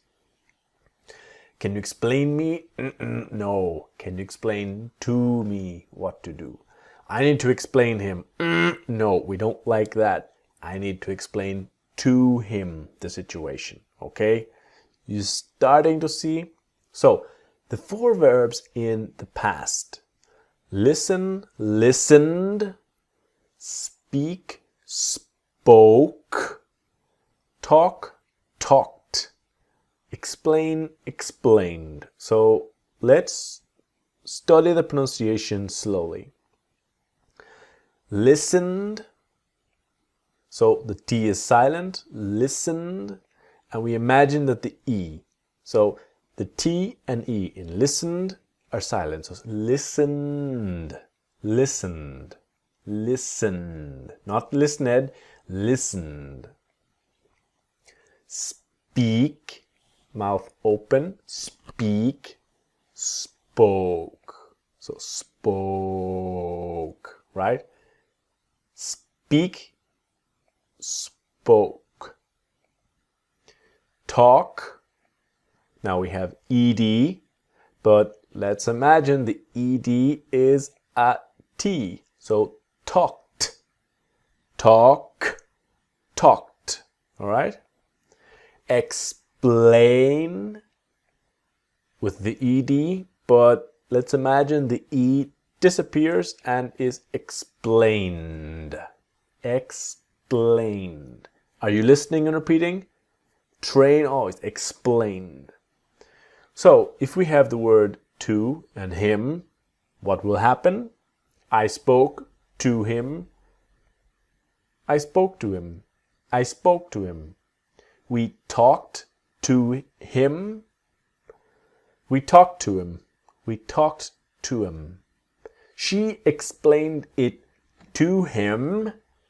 She explained it to him. She explained it to him. They never listened to him. They never listened to him. So it's spoke to him, talked to him, explained it to him, listened to him. Got it? I listened to him and he was right about everything. So always pause, listen, repeat, and training. I listened to him and he was right about everything. I listened to him. I listened to him and he was right about everything. I listened to him and he was Annie. So and he, Annie. I listened to him and he was right about everything. I listened to him and he was right about everything. She is going to have to talk to him tomorrow. She's going to have to talk to him tomorrow. She's gonna have to talk to him tomorrow. So she's gonna have to talk to him tomorrow. They explained those new rules to him yesterday. They explained those new rules to him yesterday. They explained, so those, explained those, they explained those new rules to him yesterday. What were you talking to him about? What were you talking to him about? What were you talking to him about? And what were you talking to him about? So what were you talking to him about? What were you talking to him about? I wish I had listened to him. I wish I had listened to him. And I wish I'd listened to him. Oh, I wish I'd listened to him. She did not explain all those little details to him. She didn't explain all those little details to him. And she didn't explain all those little details to him. She didn't explain all those little details to him. That brings the end of this video. Join me in the next video when we'll start to look at to send, to give, to show, the different sentence structures, and in the past tense verbs as well. See you there. So welcome to video 5 of module 7. This video I will show you about using give, show and send in the past tense with him to him. Ready? Let's go. Let's start with the verbs to give, to show and to send. Nice and simple. In the past tense we have give, present. Now listening and repeating. Remember, your participation is everything on this course. Give, gave. Now, can you see give? Mouth is closed. Give, gave. So that big open gave. Give, gave. Show, and we have ed, but let's imagine the e disappears and is showed. So show, showed, not showed, but showed. Send, sent. Nice T. Send, sent. Sent, okay? Now, what's always important to remember is about the different possible structures or ways we can use it in the sentence. If we take the object, the file, I gave him the file. Now, when we have the file at the end, after, you do not separate give, gave, and him. And this 70%, it's much more common with native speakers to say to give him, give her, give them. But it is possible to say I gave the file to him. Less common, but definitely possible. The same happens here, right? She showed him the video. She showed the video to him. The difference is where we put the video in the sentence. If it comes after him, she showed him the video. She showed the video to him. We sent him the documents. We sent the documents to him. Both are correct. Both are possible, but the first example is the most common. Now, when we talk about the second example, here we have I gave him the file. This is the most common to have give and him connected. It's possible to say I gave the file to him, but the biggest and best example of when we use the to him is when we do not repeat the file, and we say it. I gave it to him. Using the word it or this or that, it's the best example of when we use it. Okay? So let's train our pronunciation. I sent him an email. I sent him an email. I sent, are you listening and repeating? I sent an email to him. I sent an email to him. I sent him an email. I sent an email to him. We showed him the apartment. We showed him the apartment. To show the apartment to him. Show the apartment to him. Showed him, show, beep, to him. They gave him the camera. They gave the camera to him. They gave the camera to him. Gave him to him. All right? Now, in this practice, we are going to practice both possible sentences. As a sent him out there. Together. Ready? Remember, listen, pause, listen, repeat, and train.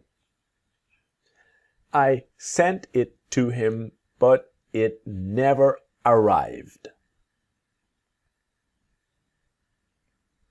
I sent it to him, but it never arrived. I sent it to him, but it. So, but it never arrived. I sent it to him, but it never arrived. I gave those bottles of water to him yesterday. I gave those bottles of water to him yesterday. And I gave those bottles of water, so bottles of water to him yesterday. I gave those bottles of water to him yesterday. We did not give him enough time to be able to book the flight. We didn't give him enough time to be able to book the flight. And we didn't give him. We didn't give him enough time to be able to book the flight. Did you have time to show those new photos to him?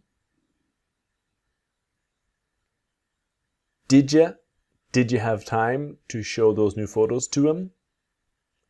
And did you have time to show those new photos to him? Did you have time to show those new photos to him? They did not give it to him, so I had to give it to him. They didn't give it to him, so I had to give it to him. And they didn't give it to him, so I had to give it to him. They didn't give it to him, so I had to give it to him. Give it to him. They sent everything they had done to him yesterday. They sent everything they had done to him yesterday. And they sent everything they'd done to him yesterday. They sent everything they'd done to him yesterday. I showed him the car for sale, but he did not seem interested. I showed him the car for sale, but he didn't seem interested. And I showed him the car for sale, but he didn't seem interested. I showed him the car for sale, but he didn't seem interested. Alright, this brings us to the end of this video of give, show, and send in the past. Join me in the next video when I'm going to talk about how we pronounce him in the past with the most common verbs in English. See you there.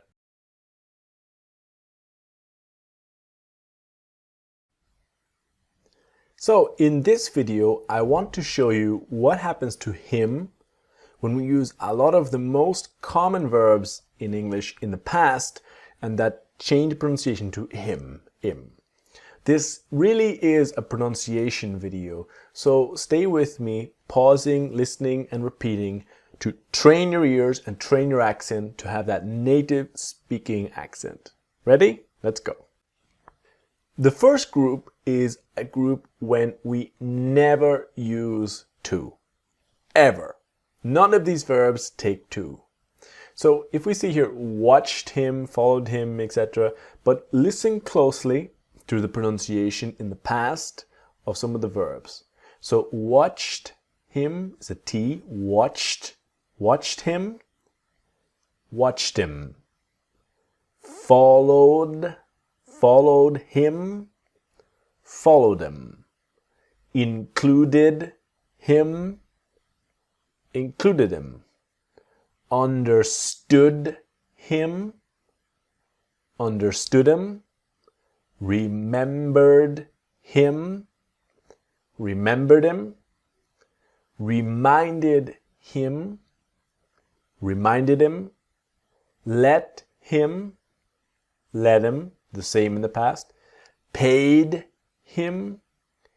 Paid him. And believed him. Believed him. Believed him. Okay? Slow pausing and repeating. Pausing and repeating. This is essential for your practice with your accent training. These are verbs that always take to. Always. No exceptions. We know already to talk to speak to listen to explain to, always take to. And these three always take to also. Said to him. Said to him. Apologized to him. Apologized to him. Wrote to him. Wrote to him. This one is about the verb and the object pronoun, or to offer him, to teach him, to take him, etc. That when we have took him, so take, took, took him, took him, brought him, brought him, offered him, offered him, taught him, taught him. These are now the verb, the object, and when we take to, just like to send something to someone, is to take it to him, bring it to him, or offer it to him. That took it to him, took it to him, brought it to him, brought it to him, offered it to him, offered it to him. So slow, pause, listen and repeat and train. All right? So that's a simple pronunciation video. Join me in the next video when we look at him with prepositions and conjunctions and the simple basic expressions that we use and what happens to him when native speakers speak quickly. See you there.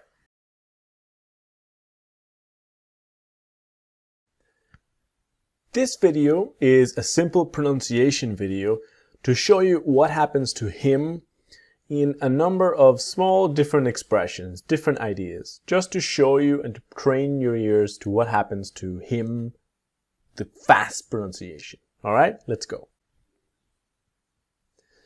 Very similar list of expressions to the last module. Do something for him, agree with him, go with him, etc. But it's all about training your ears and your pronunciation to that im sound.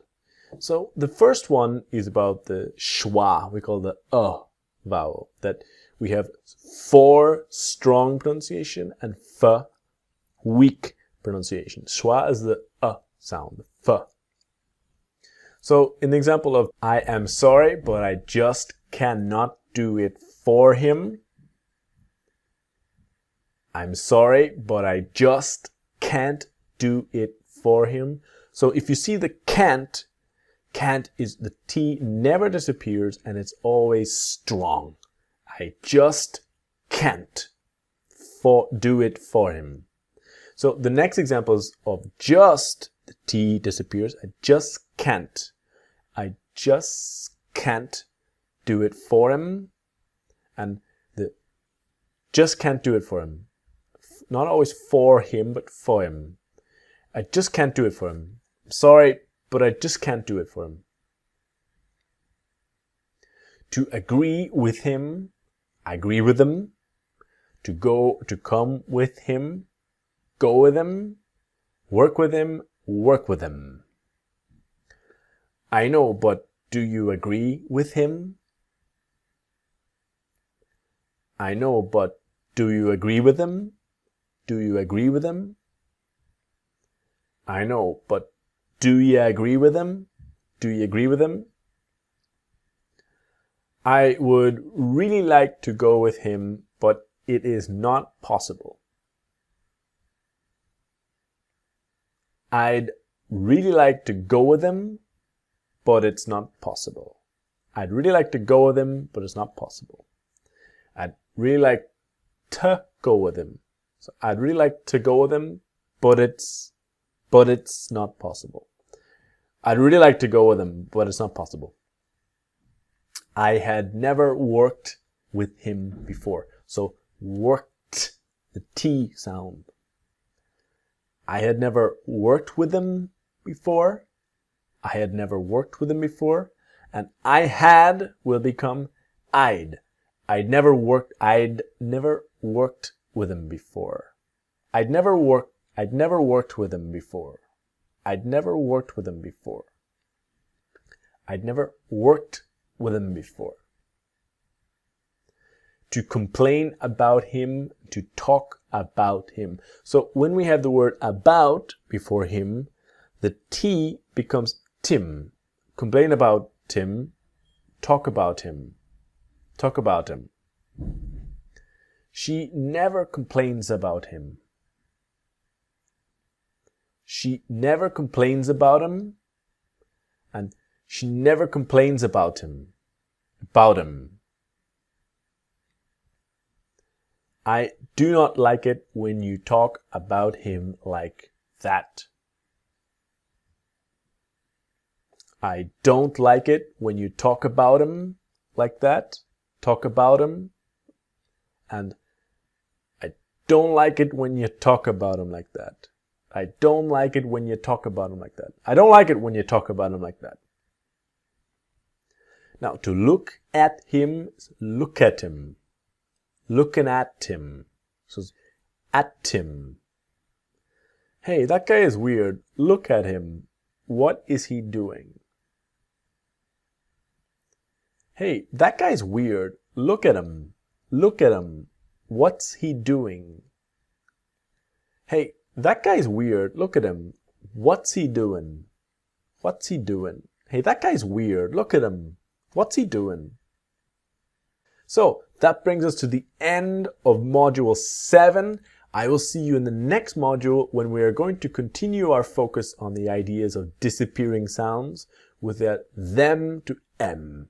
See you there to learn all the secrets about that. See you there.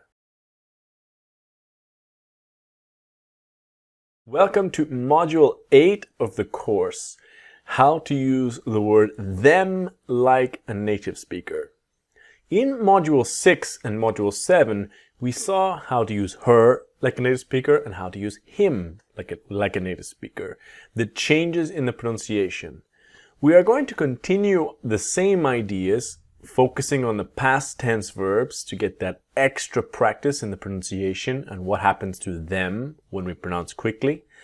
But because the module is very similar, Module 8 is very similar to 6 and 7, in the examples they will be a little bit more complicated with the vocabulary and the structures to give you a complete idea of how and why and the situations where we see what happens to them when we pronounce quickly.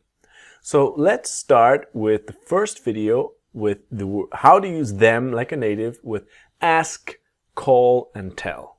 Ready? Let's start. We have the same basic explanation about them, right? That we have I, you, he, she, we, they with verbs when they are conjugated in the verb. And me, you, her, him, and us are when you refer to or talk about a person, right? We have seen this a lot. Let's be clear. Her is talking about a woman, never a thing. Referring to or talking about a woman and never a thing, right? her is also the possessive word. It's my car, it's your car, it's her car. Him is the same idea, right? Referring to or talking about a man. Never a thing. Now remember, never a thing. His is the possessive. My car, your car, his car. Okay? So her and him, we are talking about people, right? We're talking about a person or plural, people. Them can be people or nouns. When I say nouns, I mean things, objects, right? So let's go slowly with this. If we have my friend, which is a singular one person, and then my friends, which is a plural person, look at there. So here I can call my friends, I can call them. Here, them is referring to or talking about plural people, okay? Or I can ask my parents, I can ask them. Always that M, strong M sound, okay? Now, it is a singular pronoun, right? Or singular noun. And them is a plural noun. So it, singular, them is plural. Now, my book is singular noun. My books is a plural noun. So if we have singular, I need my book. I need it. I need my books. I need them. So here, them is talking about an object or a thing, a noun. So here we have a little very close sound. If we have tell him, tell him. Tell them, tell them. So im, tell him, tell him. It's very close, but tell him, tell him. Tell them, tell them. Im, okay? So if we have I asked them, I asked them. It's not im, like him, but from here. I asked them. She told them. She told them. I called them. I called them. Asked them, told them, called them.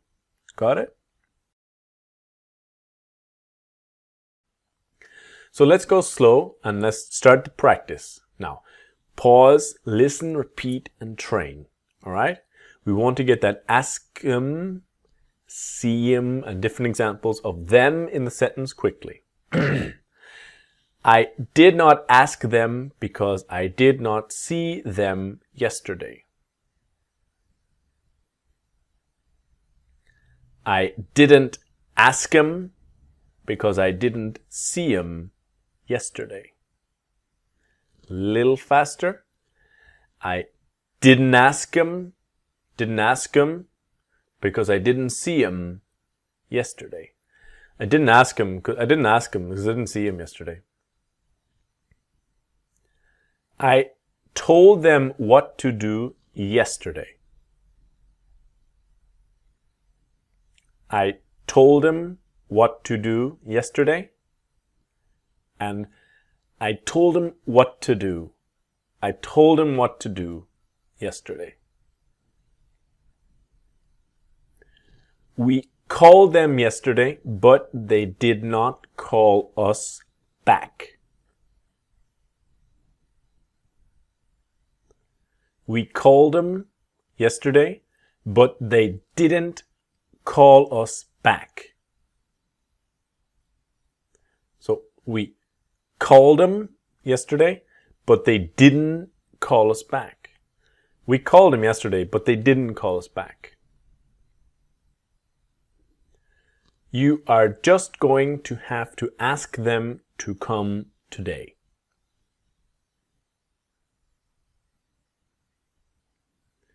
you're just going to have to ask him to come today. And you're just gonna have to ask him. You're just gonna have to ask him to come today. You're just gonna have to ask him to come today. You need to tell them to get off the train at Central Station. You need to tell him to get off this train at Central Station. And you need to tell him. You need to tell him to get off the train at Central Station. So you need to tell him to get off.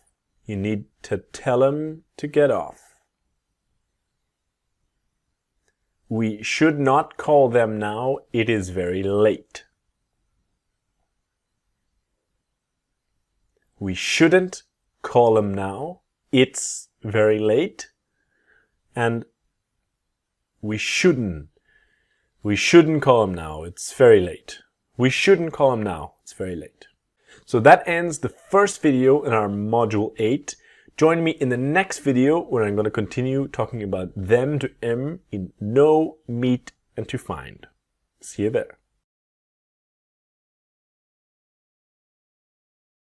Alright, so module 8, video 2. How to use the word them like a native with the verbs to meet, to know, and to find. Now, these videos are very similar. Module 8 is very similar to Module 6 and 7, so we can move quickly to the practice of the pronunciation of what happens to them with these verbs when we pronounce quickly. So let's go. To meet them, to know them, to find them, right? So if we have these verbs in the past, he met them yesterday, he met them. He met them. We never knew them. We never knew him. We never knew him. And she never found them. She never found them. All right? So this is what happens when we pronounce quickly. So we can go directly to the practice. Now, like always, pause, listen, repeat, and train. Ready? I do not know them well enough to ask them. I don't know him well enough to ask him. I don't know him well enough to ask him. And I don't know him well enough to ask him. I don't know him well enough to ask him. Have you found them yet? Have you found them yet? And finally, have you found them yet? Have you found them yet? Living together was a good opportunity to get to know them better. Living together was a good opportunity to get to know them better. And then living. So living, fast, living together was a good opportunity to get to know him better. To get to know him better. Living together was a good opportunity to get to know him better. She met them yesterday, but she did not like them. She met him yesterday, but she didn't like him. She met him yesterday, but she didn't like him. Didn't like him. She met him yesterday, but she didn't like him. We knew we were not going to be able to find them. We knew we weren't going to be able to find them. And we knew we weren't gonna be able to find them. And we knew we weren't gonna. We knew we weren't gonna be able to find them. So we knew we weren't gonna be able to find them. All right. So this ends this video. I'll see you in the next video when I'm going to continue talking about them as a native speaker with the verbs to see, to hear, and to help. See you there. Alright, in this video we continue with using them as a native with to see, to hear, and to help in the past tenses and going straight to the pronunciation. Let's go. So we have to see them, hear them, to help them, right? Nice and simple. To see is saw, hear is heard, and help is helped. So see is the present tense, saw is the past, hear, heard, help, helped. All right? I saw them yesterday. I saw him. I saw him. I saw him yesterday. She heard them. She heard him. We helped them. We helped him. We helped him. All right? Saw him, heard him, helped him. Got it? So let's go straight to our practice. Let's not waste any time. We did not see them yesterday. We didn't see him yesterday. Finally, we didn't see him yesterday. We didn't see them. We didn't see him. We didn't see him yesterday. I heard them saying they did not want to start today. I heard them saying they didn't want to start today. And I heard them saying they didn't wanna start today. I heard them saying they didn't want to start today. I heard them saying they didn't want to start today. Can you help them throw out all the rubbish and bottles? Can you help them throw out all the rubbish and bottles? Can you help them throw out? Can you help them? Can you help them? Can you help them throw out all the rubbish and bottles? Are you able to hear them? Are you able to hear them? And are you able to hear them? Are you able to hear them? I would really like to be able to help them. I would really like to be able to help them. And I'd really like to be able to help them. I'd really like to be able to help them. To be able to help them. Help them. So this ends our short, quick pronunciation video. Join me in the next video when I'm going to talk about them with the 4 essential verbs to listen to talk to speak to explain to. See you there. Alright, in this video I want to show you how to pronounce the word them like a native with the verbs to listen to speak to talk to, and to explain to. Ready? Like I said before, I will repeat, I will say it again, these verbs must have to before them, right? All of them, to speak to talk to listen to explain to, me, you, him, her, us, them. No exceptions. You must have to before the personal pronoun. So avoid the classic mistakes. Listen to them, not listen them, or I wasn't listening to them, not that there. Must have to. Am I making myself clear? Same again, right? To explain it, to me, explain that, to him, to us, to them, to etc. All repeating myself, but it's so important, it's so fundamental, and such an essential part. So avoid the classic mistakes. It's can you explain to them what to do? I need to explain to them, all right? Very important point. So if we have to listen to them, talk to them, speak to them, to explain to them. It's to listen to them, to them, to them, to them, to talk to them, to speak to them, to listen, to explain to them. All right? To them. This is the sound. So let's get straight to the practice. Pause, listen, repeat, and train, like always. So let's start.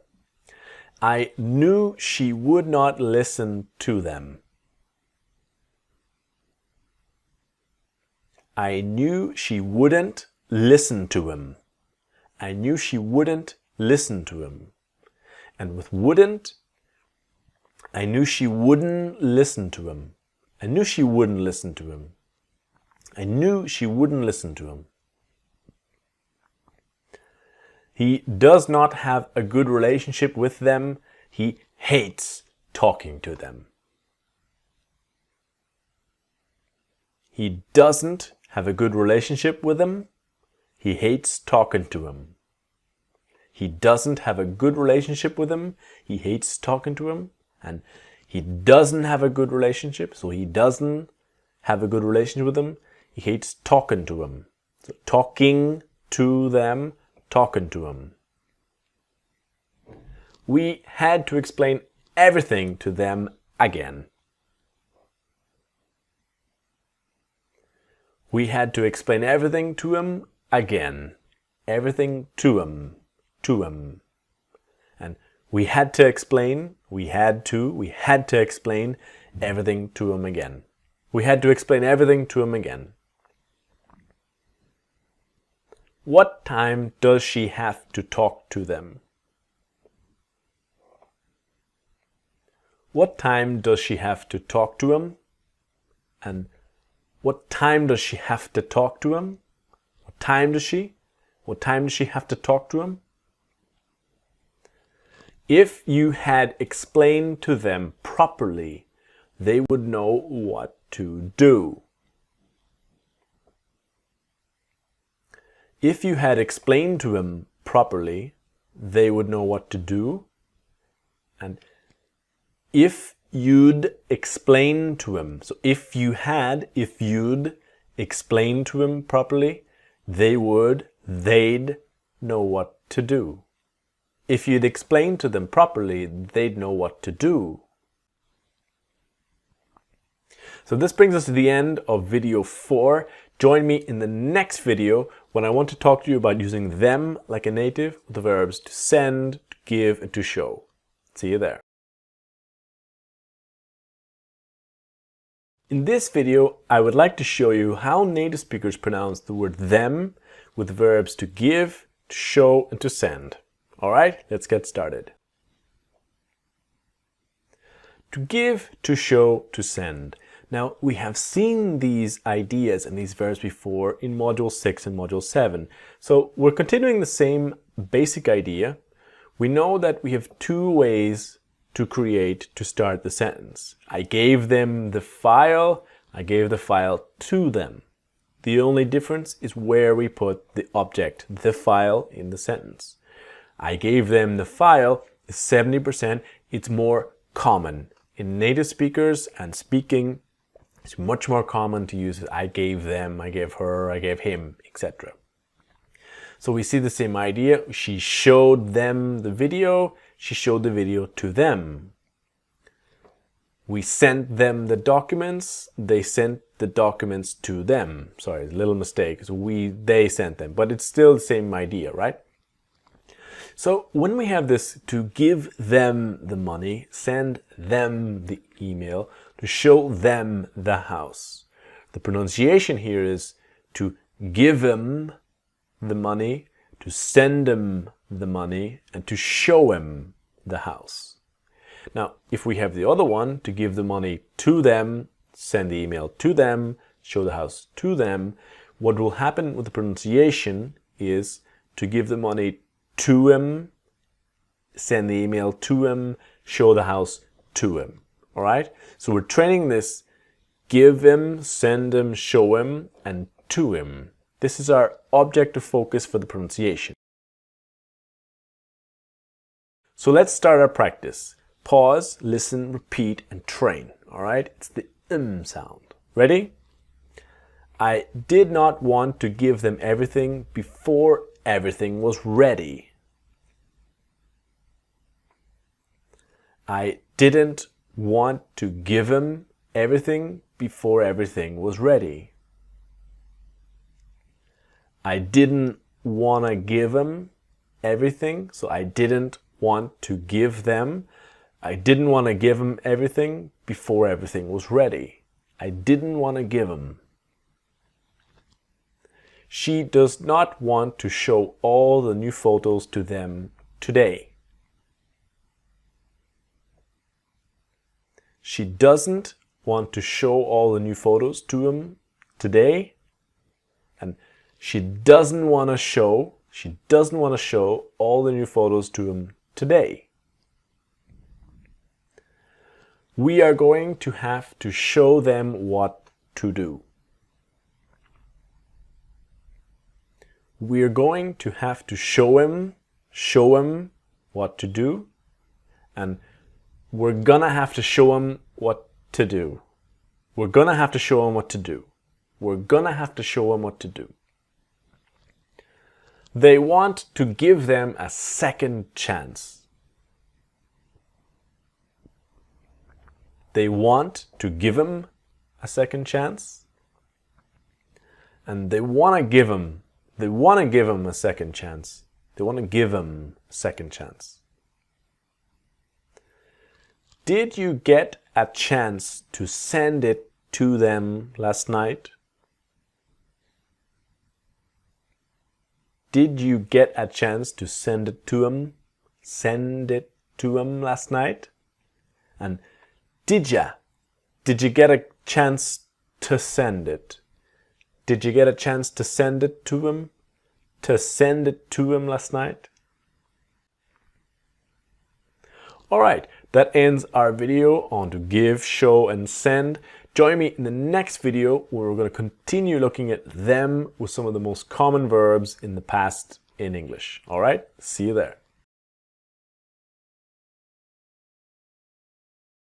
So in this video, I want to show you how to pronounce them like a native with the most common verbs in English. This is, again, a pronunciation video, so pause, listen, repeat, and training all the time to really get that native speaker accent. Ready?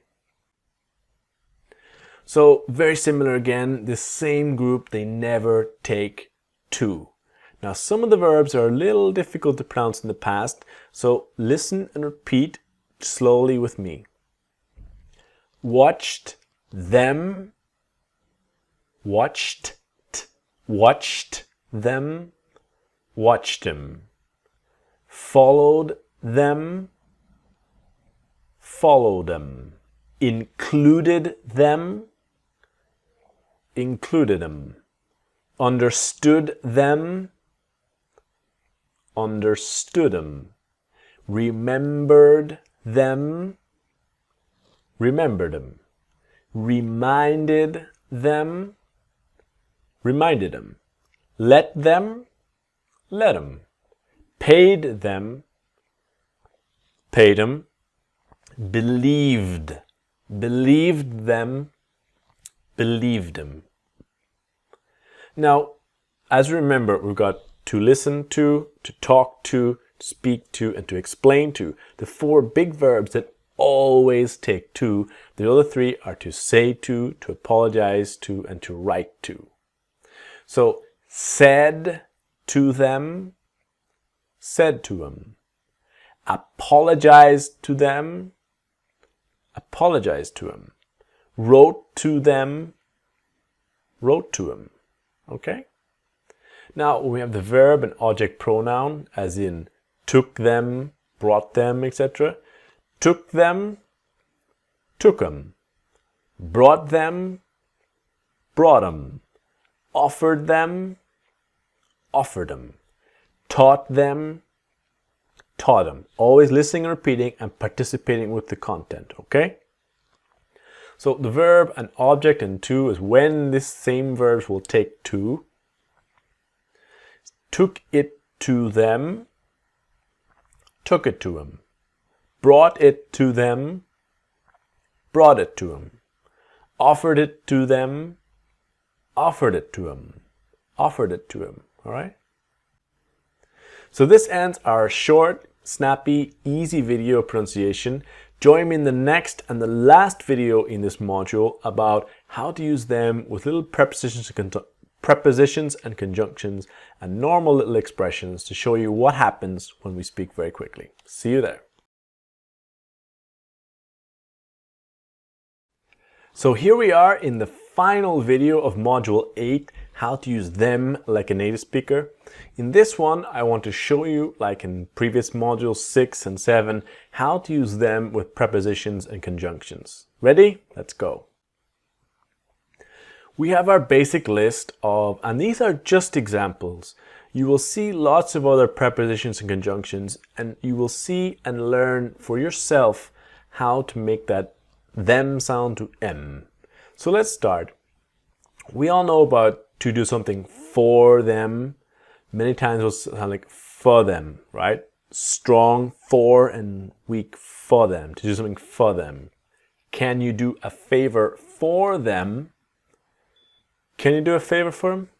Can you do a favor for them? Can you do a favor for them? All right? Those little sounds when we speak quickly. Can you do a favor for them?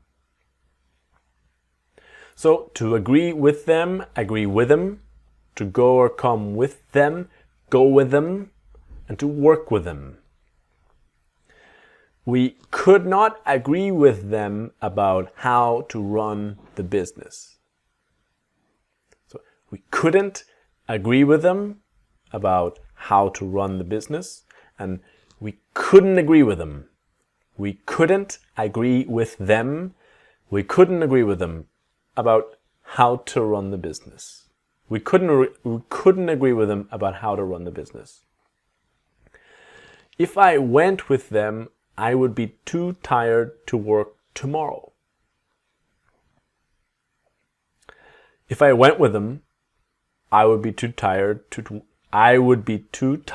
to work tomorrow. And if I went with them, I'd be too tired to work tomorrow. If I went with them, I'd be too tired to work tomorrow. I really love working with them. I really love working with them, and I really love working with them. Working with them, working with them. So, to complain about them, talk about them, is that push of about them. Talk about them, right?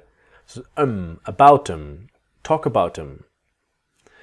I know you have problems with them, but complaining about them is not helping. I know you have problems with them, but complaining about them is not helping. I know you have problems with them. I know you have problems with them. I know you have problems with them, but complaining about them is not helping. Well, let's not talk about them in front of them. Well, let's not talk about them in front of them. And let's not talk about them in front of them. Well, let's not talk about them in front of them. Okay? And to look at them is look at them. Looking at them. At them. She just cannot stop looking at them. She just can't stop looking at them. So lots of letters disappear, but the T in can't is always very strong and always there. She just can't stop looking at him. And she just, so the T in just can't stop looking at him. She just can't stop looking at him. All right, so this brings us to the end of module 8. Join me in the next module when I will start to talk about Gota, gotta go, and all the mysteries and secrets about Gota. See you there.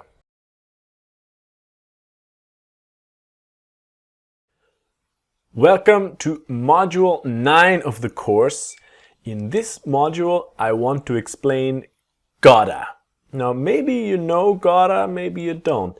In this first video, I would like to give you a good basic introduction to have got, gotta, and why we use gotta. Okay, let's get started. In English, we have the verb to have. We use this for possessions, right? Nouns, objects, etc. Now, we have two ways to express this idea. In English, we have to have got. The same idea about possessions and idea, but two ways to express this. Now, to have and to have got. Same idea, the same meaning, but to have got is very common in speaking and in formal situations. So the basic rules is have got is only in spoken English. We do not write to have got, we use it when we're speaking. The other idea is that it is informal, very informal. To have got, we've got, It's for speaking and informal situations, and it's only in the present tense, only for now. You can only use have got talking about now. Now, what I mean is, in the present is to have got, but the moment you are in the past, it's I had, and in the future it will be I will have. All right? So if we have only in spoken English, informal, and only for the present tense, these are the three secrets to using to have got perfectly like a native speaker. Now, when we look at have got, the important thing is the contractions in the speaking. So it's I, you, we, they have got, and this will be I've, so listening and repeating, I've got, so the teeth are here, I've got, you've got time, we've got a problem, they've got, etc. With he and she, we have he has got time, money, a problem, she has got that there. So this is the same contraction of she is and he is, of he's got and she's got. So repeat with me, he's got money, she's got time, all right?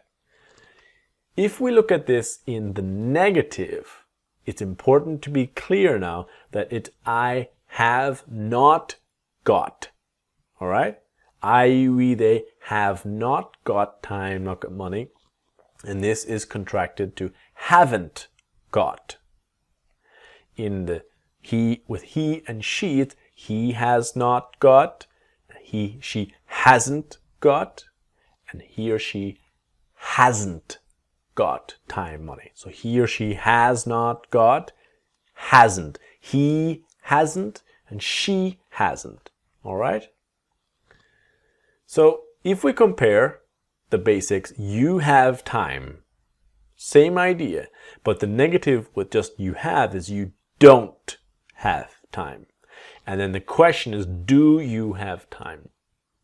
With have got is I have got time, you haven't got time, but see the difference in the negative of just have, don't have, and then you haven't got. This difference is crucial and essential. Look at the question. What's the difference? On one hand, we have, do you have, and then have you got. So sometimes have is like a normal verb, and sometimes it's like a modal, like a be verb. All right? So this is the end of the short introduction explaining have and have got. In the next video, I'm going to explain gotta and how we use gotta. See you there. Okay, in the last video, we learned the basics of to have and to have got, and we continue this idea, but now we want to look at to have and to have got with obligations and gotta. Let's go. So we remember in the course to have to do something is about obligations, to have to go, have to do it, etc. And we have two ways to express this idea. In the last video, I showed you that we have to have and to have got. Here, I want to show you we have to and to have got to. All right, same idea. So if we have to have got to, it's only in spoken English, it's informal, and only for the present tense. Those are the three secrets to using have got to and gotta perfectly like a native. Now, when we have the present to have got to, if it's the moment in the past, you must change. There is no form of have got to in the past or the future. It's I had to and I will have to. All right? So let's look at the possible contractions. So you have got to do it. So listening and repeating. Let's start again. Pause, listening and repeating. You have got to do it. You've got to do it. And the next one is you've gotta do it. You've gotta do it. So got to is gotta. All right? Now, what happens sometimes, and it's very informal, is you gotta. You gotta do it.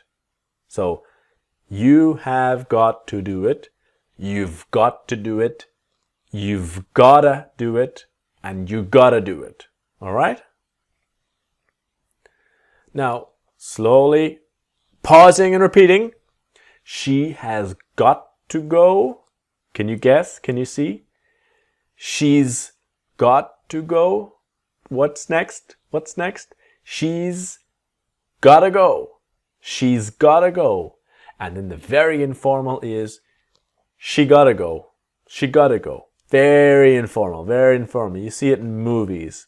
Normally we say she's gotta go, but she gotta go is possible. Now, to have got to is about obligations only in the affirmative, only in the positive. Now, what I mean is we have got to buy it. If it's in the negative, you need to use we don't have to buy it. Okay? And what do we have to buy? Because here, I have got to do it. I don't have to do it. But I have not got to do it. This does not exist. So I have got to do it is only in the positive. If it's in the negative, I don't have to do it. All right? So let's get started with the practice. Now remember, pause, listen, repeat, and train. And try to see all the contractions because now we have a lot of material to practice. Ready? You have got to call him now to tell him you are coming. You've got to call him now to tell him you're coming. You've got to call him now to tell him you're coming. And you got to call him now to tell him you're coming. All right? So maybe try that one more time. You've got to call him now to tell him you're coming. You've got to call him now to tell him you're coming. And you got to call him now to tell him you're coming. You got to call him now to tell him you're coming. Come on, we have got to go home now. Come on, we've got to go home now. Come on, we've gotta go home now. And finally, come on, we gotta go home now. We gotta go home now. I have got to give my parents a call.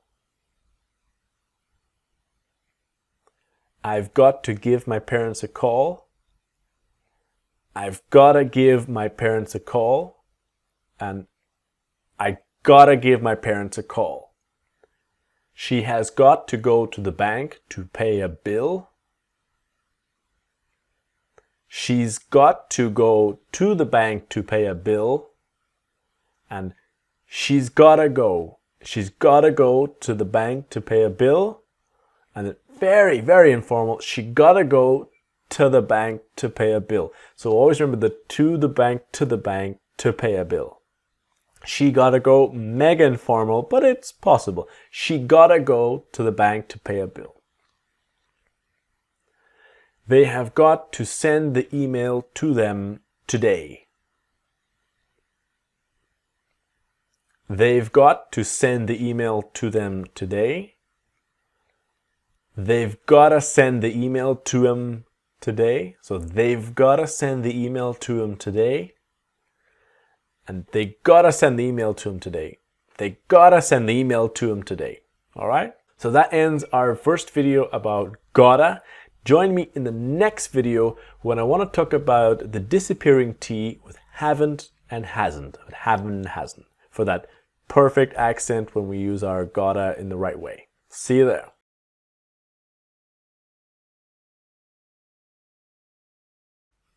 Now, in this short, simple video, if you remember Module 3, the case of the disappearing T, the same thing happens with have not and hasn't. This is what I would like to show you in this video to get that, just that perfect accent. Ready? We know now we have two basic verbs. The same thing with little differences. To have got. Now, when we look at have got, we've got the I've got, the contraction, right? I have, I've. You have, you've. We have, we've. They've got time, money. We're talking about something now in the present tense, and it's a noun, it's an object, time, money, or a problem, right? Now here, he has, he's, she has, and she's, etc.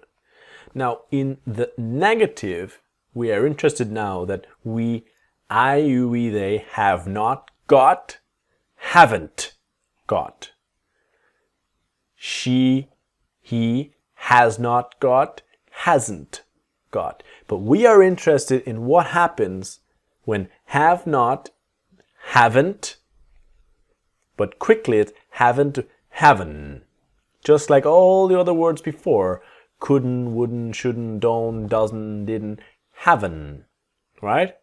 So I have not got it now, I haven't got it now, and I haven't got it now. Has not, hasn't, so this is S because he hasn't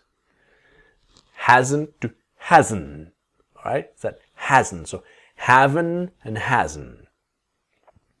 She has not got time, she hasn't got time, and she hasn't got time. So it's the quick, fast pronunciation of using have got for now, talking about a possession or a thing. She hasn't got time. And you will see this haven't and hasn't with the rest of the present perfect. I haven't been to, etc. So that same idea, disappearing T. So let's practice. Let's always remember, pause, listen, repeat, and train your accent to get that disappearing T in haven't and hasn't. Ready? Sorry, but I have not got the time to talk about that right now. Sorry, but I haven't got the time to talk about that right now.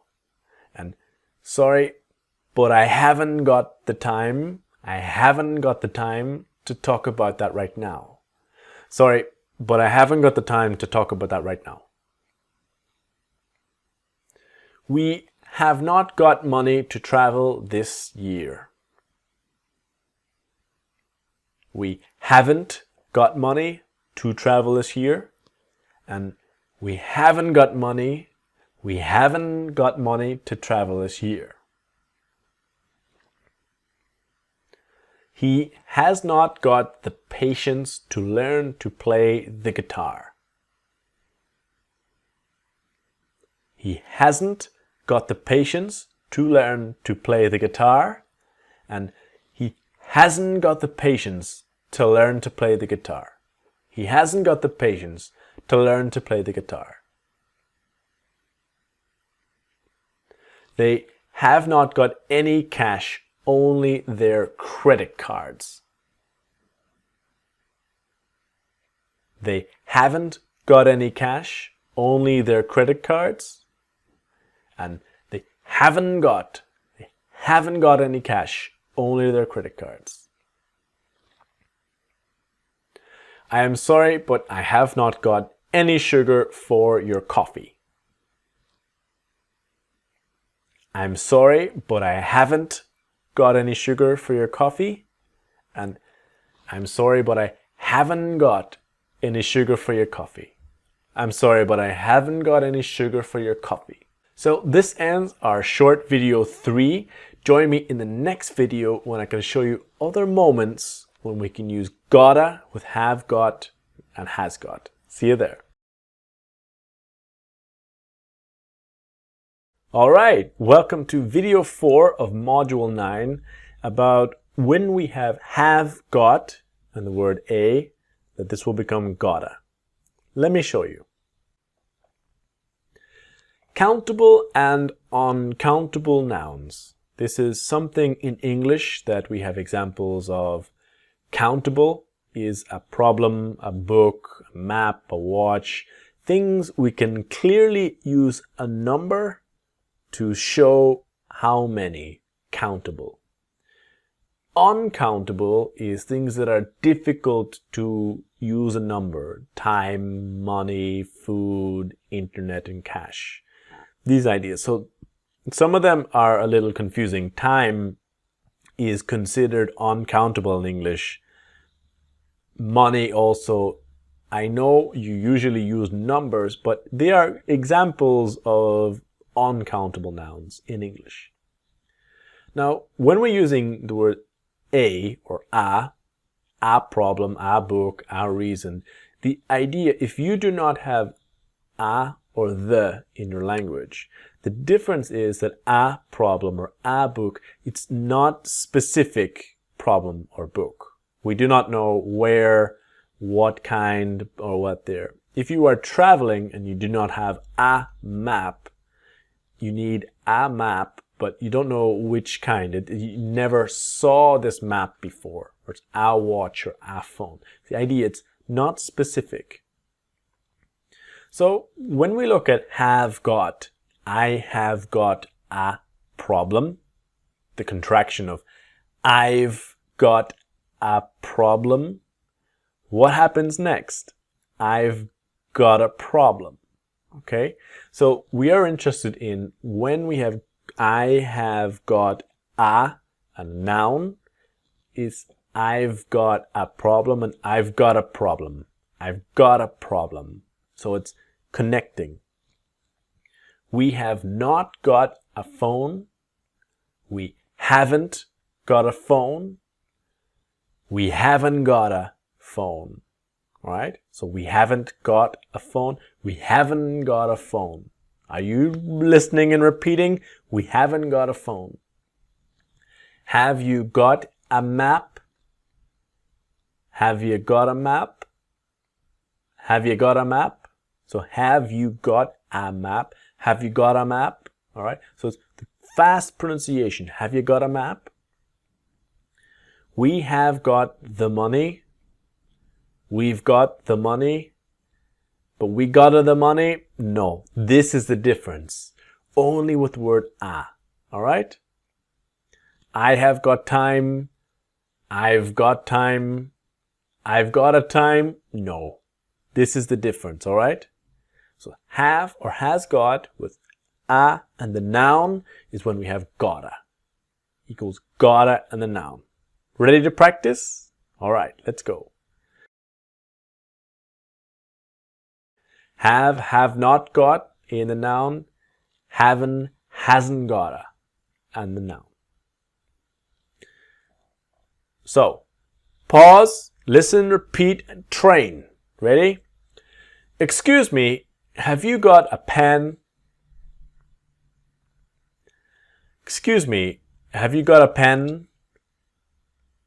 Have you got a pen? Excuse me, have you got a pen? Have you got a pen? I have got a €1 coin for the machine. I've got a €1 coin for the machine. I've got a €1 coin for the machine. Okay? I've got a €1 coin for the machine. Have you got a light? This is normally when people are smoking a cigarette and they ask for the lighter.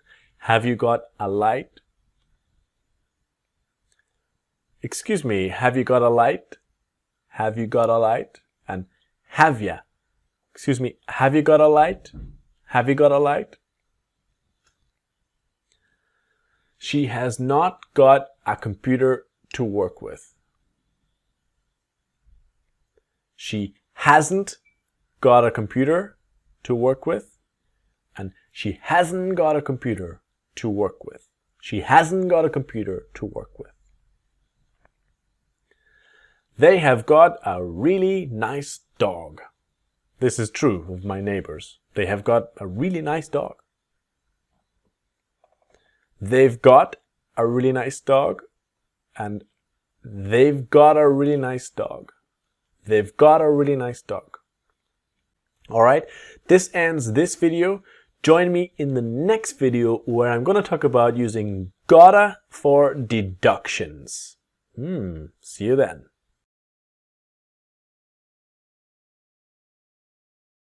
Okay, welcome to video 5 of module 9, the last video in this module before we go to Woulda, Coulda, Shoulda. This video is about Gota for deductions. So let's explain that better.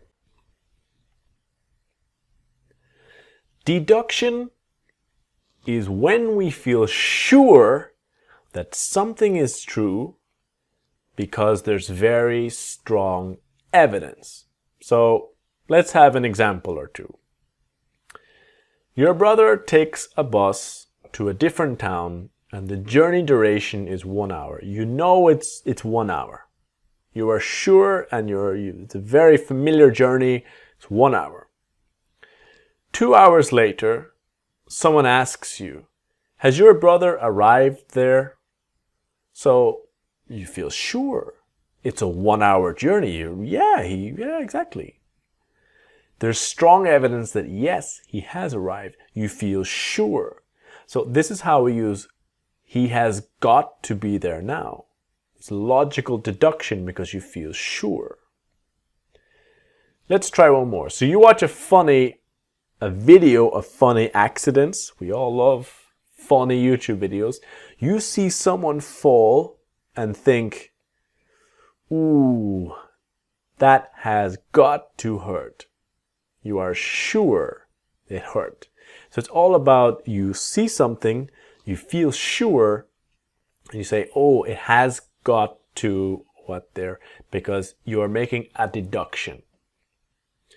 So he has got to be there, he's got to be there, and he's gotta be there. He's gotta be there, right?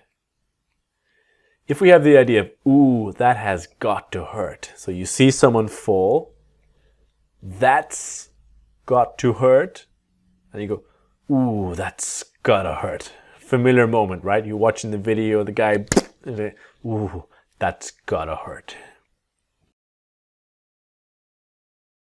So this is what we're gonna practice about gotta for moments when you are sure you're making a deduction, you're sure something is true because there's strong evidence, all right? So let's go. But it has got to be working. But it's got to be working. But it's gotta be working. But it's gotta, like a computer and it was working 10 minutes ago, someone says, it's not working, but it's gotta be working. She has got to be ready by now. She's got to be ready by now. She's got to be ready by now. It has got to be here somewhere. Let me see. This situation, A person cannot find something, but you are sure it's there. It has got to be here somewhere. Let me see. It's got to be here somewhere. Let me see. And it's gotta be here somewhere. Let me see. So let me see. Let me. It's gotta be here somewhere. Let me see. You have got to be kidding me. Kidding is joking or making fun. You've got to be kidding me. And you've gotta be kidding me. You've gotta be kidding me. You gotta be kidding me. You gotta be kidding me. It's not true. They have got to be joking. They've got to be joking. And they've gotta be joking. And finally, they gotta be joking. They gotta be joking. It's not true. This ends our module 9. I will see you in the next and maybe the most exciting and most useful module of the course, module 10, Woulda, Coulda, Shoulda. See you there. Welcome to module 10, the final module in this course, Woulda, Coulda, Shoulda. If the name is not clear, don't worry, you will understand soon. But in this module, we have some advanced conditionals, and we are going to see what native speakers are really saying, so you can speak just like a native speaker with the advanced conditionals as well. If you're looking for a challenge, you're in the right place. Because this is advanced materials, I want to be clear. Let's have 2 steps. Step 1 is be able to understand first. This is always our first objective with conditional ideas, especially when we teach in the classroom. Don't worry if you cannot use it now perfectly. It's fine. Be able to understand first. If you can understand, you can respond. If you can respond, you can communicate. And then later with time, you will see how to use it and be able to use it after. 2 steps. First understand, after use. Okay? So remember, the focus here is to be able to understand natives, to not get lost trying to understand. Now, if we start with some basics, the first video here is about would have and would exactly. So the first idea here, simple idea, I would buy it if it wasn't expensive. So I would buy it if it wasn't expensive. When we talk about this kind of sentence, we say, what happens if something else happens? So I would buy it if it wasn't so expensive. So it is very expensive and I'm not going to buy it. So it's what happens if something else happens. This sentence, I would buy it if it wasn't expensive, is talking about now. But if we want to make this idea about the past, the magic word is have. I would have bought it if it had not been so expensive. All right? So what's the magic word? Have. This is the magic word we use in the sentence to make, because we had the previous sentence here, I would buy it, and then after it, I would have bought it. So have is the magic word. And in my experience, the number one problem of when people start to use these conditionals, they forget the word have, and it's confusing for the other person. If you don't have the word have and you say, I would buy it, I understand you are speaking about now. If you say, I would have bought it, I go, okay, it's a past moment and a before, not talking about now. Very important. What's the magic word? Have. So now is I would do it. Past, I would have done it, right? So the whole idea about this, the past is the past. You cannot change it. But you can talk about different possibilities. So something happened to you a week ago. You cannot change it, but you can imagine and think and talk about different possibilities in the past. And this is when we use these conditionals. So what would have happened if something else had happened? Okay? Let's get an example or an idea. Well, first is about the present tense is to do, to see, to buy. Past is did, saw, bought, and tried. And past participle is done, seen, bought, tried. Because after the have, you must have the past participle. Not the verb in the present, but the past participle. So looking at the form, all the ingredients or little pieces of the sentence, we start with I, you, we, they, he, she, would, have, now it's past participle. Now here is only examples. You can have whatever verb you want. I would have done it. I would have seen him, etc. And the little word if that makes everything happen here. I, you, we, they, da, da, da, had, and past participle. These are all the elements, all the ingredients for this kind of conditional. Now, we call this the third conditional, but don't worry too much about names, whatever. Just get the idea and get the concept first. Now, this is the form, but we can easily have in a different order. If I, we, they had, and past participle. So previously it was in a different order, and now we can just change the order. All the ingredients in a different order. I, we, they would have, past participle, right?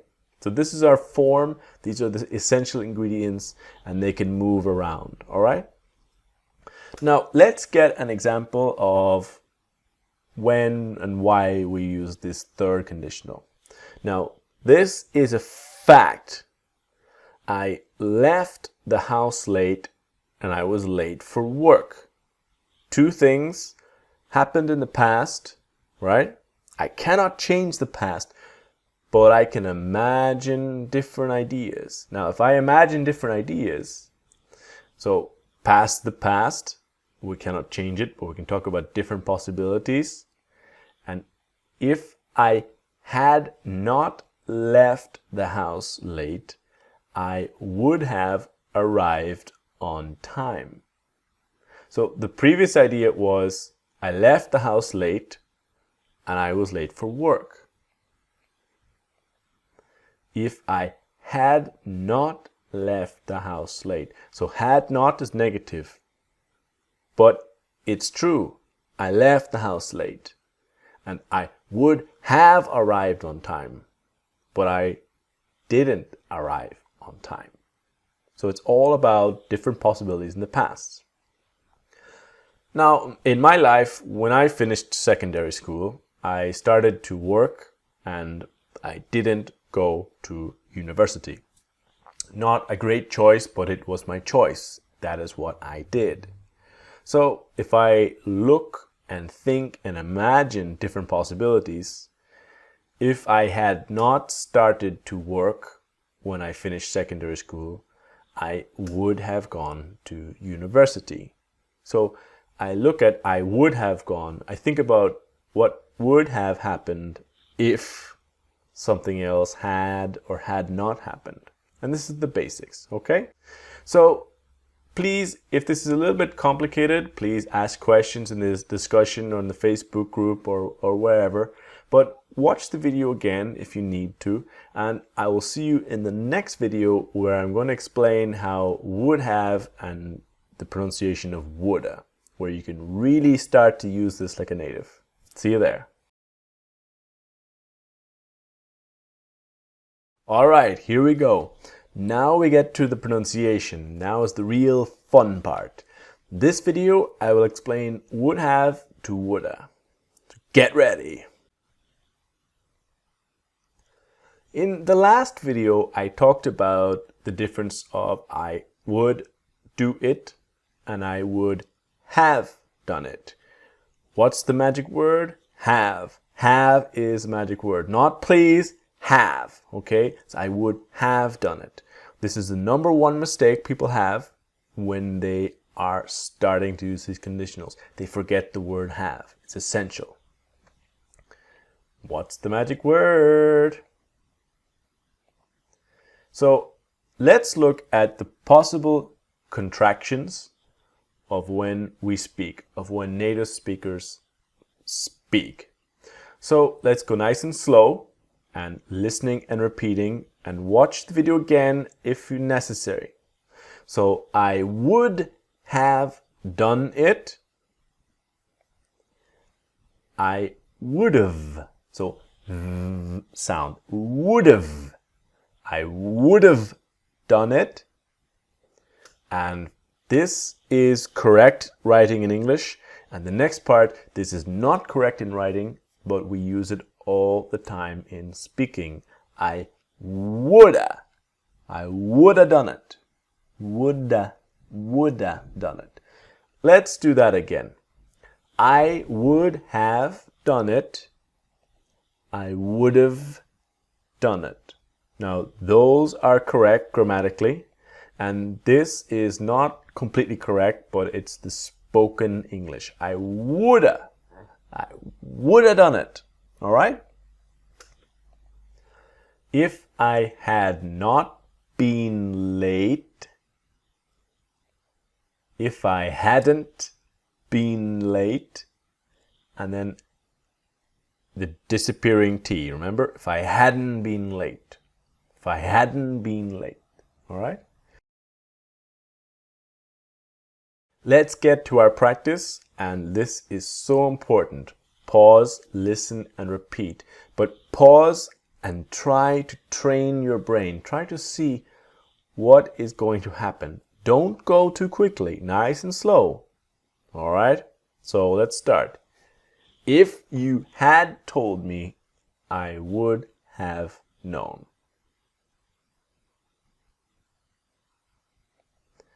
If you had told me, I would have known.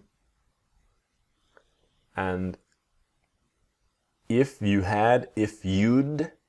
told me, I would have known. If you'd told me, I would have known. Okay? She would have been able to help you if you had asked her. Are you pausing? Mm-hmm. She would have been able to help if you had asked her, right? So the her to her, asked her, if you had asked her. She would have been able to help if you had asked her. And then she would have been able, so she would have been able to help if you'd asked her. She would have been able to help if you'd asked her. She would have been able to help if you'd asked her. Okay? I would have done the same thing if I had been in your position.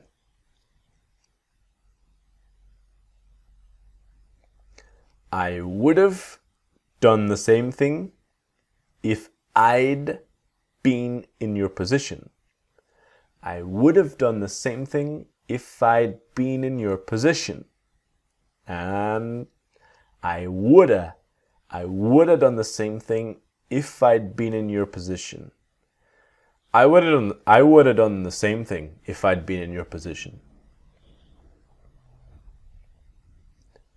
If we had known we were going to be so late, we would have called.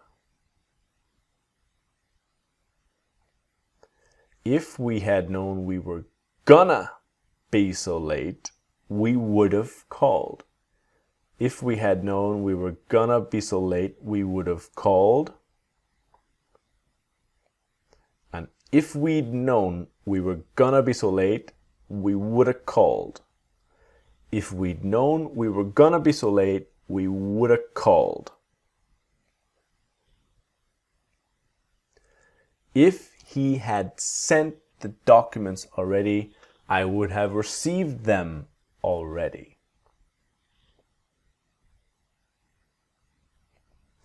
If he had sent the documents already, I would have received them already. I would have received them already. And if he'd, so if he had, if he'd sent the documents already, I would have received them already.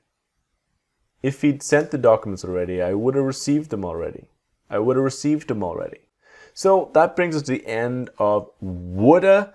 Please, any questions and doubts, don't hesitate to ask or any on Facebook or in the Udemy group, no problem. So I will see you in the next video for when we're going to talk about the negative of would not have and what happens there. See you there.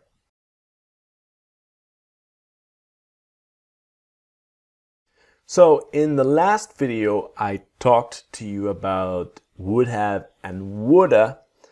Now I want to show you the would not have and wouldna. All right, be ready. Let's start. So let's talk about the form, the basic elements. We've got I, you, we, they, he, she.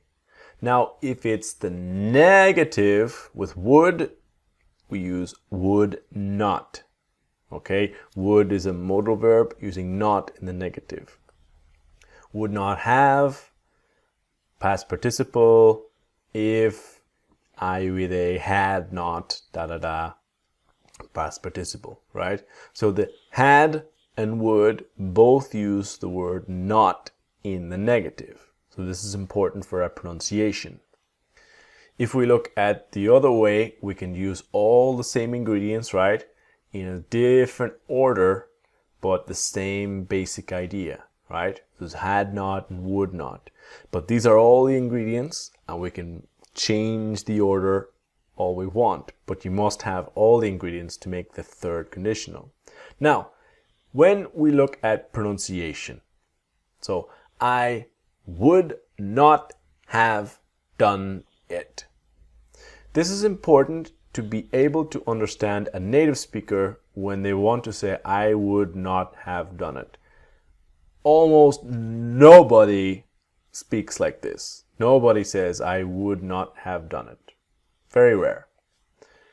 What we do have is would not is wouldn't have done it. Okay. From there, this is correct grammatically in the writing. Now it's I wouldn't have done it, wouldn't have done it.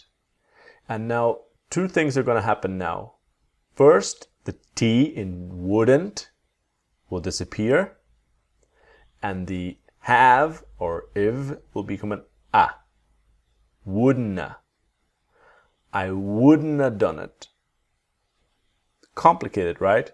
When we start here, I would not have done it. I wouldn't have done it. I wouldn't have done it. And we speak quickly. I wouldn't have done it.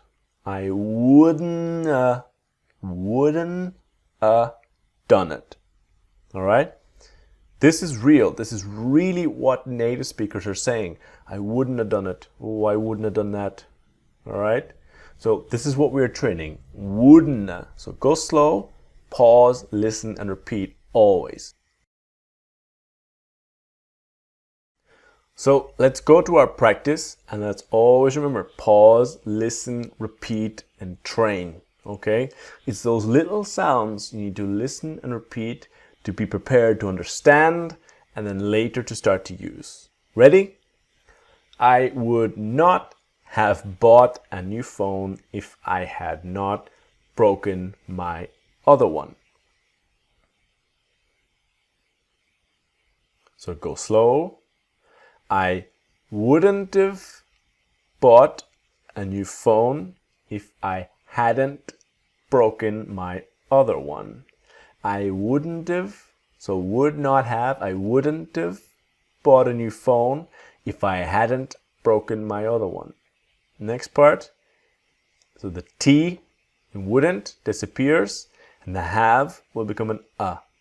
I wouldn't have bought a new phone if I hadn't broken will become hadn't broken my other one.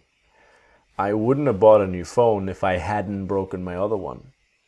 I wouldn't have bought a new phone if I hadn't broken my other one. He would not have sent it if I had not told him to send it. So he would not have sent it. He wouldn't have sent it if I hadn't told him to send it. And he wouldn't have sent it. He wouldn't have sent it if I hadn't told him to send it. So he wouldn't have sent it if I hadn't told him to send it. He wouldn't have sent it if I hadn't told him to send it. Told him to send it. If he had known it was going to be so expensive, he would not have bought it. If he'd known it was gonna be so expensive, so if he'd known it was gonna be so expensive, he wouldn't have bought it.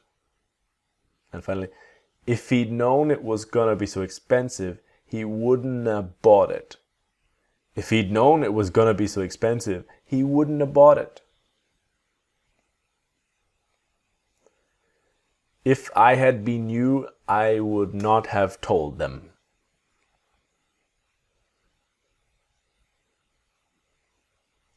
If I had been you, I wouldn't have told them. I wouldn't have told them. If I'd been you, I wouldn't have told them. I wouldn't have told them. Okay? I would not have given it to them if I had known they were not going to use it. I wouldn't have given it to them if I had known they weren't gonna use it. I wouldn't have given it to them if I had known they weren't gonna use it. I wouldn't have given it to him, so I would not have given it to them. I wouldn't have given it to him if I had known they weren't gonna use it. I wouldn't have given it to them if I had known they weren't gonna use it. Alright, this brings us to the end of our video. Would not have to wouldn't. I hope you enjoyed it. Please watch it again. If it's a little bit complicated, contact me with questions, anything you need. See you in the next video when I will talk about could and could have. See you there. So, video 4, module 10. The last 3 videos we saw would, woulda, would have, etc. Now, in the next video, this video, I want to give you an introduction to could and could have. Alright, let's go. When we use the word could, the first basic idea is about future possibilities. We could go to the beach. I could help you. Things that are possible sort of now and in the future. I could do it. I could whatever, right? So future is, or now is we could go today, right? Past possibilities is using could have. We could have gone yesterday. So this is very similar to would and would have, the same idea, right? What's the magic word? have. Could have. Because if we have now in the future, I could go now, I could buy a new computer, I could whatever. To make this idea into the past, you need the word have. I could have gone. And this is crucial. If you want to express the idea about a past possibility and you forget the word have, the other person will be confused. If you say, I could send it, when what you really mean is, in a past moment, past possibility, I could have sent it, but you say, I could send it, the other person understands you are talking about now or the future. What's the magic word? Have. Have is a magic word that makes this sentence into the past. Now, after have, you need the verb in the correct past participle, not the normal verb. But have is the magic word. The past is the past. We cannot change it.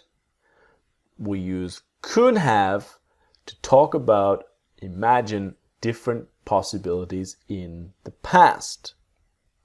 So let's get an example. Your friends ask you, Terry, would you like to go to the beach with us today?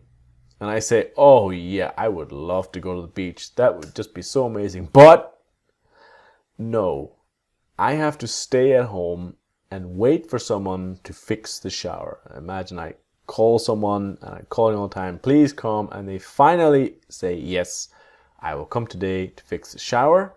And I'm saying to my friends, no, not going to the beach. I have to stay at home.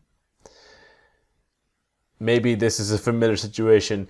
You waited all day, but the person to fix the shower never arrived. Familiar? Yeah, maybe, yeah. And you feel frustrated and you think about different possibilities in the past. You think about that, you lose a day, you think, oh, I could have gone to the beach with my friends. So the past is the past. I did not go to the beach, but I stop and think that guy did not come and I waited and now I could have gone to the beach with my friends, but I didn't. So this is the idea. This is the basic concept. Now, the essential parts to this kind of sentence, this conditionals, I, you, we, they, he, she, could. What's the magic word? Do you know it? Do you? Have, I could have, and the past participle.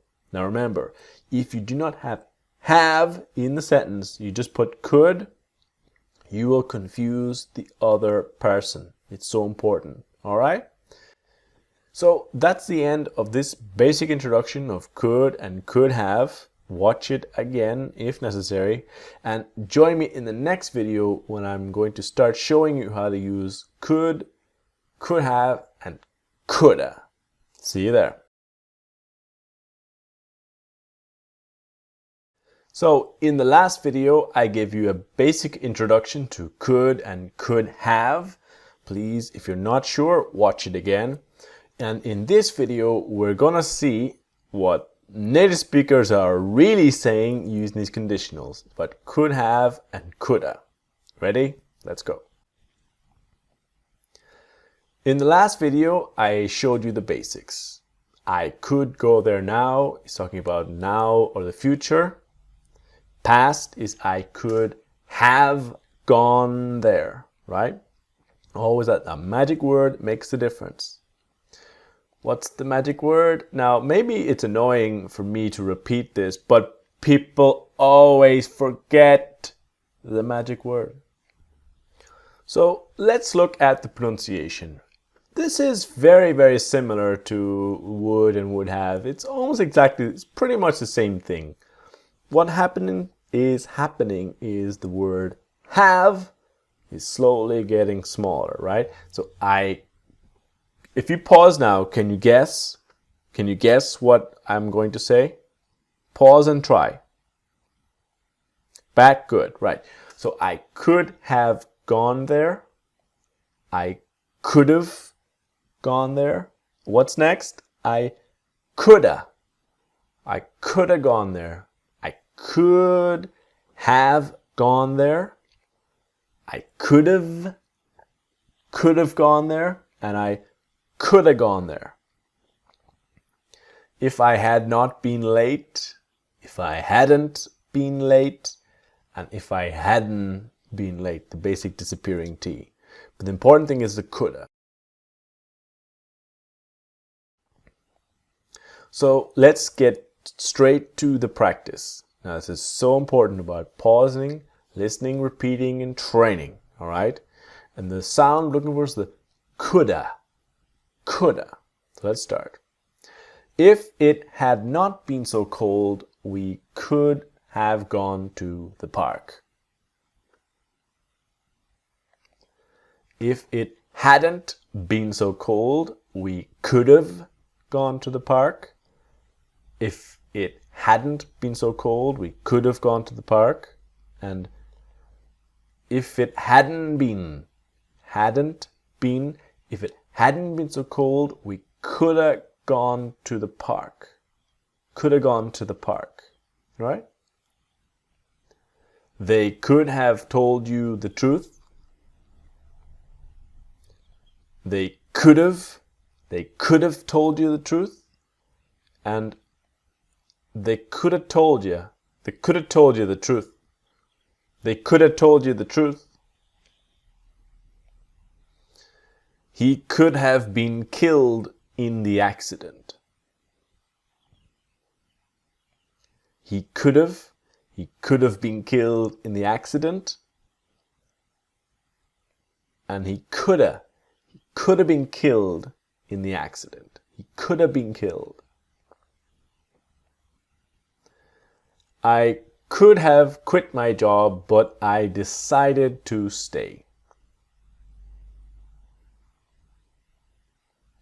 I could have quit my job, but I decided to stay. And I could have quit my job, but I decided to stay. I could have quit my job, but I decided to stay. He could have sent her the email yesterday. He could have sent her the email yesterday, and he could have sent her the email yesterday. He could have sent her the email. He could have sent her the email, and he could have sent her. He could have sent her the email yesterday. He could have sent her. We could have told them before, but we did not. We could have told them before, but we didn't. And we could have told them before, but we didn't. We could have told them before, but we didn't. Alright, so that ends this video. I'll see you in the next video when maybe you can guess it's about could not have to couldn't. See you there. Alright, so we continue our exploration of could have, and this is very, very similar to wouldn't, but now it's could not have to couldn't. Let's go. When we talked about could, we talked about possible things in the future. But obviously, when you use could to could not, it's about impossible things in the future. So we could not buy a car, impossible. We could not take you there, impossible, right? So this would be about the future, same basic idea as in it's possible or impossible, but talking about now or the future, we could not buy a new car. What's the magic word? What's the magic word? Have, right? Impossible things in the past, with the magic word, we could not have bought a new car, or we could not have taken you there. All right? So it's the same basic idea. What happens in the pronunciation? So I could not have known. It's a situation with have in the past, And it was impossible in the past. It was impossible for me to know this. I could not have known. To I couldn't have known. To I couldn't have known. So next, the couldn't, the T will disappear, and the iv or have will become a, right? I couldn't have known. I couldn't have known, right? Couldn't. So this is what you're training your ears to understand and be able to understand when native speakers. He couldn't have known that. He could not have known that. He couldn't have known. Couldn't.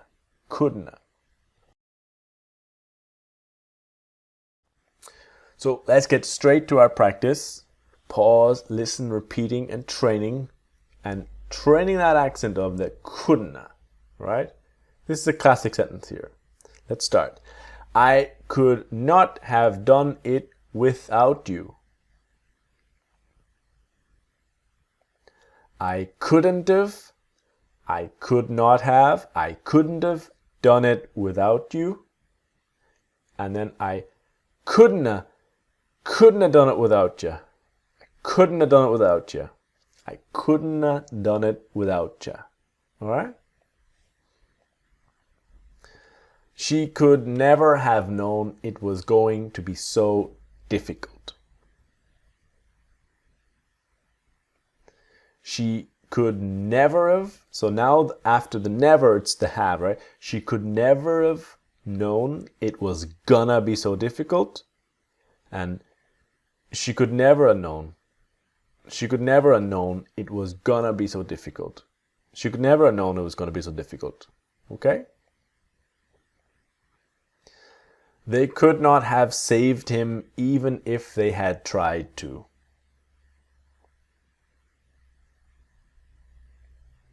They couldn't have saved him.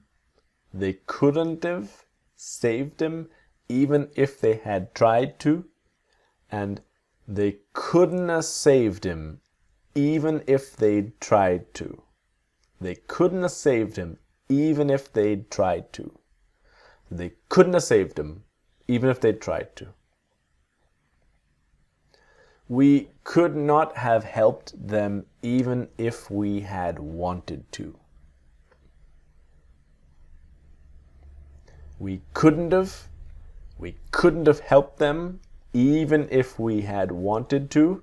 We couldn't have helped them, and we couldn't have helped them. We couldn't have helped them, even if we'd wanted to. So we couldn't have, we couldn't have helped them, even if we'd wanted to. We had, we'd, right? They could not have known there would be a natural disaster.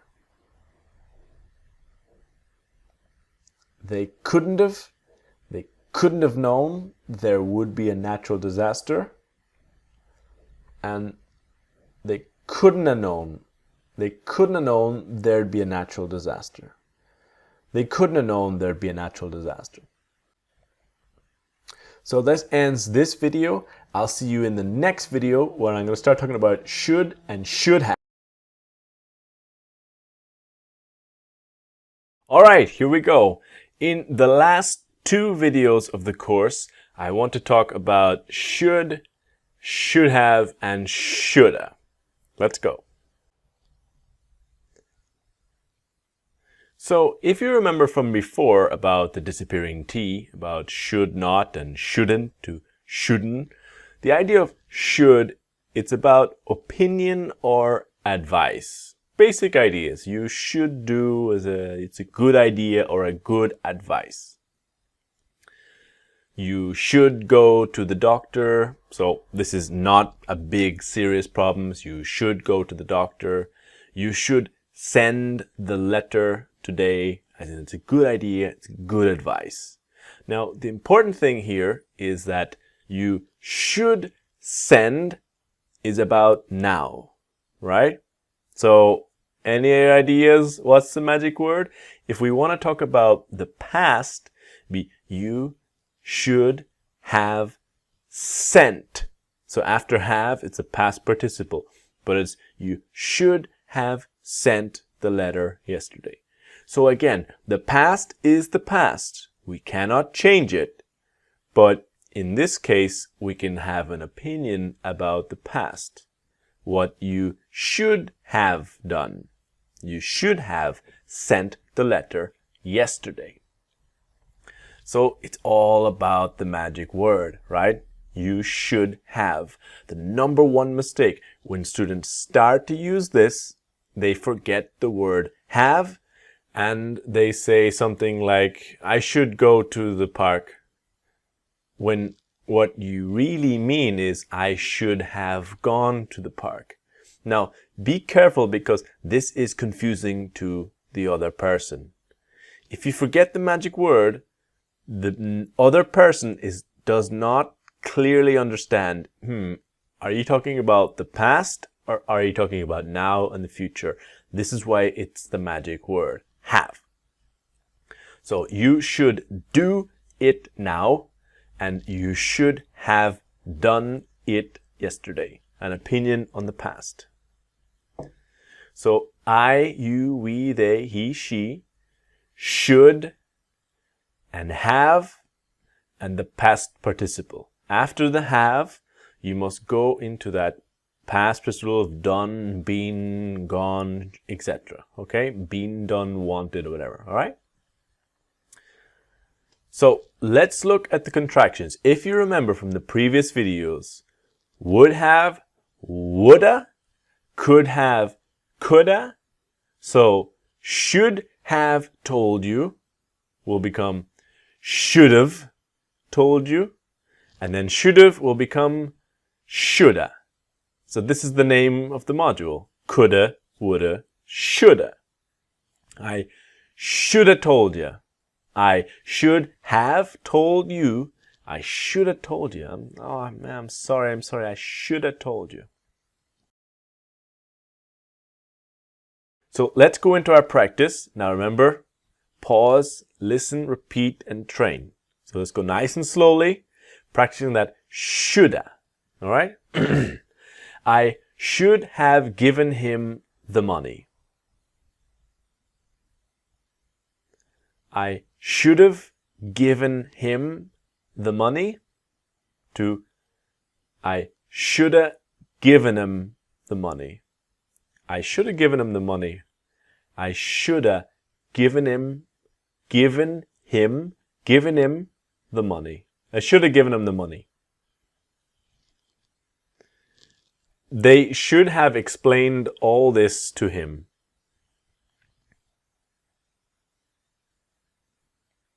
They should have explained all this to him, and they shoulda explained all this to him. So they should have explained, they should have explained, to they shoulda explained, and they should have explained all this to him. To him, to him. They should have explained all this to him. He should have listened to them and their advice. He should have listened to them and their advice, and he should have listened to them. He should have listened to them and their advice. He should have listened to them. You really should have been more careful. You really should have been more careful. You really should have. You should have been more careful. And you really should have been. You should have been more careful.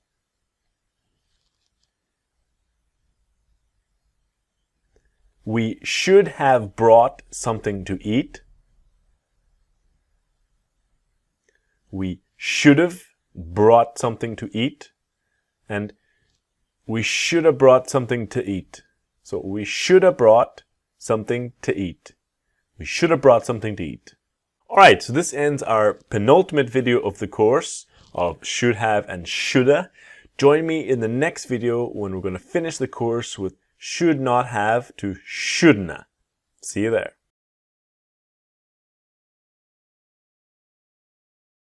In this final video of the course, congratulations to get here, we are going to look at should not have to shouldna. Let's go. So we are learning all the basics, all repeating the same things. We saw of I would have, I woulda. I would not have, I wouldna. I could have, I coulda. I couldn't have, I could not have, I couldna. And the same thing here, right? So we should not tell him, which is for now, as an advice or suggestion or opinion, we should not tell him. And what's the magic word? What makes this become the past? Have, right? Always the magic word. So we should not tell him now, and we should not have told him. So we should not have told him. It's in the past. We cannot change it now. But we did tell him. We told him. And now we are regretting our decision and thinking, we should not have told him. That was a bad idea. But it's an opinion about the past. If we look at our contractions, so this is very similar to the previous videos, I should not have done it. I shouldn't have done it. And I shouldn't have done it. And finally, shouldn't. I shouldn't have done it. Okay, so this is really what native speakers are saying when we speak quickly. I shouldn't have done that. I should not have. I shouldn't. Shouldn't. So let's go directly to our practice and let's focus on that shouldn't. Shouldn't. Okay? It should not have been so expensive. It shouldn't have been so expensive, and it shouldn't have been so expensive. Shouldn't have been so expensive. The computer should not have updated itself. The computer shouldn't have updated itself, and the computer shouldn't have updated itself. The computer shouldn't have updated itself. We should not have drunk so much coffee before the journey. So you're in your car in a journey and you drank too much coffee. We should not have drunk so much coffee. We shouldn't have drunk so much coffee before the journey. And we shouldn't have drunk so much coffee before the journey. He should not have told her about that. He shouldn't have told her about that. And he shouldn't have told her. He shouldn't have told her about that. He shouldn't have told her about that. He should not have done that without checking with me first. He shouldn't have done that without checking with me first. And he shouldn't have done that without checking with me first. So shouldn't have done that without checking with me first. So this ends our course, How to Understand English Native Speakers. I really hope you enjoyed it. It was a big project for me to finish, and I hope you can really enjoy this material, get the most out of it, and always stay in contact with EnglishWithTerry.com and on Facebook and on Instagram and all the social networks. And thank you so much for enjoying and watching my course. See you then.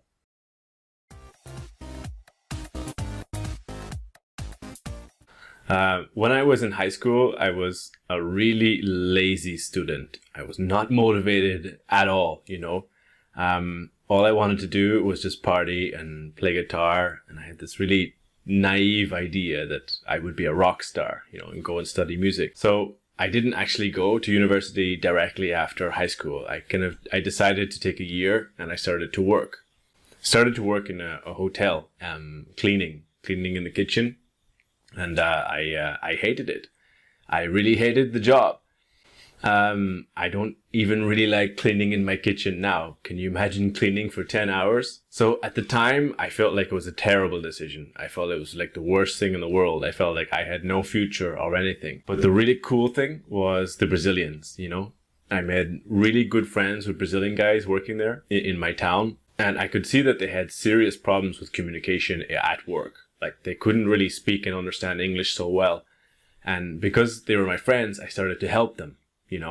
And this was the big thing about why I decided to become a teacher, was because I was useful. I was helping them. It was this good sensation, And when I think about it today, that if I hadn't decided to take a year and to work, I don't think I would have become a teacher.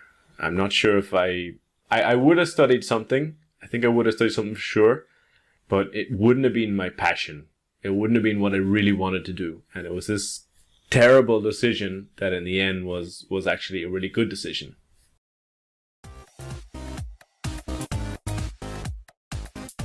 So that was my story about how I became a teacher. Now in the conversation, I used several of the third conditionals, the conditional sentences we have seen in the last module.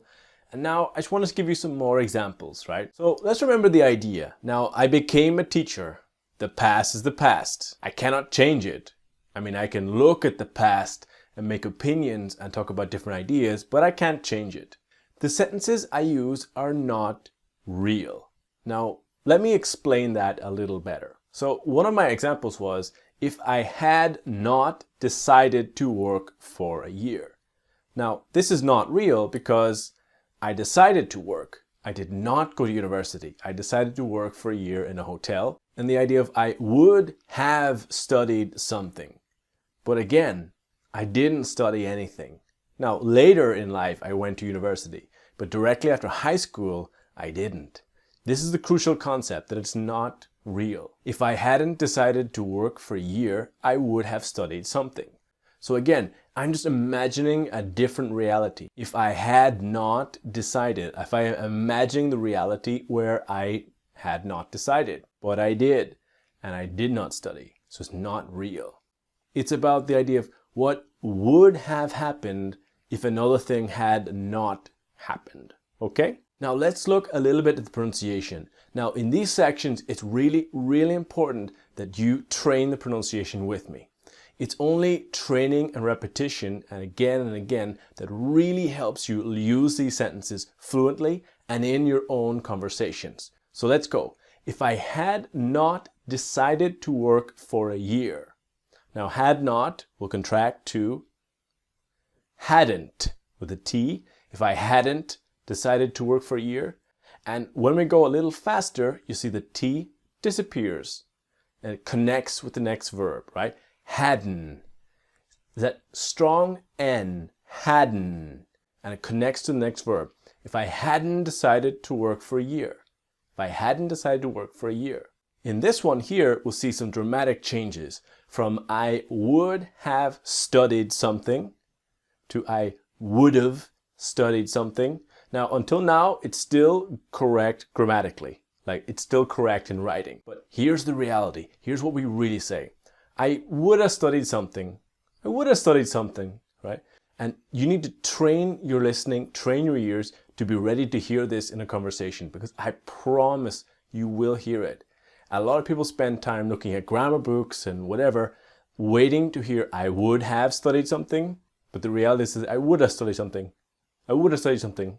Now I talk about the idea that, if I had studied something, it would not have been my passion. Now, I was very lucky, very fortunate that when I went to university, I studied Spanish literature and translation. And it was amazing and I loved it. I had 4 amazing years and I learned so much and I had amazing teachers and it really was my passion. But my point here is that I'm looking at my past. I cannot change my past, but I can have opinions and ideas about it. What I'm saying is, if I had studied something, it would not have been my passion. But this never happened. I didn't study something.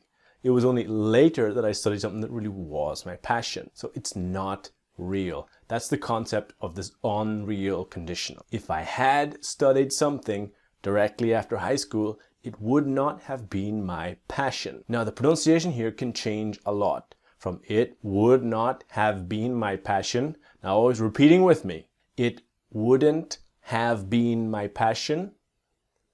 It wouldn't have been my passion. Now it's still correct until now, but it's the next part where the T will be silent and the have will become right? So it's, it wouldn't have been. It wouldn't have been my passion. Train with me so that you're ready and you're listening and you're speaking. It wouldn't have been my passion. Now, this is all about the cause and effect in past sequence of events.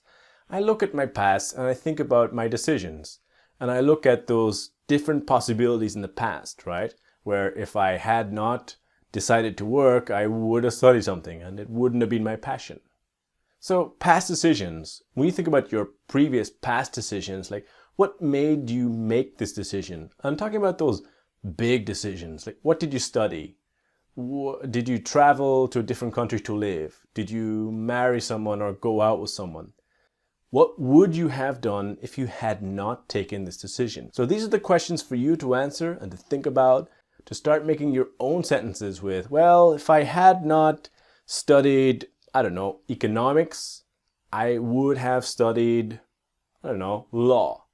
If I hadn't studied economics, I would have studied law. So think about it now. If you studied in university and if you had chosen a different subject, a different idea, what would you have done?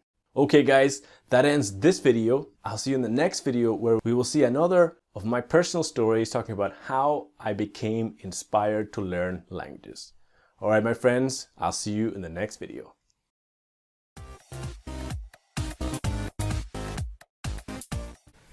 When I think about what really inspired me to be interested in languages and why I started was one of my first experiences when I was 8 or 9 years old.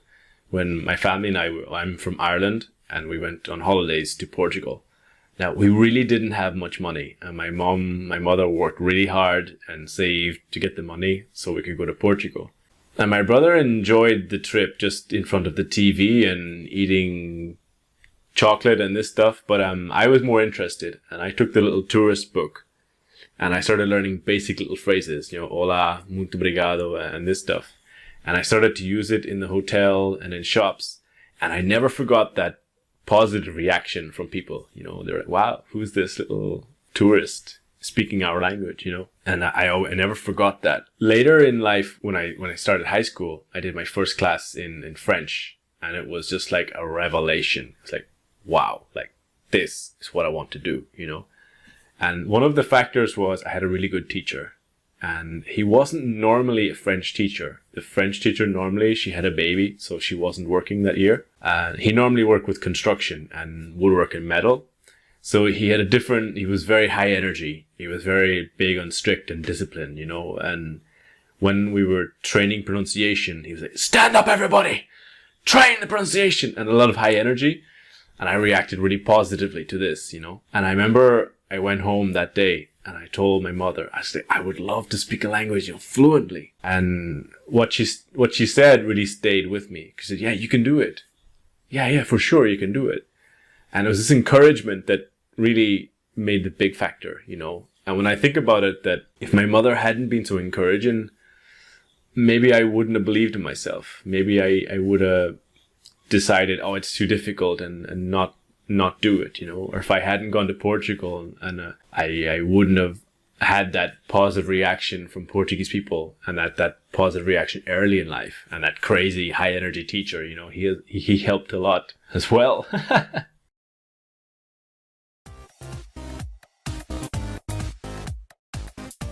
So that was my story about how I became inspired to learn languages. I'm still very inspired about languages and very, very motivated. And this has really helped me in my teaching career because I really understand the students' needs and what you guys need. But Again, I look at the past and I cannot change it, but I can think about those factors that made it possible.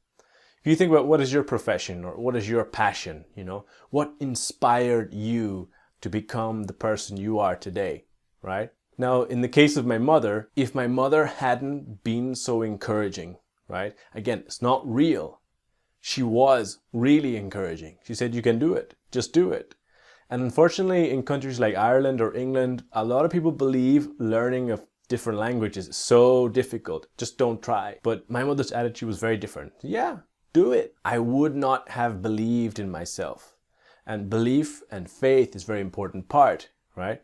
But I believed in myself. And I really believe if my mother hadn't been so encouraging, I would not have believed in myself, right? So it's all about the concept of what would have happened if another thing had not happened. What was that crucial thing, that crucial factor that helped something else happen, right? So again, let's train that pronunciation. I would not have believed in myself. I wouldn't have believed in myself. I wouldn't have believed in myself. Now, it's still grammatically correct until now. And so the next part that's really important is I wouldn't have believed in myself, right? The T is silent and the have becomes a. I wouldn't have believed in myself. Maybe I would have decided it was too difficult. Again, the past is the past. I can just make these ideas and opinions about the past. But I didn't decide this. It's not real. I felt encouraged to do it, right? But I would have decided it was too difficult. I would have decided it was too difficult. And I woulda. It's always that clear sound. I would have decided it was too difficult. Now, I have been observing like TV series, radio, and whatever, speakers from every single native country, right? Ireland, England, Scotland, South Africa, Australia, Canada, and United States. Every single country, they do this all the time. It's the most common, right? I woulda sound, okay? Now, this is the idea of expressing fate and chance. That what is something really cool that happened in your life that you are grateful for? What's something really positive? Now, if that really cool thing hadn't happened, what would have happened? Now, one of the light and easier ways is about romantic relationships. When people are very happy in their relationship and they think about, well, if I had not met that person, I would never have started my family. I would never have moved to this country, right? But it's all about what's that cool thing in your life. And if it hadn't happened, what would have happened? Okay? Just questions, ideas for you to think about your own answers and your own ways to use these conditionals. So in the next video, I'm going to tell you my story about when I was 2 years old and I almost died. See you there, guys.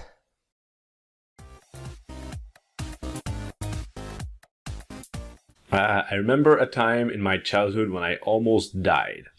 My brother, he always loved cars and loved driving, and he had this habit of playing with the handbrake.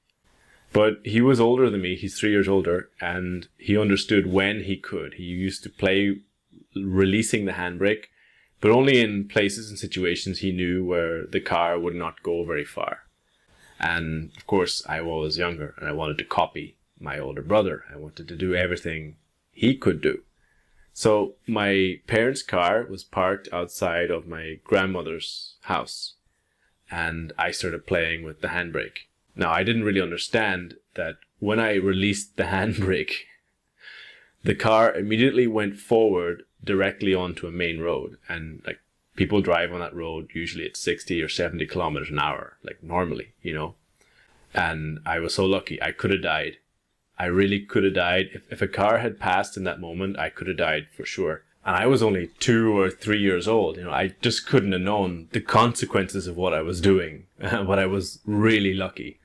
And my brother went running and he found my parents and they were able to put the car back and it was okay. But I could have died.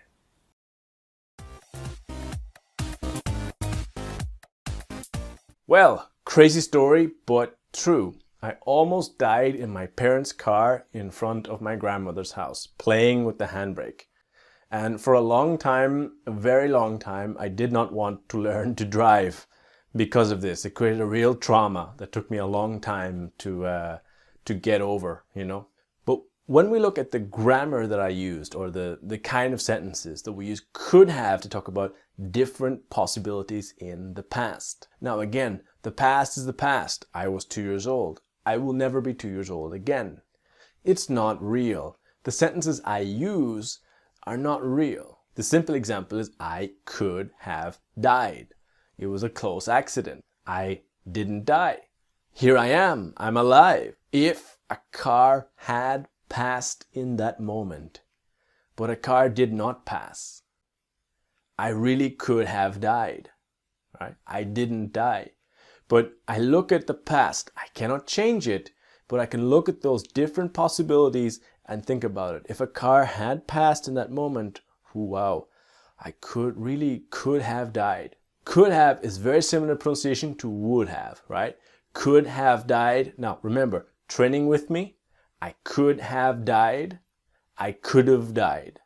And then finally, I could have died, right? Try to train the pronunciation with me now. I could have died. I coulda died. Now, I was only 2 or 3 years old. I just could not have known the consequences. If you think about a small child 2 or 3 years old, they just don't understand the idea of the break in the road and the danger. We need to teach our children about that. But my point here is that it was just simply not possible for me as a child to understand the consequences, right? Again, it's what could have happened, exploring different possibilities in the past. So I could not have known. I couldn't have known. I couldn't have known. And finally, I couldn't have known. All right? That strong N, couldn't. I couldn't have known. Train with me. I couldn't have known. All right? Now, if this is a little difficult for you, remember, it's all about that you understand in a conversation first. If it's a little difficult for you to use, that's fine. But step one is understanding. That's a really important part. Think about your life. What are some close or crazy accidents that you have, right? Have you ever had a near-death experience where you almost died? Have you ever almost had a bad accident? If you think now about those moments, what was a moment when it was very, very close, right? What could have happened? What could have? Like, I could have died. I could have died. I could have broken my leg. I could have broken my leg, right? So think about it and use it now to make some of your own ideas and your own answers. In the next video, I want to share my personal story about how I started my online business. Okay? See you there, my friends.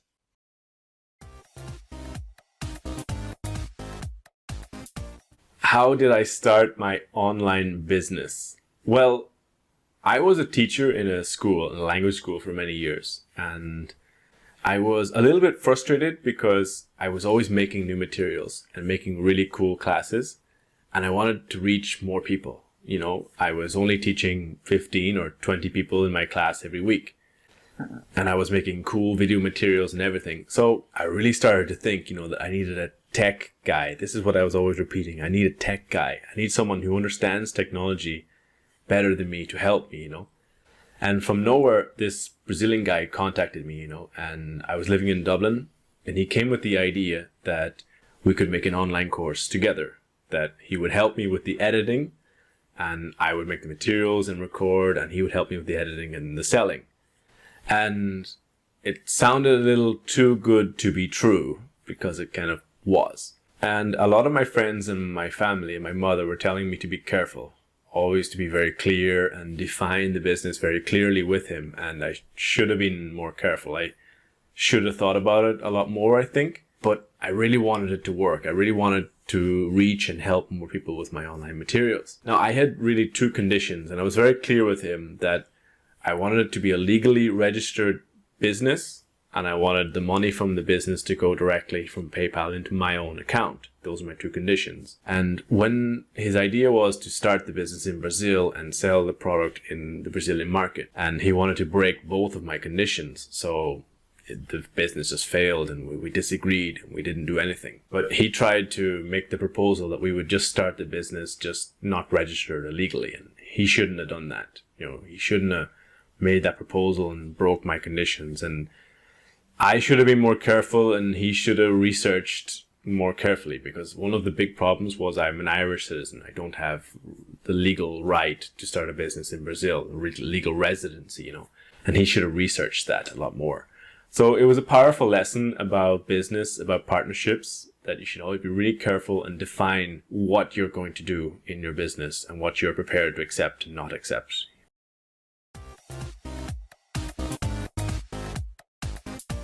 So this was my story about how I started my online business. Now, if you know anyone or you have your own business, you know that it's all about mistakes. You make a lot of mistakes when you start a business and you learn a lot. They can be very powerful lessons. In my case, it was a very powerful lesson about what not to do, especially with a partnership. You need to define everything very clearly in a partnership. So let's look at some of the conditionals I used in my story. Now remember, in this one here, it's like opinion or advice, right? Should. And we use should have to talk about opinions about the past. Now again, I can't change it. I can't change my mistakes or what I did or what my ex-partner did. But I can have opinions about it now. And this is the crucial idea. Past is the past and it's not real. Right? The sentences I'm using are not real. That he should not have made that proposal. His proposal was ridiculous. He wanted the money to enter his bank account and then later he would transfer the money to me one time every month. This is crazy. It's not a way to have a business. So he made the proposal. He should not have made that proposal, but he did it. So let's look at the pronunciation. Again, very similar to would have and could have. But let's train the pronunciation together. He should not have made that proposal. He shouldn't have made that proposal. He shouldn't have made that proposal. And then he shouldn't. That strong N, silent T, and the have becomes a. He shouldn't have made that proposal. Now, I should have been more careful. I was a little naive. I wanted this to be true. I wanted it to be quick and easy money, but life is not like that. I should have been more careful, and I wasn't careful enough. That's the reality. He should have researched more carefully, especially about when you have different nationalities doing business in different countries. You need to know the law, but he didn't research carefully, and that's the point.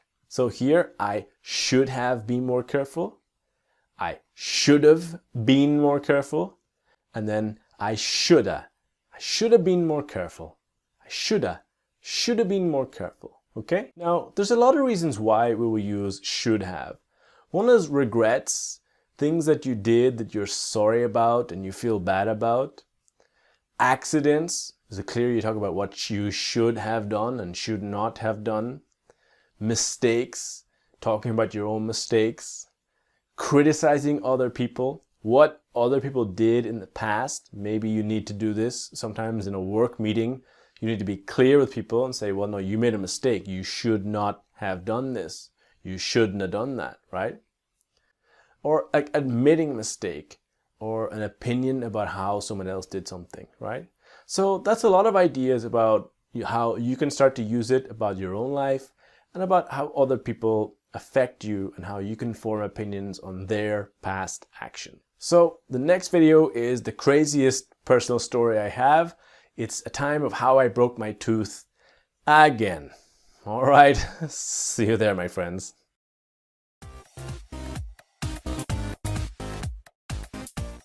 Well, crazy story, but it's true. This really happened and you can see from the photos, right? We use should have to talk about opinions about the past. Now the guy broke my tooth, so I have some opinions about it. Now again, the past is the past. I can't change it. it happened. The sentences I talk about are not real.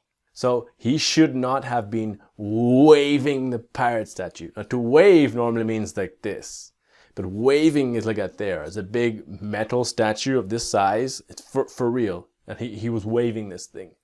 He should not have been waving the parrot statue. He should not have been waving the parrot statue, right? It's a negative, but it's not real. He was waving it, yeah? So again, let's train that pronunciation. He should not have been waving the statue. He shouldn't have been waving the statue. Are you training with me? He shouldn't have.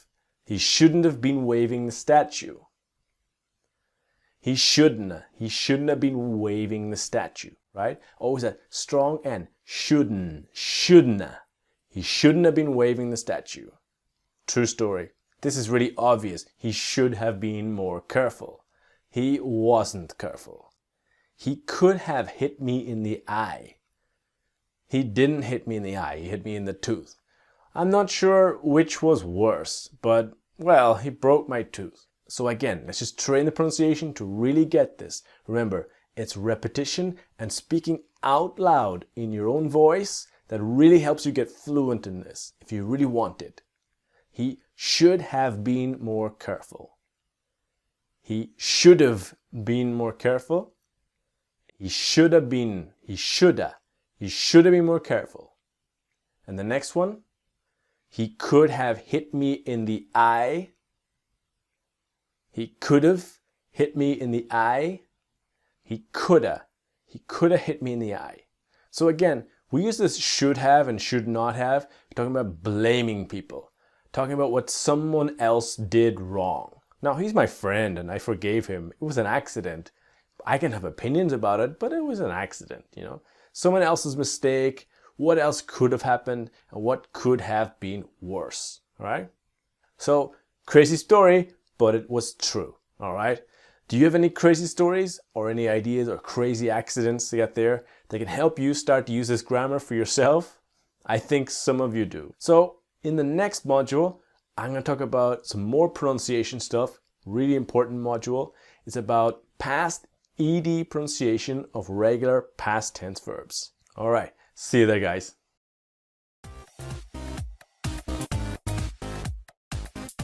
Hey, my friends. In this module, I want to show you everything you need to know about how to pronounce regular verbs in the past. Now, what I mean is that we have regular verbs that you just add the letter ED. But the sound could be very different. This is something that gives a lot of problems even to really advanced students. When I have a private student, for example, who has a good level of English, one of the first things I want to check is, do they understand the idea and can they get the pronunciation correct? Now, in this first video, I want to just quickly show you the rules, quickly introduce the concepts, and in the following videos, we will see in a lot more detail. So this is just a quick introduction. All right?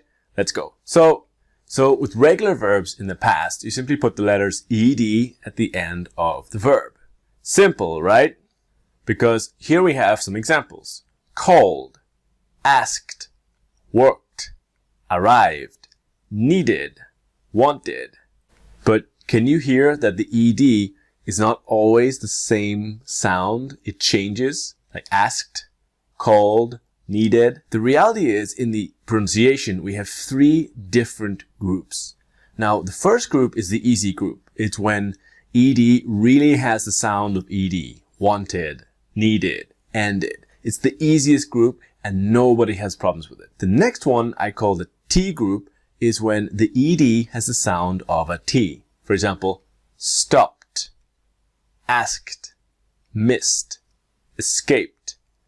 The next one I call is the apostrophe D, right? The apostrophe is a symbol before the D. So this is when the E just disappears, like the letter E. So called, not called, but called, arrived, changed, closed. What I want to show you, and the real secret to understanding this, is the letter before the ED that influences the pronunciation. And this is what I'm going to teach you. This is how you learn how to pronounce it correctly. Now, let's just see again. When you have the D or a T, before the ed. So look here, for example, wanted, the ted, right? Or needed. When you have the t or d, it's the easiest group. The sound of the ed is clear. Ted or dead, right? Wanted, needed, ended, invited. This is the easiest group, and nobody, not even beginners, have problems with this. The T group is the most important group. And in fact, we will see a lot of videos in next all about the T group and giving a lot of attention, because this is where people have all the mistakes and all the problems. At the end of this module, you're going to understand everything about it and have nice, perfect accent, right? But the secret here is that the ED will have the sound of T. Right? Stopped, asked, missed, cooked. Now remember, it's all about what letter is before the ED. In this case, it's S, K, or P. And you can see here, missed, dressed, kissed, promised, worked, talked, stopped, helped. Now we will see these in more detail with more examples, but this is the idea. Now, other letters that are less, but is SH, C, CH, and X. That when we can see this letter before the ED in a past tense, regular verb, the ED will have the sound of a T. Washed, finished, pushed, advanced, placed, pronounced, fixed, relaxed. Okay? Just some ideas, but we will see in more detail. With the apostrophe D group, it's really the case of any other consonant, right? So with the T group, it's S, K, P, S, C, CH, or X. But with the apostrophe D group, it's any other consonant. And these are the majority of verbs, majority of regular past verbs. This is when the E just disappears, right? So called, not called, or arrived, not arrived. I know some people where your language is very phonetic, that the pronunciation is the same as the writing. This is maybe a challenge or a little frustrating, but just stay with me and learn this, because it's important to have that nice accent, to not say called or arrived. You must learn when it's the right pronunciation, okay? So remember, the secret is to learn to identify the letter before ED, right? In this case, it's an S, so it becomes a T. Promised, promised. And this is what I will show you in the next videos, all right? Now, another really, really important thing, and I see this every time I work with a student. I try to teach them the rules, and they don't have patience. They want to pronounce it quickly, super fast, immediately. But please be patient.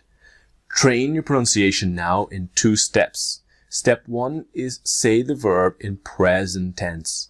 Step 2 is next add the sound. For example, call, called. Now, I know maybe you have been pronouncing this verb called, called, or maybe the other verbs stopped, asked, you're saying it incorrectly. But now is your opportunity to stop and to train and to reprogram. See, the muscles in your mouth and your lips is to reprogram the way you're pronouncing it, okay? So now's 2 steps. Call, called. Call, called.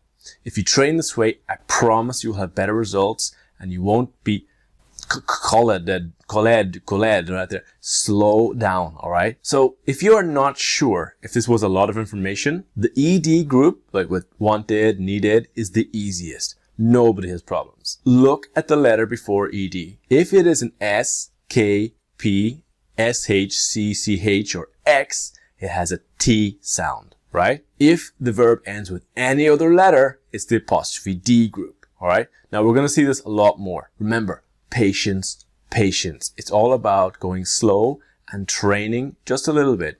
You're not going to need to train this for weeks and weeks and months. If you just train this now, repeating 5-10 times, if you have a difficult verb, always pausing and participating, you will have amazing results, but you must be patient. Pronounce the verb in the present after you put the sound of apostrophe D or T.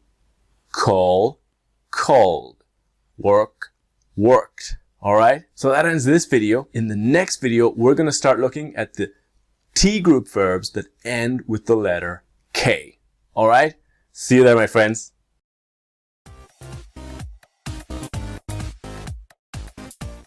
Hello students, in this video I want to show you the verbs that end with the letter K.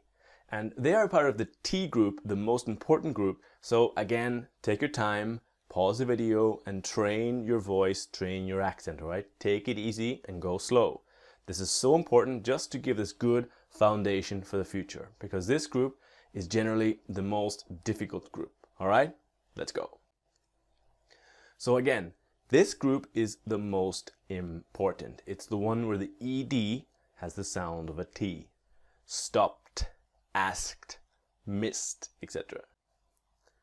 Now, if we look at these verbs, and these are the 8 most common verbs that end with K, if you look here at the end, it all ends with the letter K. Now, one exception you can see is like, right? That ends with an E, but it has the T sound. Now, when we are training our accent, when we are learning, I want you to understand a little concept of the drum beat. What do I mean? Dun, tss, dun, dun, tss, dun, dun, tss, dun, dun, tss. Can you do that? Do you think I'm crazy? I'm not. Dun, tss, dun, dun, tss. Because with the drum beat, we have the D, dun, dun, dun, and the T, tss, tss, tss. Because these letters can be very different in different languages. But what you must understand is that dun, dun is very clear dun, not jin, jin or dun or anything, it's dun. And the T is a ts, ts. It's really just the tip of the tongue, just right there on the top of the mouth. Ts, ts, ts. Not ch, ch or ch or ts. It's ts. So try dun, ts, dun, dun, ts, dun, dun. Can you do it? Dun, ts, dun, dun, ts. Okay? So here's an example of what you need to do. You have the verb look. You can see the letter K is the last letter. We add the ED because it's a regular verb. And we don't pronounce looked, but looked. Looked. Now remember, 2 steps. Work with me. Look, looked. Look, looked. Always in 2 steps to train your accent correctly now. So let's train together. Look, looked. Work, worked. Talk, talked. Ask, asked. Ask is a special case, a special verb, and in the next video we're going to see all about the verb to ask, okay?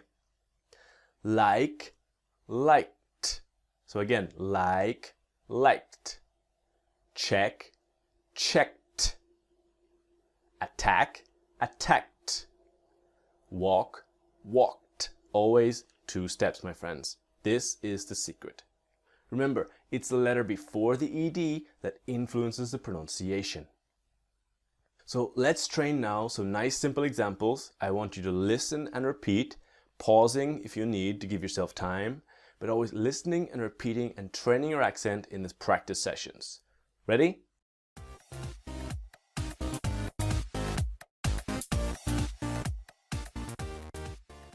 Where did you work before this job? I worked at a bank in my home city. I worked at a bank in my home city. Have they ever worked with this software before? Have they ever worked with this software before? Yes, they've worked with it extensively. They've worked with it extensively. Where did he look for his keys? He looked everywhere. He looked everywhere. Did they have time to check all the details? Yes. Yeah, they checked absolutely everything. They checked absolutely everything.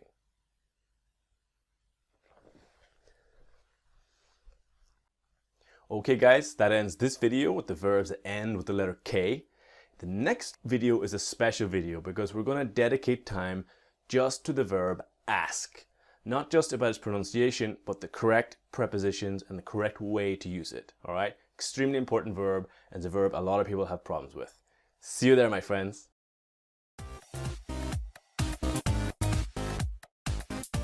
Hey guys, in this video I want to focus completely on the verb to ask.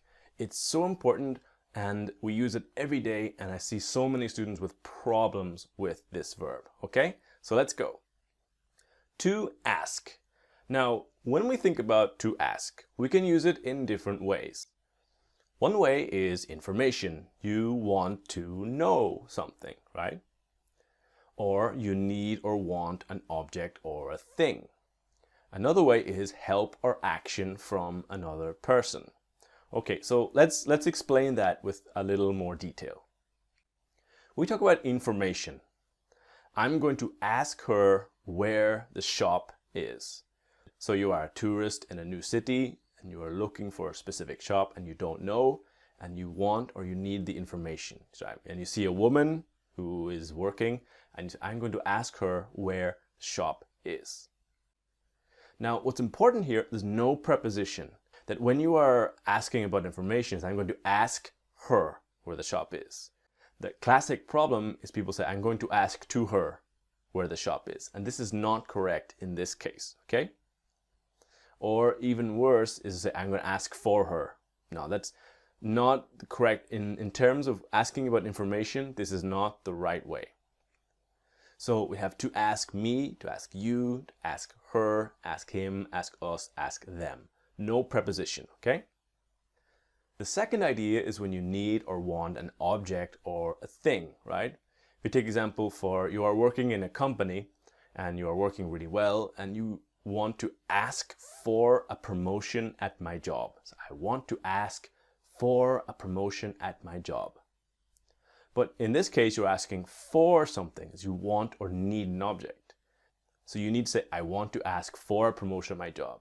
It's incorrect to say, I want to ask a promotion. Because the verb ask in English, sometimes in different languages, different translations, sometimes they have separate verbs.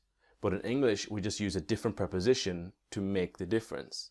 It's incorrect to say, I want to ask a promotion. Or you are in a restaurant, say, I want to ask a bottle of water. No, I want to ask for something, okay? So lots of examples here. To ask for information, to ask for help, ask for advice, ask for something to eat or something to drink, right? So you want or need something.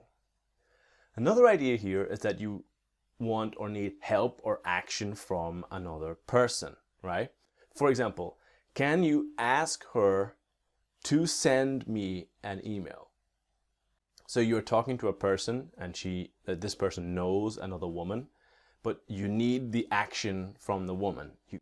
Can you ask her to send me an email? Okay? And you have the idea of to ask me, you, him, her, to, and the verb. Another example is, can you ask them to call us? As they, we need the action from them, right? Can you ask him to send me a message, right? Is this the idea? To ask, personal pronoun, to, and the verb, all right? So let's just quickly see this again. With information, you want to know something. No preposition. To ask someone, not to ask for, not to ask to, right? You want or need an object or a thing is to ask for something. Help or action from a person is to ask someone to do something. Got it? So let's look at ask now and the pronunciation and what happens when we speak really quickly. Now you can see the K and we add the ED because it's a regular verb. But the ED is not asked, it's asked. Asked. Now I have a little secret. Now just again, 2 steps. Ask, asked, right? Asked, ask, asked.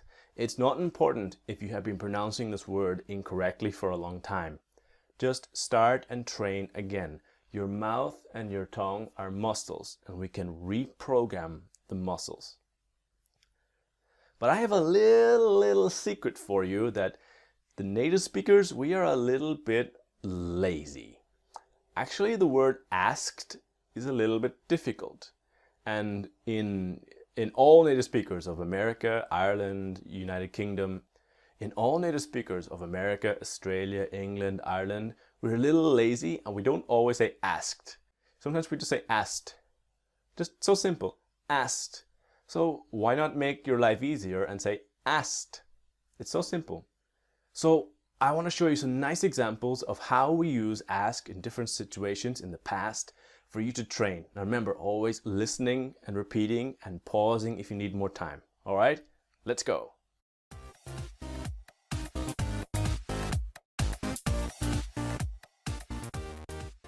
I asked them, but they didn't know. I asked them, but they didn't know. I asked them, but they didn't know.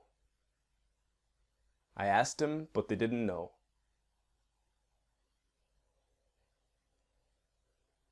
He asked her to meet me in front of the entrance to the university.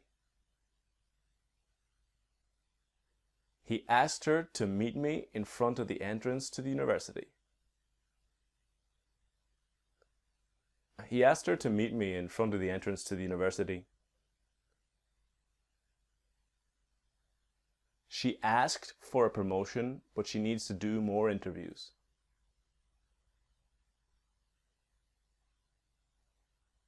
She asked for a promotion, but she needs to do more interviews. She asked for a promotion, but she needs to do more interviews. We asked the man at the desk, but he did not know.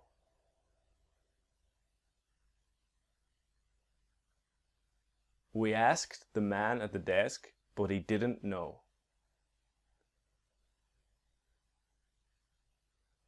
We asked the man at the desk, but he didn't know. We asked the man at the desk, but he didn't know. They asked me so many questions. They asked me so many questions. They asked me so many questions. They asked me so many questions. They asked me to write a letter of motivation. They asked me to write a letter of motivation.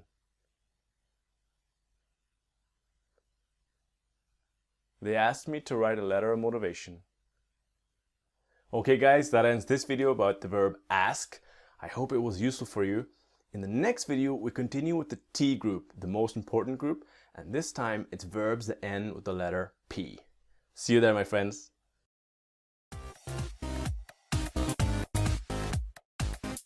Hey guys, in this video, I want to show you about verbs that end with the letter P and how they have the T sound and they are part of the T group, okay?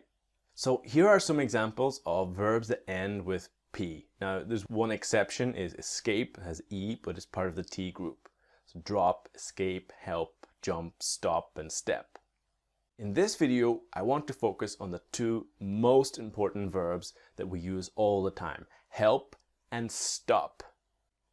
So just quickly with the verb to stop, we have the difference between to stop to do something and between to stop doing something. It's a common problem. I want to explain that now. If we have, for example, I stopped to talk to my friend. This is the reason why you stopped. If you can imagine, you are walking on the street in your town and you see your friend and you were walking before, continue, and you stop to talk to your friend because this is the reason why you stopped. Now, I think everybody can remember a time when you had a problem with your friend or a fight or an argument, and for a period, I don't know, 1-2 weeks, the activity of talking, you stopped the activity completely. As in you stopped talking to my friend, right? This happens with human beings and people. We have fights and we stop talking. This is about stopping the activity, okay? Now, when we're using the verb help, we can use it in two ways. To help someone do something and to help someone to do something. They are both completely correct. There's no problem. It's not a question of British English or American English, but you can see the frequency to help someone do something is much more common and a much better option. Native speakers, we prefer this one, to help someone do something. Now, one thing that is not correct is to say to help someone doing something, all right? That's not okay. So let's train again. Remember, it's always about 2 steps. Train with me. Help, helped. Help, helped. Stop, stop, stopped. All right, pause if you need the time and train and train and train. It's not important if you have been pronouncing this word for a long time incorrectly. Just stop and train now. Stop, stopped. Okay? So let's remember a little bit of what can happen with the word her, him, and them, right? Her will become him would be im, and them would be em. All right? Very similar. Now, if we say helped her, be helped her. Helped him, helped him. Helped them, helped them. All right? This is to prepare you in your listening so that in conference calls or job or meetings or whatever, you are ready to understand. Okay? So let's train some nice examples with the 2 essential verbs to stop and to help. And remember, always pausing the video and training and stopping and training. Okay? Let's go.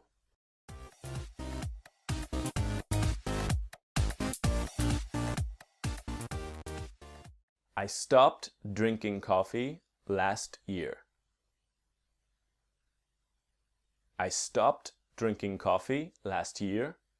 I stopped drinking coffee last year.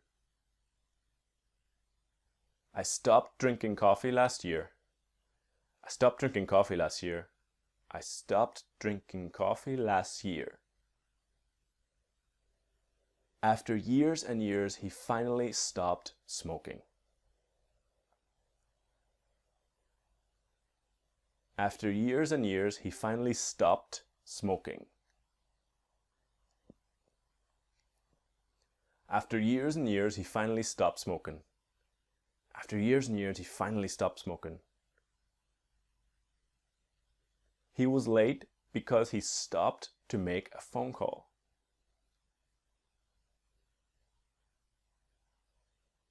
He was late because he stopped to make a phone call. He was late because he stopped to make a phone call. He was late because he stopped to make a phone call.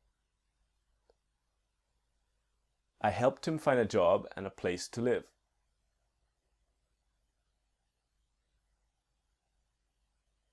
I helped him find a job and a place to live. I helped him find a job and a place to live. I helped him find a job and a place to live. We helped them find what they were looking for.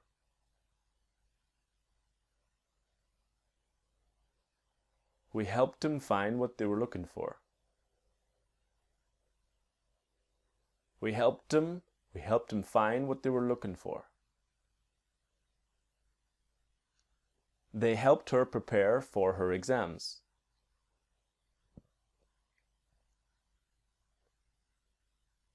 They helped her prepare for her exams. They helped her. They helped her prepare for her exams.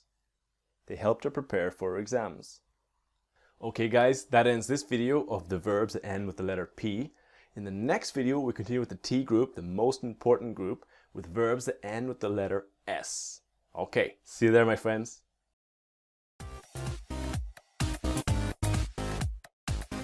Hey my friends, in this video I want to show you the verbs that end with the letter S and how they take the T sound. Let's go. So here again, we're always learning about how to identify the letter before the ED. And here we have some verbs to confess, to guess, to impress, to miss, pass. Now promise is an exception because of the E, but it has the T sound, to kiss and to dress. Remember, it's all about learning to identify the letter before, okay? So again, we have to identify the letter before ED. Here it's promise, promised. Promise, promised. It's all about the 2 steps, right? First in the present tense, next add the sound. We have pass, We can see the S. Passed, right? Try again. Pass, passed. Now let's focus on two really essential verbs here, to pass and to miss. So let's explain exactly how we use these verbs. We have two verbs in English that are similar but different, to pass and to spend. One idea is to pass time, another idea is to spend time. Now, what's the difference? To pass time is really to use free time by doing something, right? For example, a pastime is a hobby, like video games or martial arts or football, right? To spend time is to dedicate time to an activity. And this is a little bit different, because to pass time is to use your free time. It's when you don't have anything important to do and you're just passing time, To spend time is using your time productively. For example, today I'm spending my time recording videos and making the course. This is productive, this is work, right? But I pass my free time watching Netflix. Now again, to pass time is to use your free time, but it's also the idea of to pass a test, like success in an examination, test, or course. For example, a very common mistake here is the verb to pass in different translations. Here, really, like we spent 2 weeks in France on holiday. And this is really much better than to say we passed 2 weeks in France on holiday. Now, an example here is to say where we live is really boring. We pass the time watching Netflix. It's the idea we have nothing better to do. Now, to miss is the idea to lose a chance or an opportunity. And the classic mistake people have is I lost the bus. Now, it's really I missed the bus, because lost is about possessions and things that are yours, like my clothes, my house, and my car, right? They are mine. But the bus, the public bus, it's not yours. You did not lose it. You missed the bus. And of course, the other idea with miss is when you haven't seen someone that you care about for a long time and you want to see them again.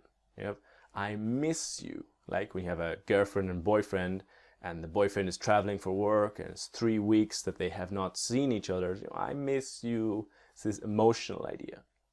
Now, other important words that are adjectives are here: impressed, embarrassed. A lot of students have problems with pronunciation. It's really impressed, embarrassed, right? His English is really good. I'm really impressed. Or I'm so embarrassed, right? Now, little exceptions here that have the S at the end are confused, amused, surprised, and used. And really the S has the sound of a Z. It's not really an S here, it's more confused, amused, surprised, and used. Now, used is a curious case. It's actually both. Like, I used a computer to make this course. It's an action or service. And then I used to do it is a past habit in a routine, which is a little different. Now, I used is an action or service, and I used to do it is a past habit in a routine. In this module, we have 2 videos dedicated to the used and used to explain a lot more. So if this is not clear, don't worry. In a few videos, we will get a complete explanation of when and where to use used and when to use used. So don't worry. So let's train some nice examples together, focusing on 2 verbs, pass and miss, right? Passed and missed. Remember, always pausing, listening, and repeating and training your accent together. Ready?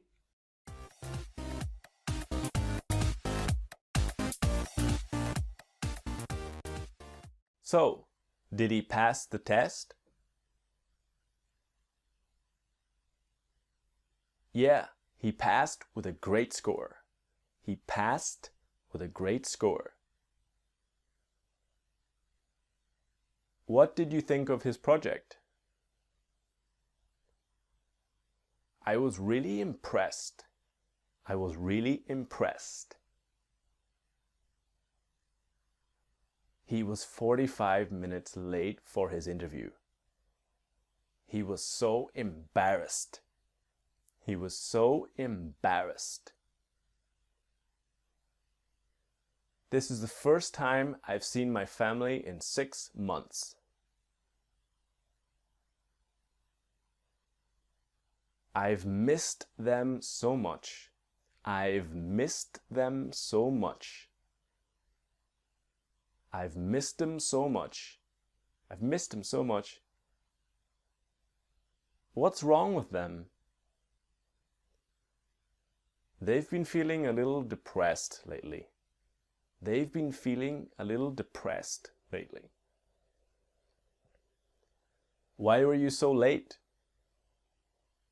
Sorry, I missed the bus. I missed the bus. Alright, my friends, that ends this video with the verbs that end with S that take the T sound. This next video is the final video about the T group. It is the most important group. And I'll look at some verbs with C, CH, SH, and X. Alright? Now, there are not so many verbs. I know it looks a little complicated. Alright? See you in the next video, guys.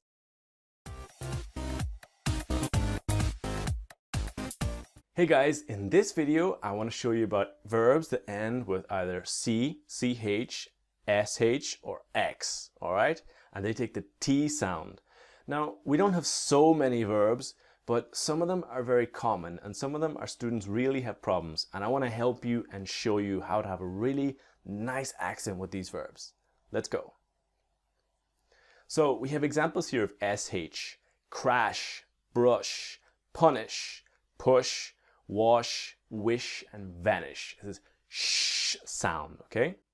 Other one is C or CH. Advance, attach, like email, attached, place, practice, pronounce, search, and watch. Watch is a very, very common one. And X. Now, we don't have so many verbs here, but we have ones like relaxed, or fix, or mix, all right? Now, here is where the drum beat is really important again. Now remember, dun, tss, dun, dun, tss. It's that tss, tss, tss, tss. Very, very clear. We don't want to sound a ch, ch, or chu, or ch, advanced. No, it's a t, t, right? So the dun is the D, and the tss is the T. Dun, tss, dun, dun, tss. Got it? So always training 2 steps. If you have a little bit of difficulty, just take your time, all right? First in the present tense, then add the sound, right? Relax, relaxed. Now, if you have been pronouncing relaxed for a long time, relax, just train and reprogram. Do beep, reset. Relax, relaxed, relax, relaxed. Got it?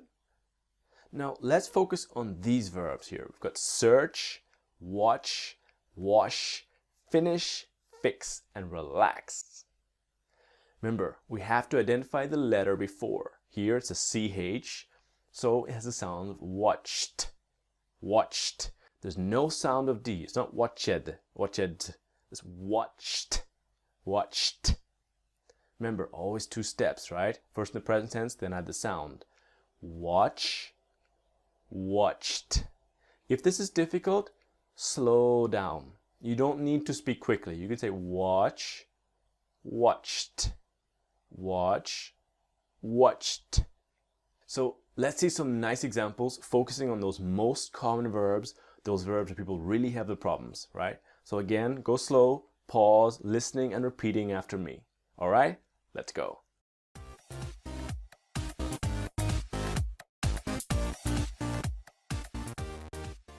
What's his English level? He has an advanced level of English. He has an advanced level of English. I washed it 5 times, but the stains are still there. I washed it 5 times, but the stains are still there.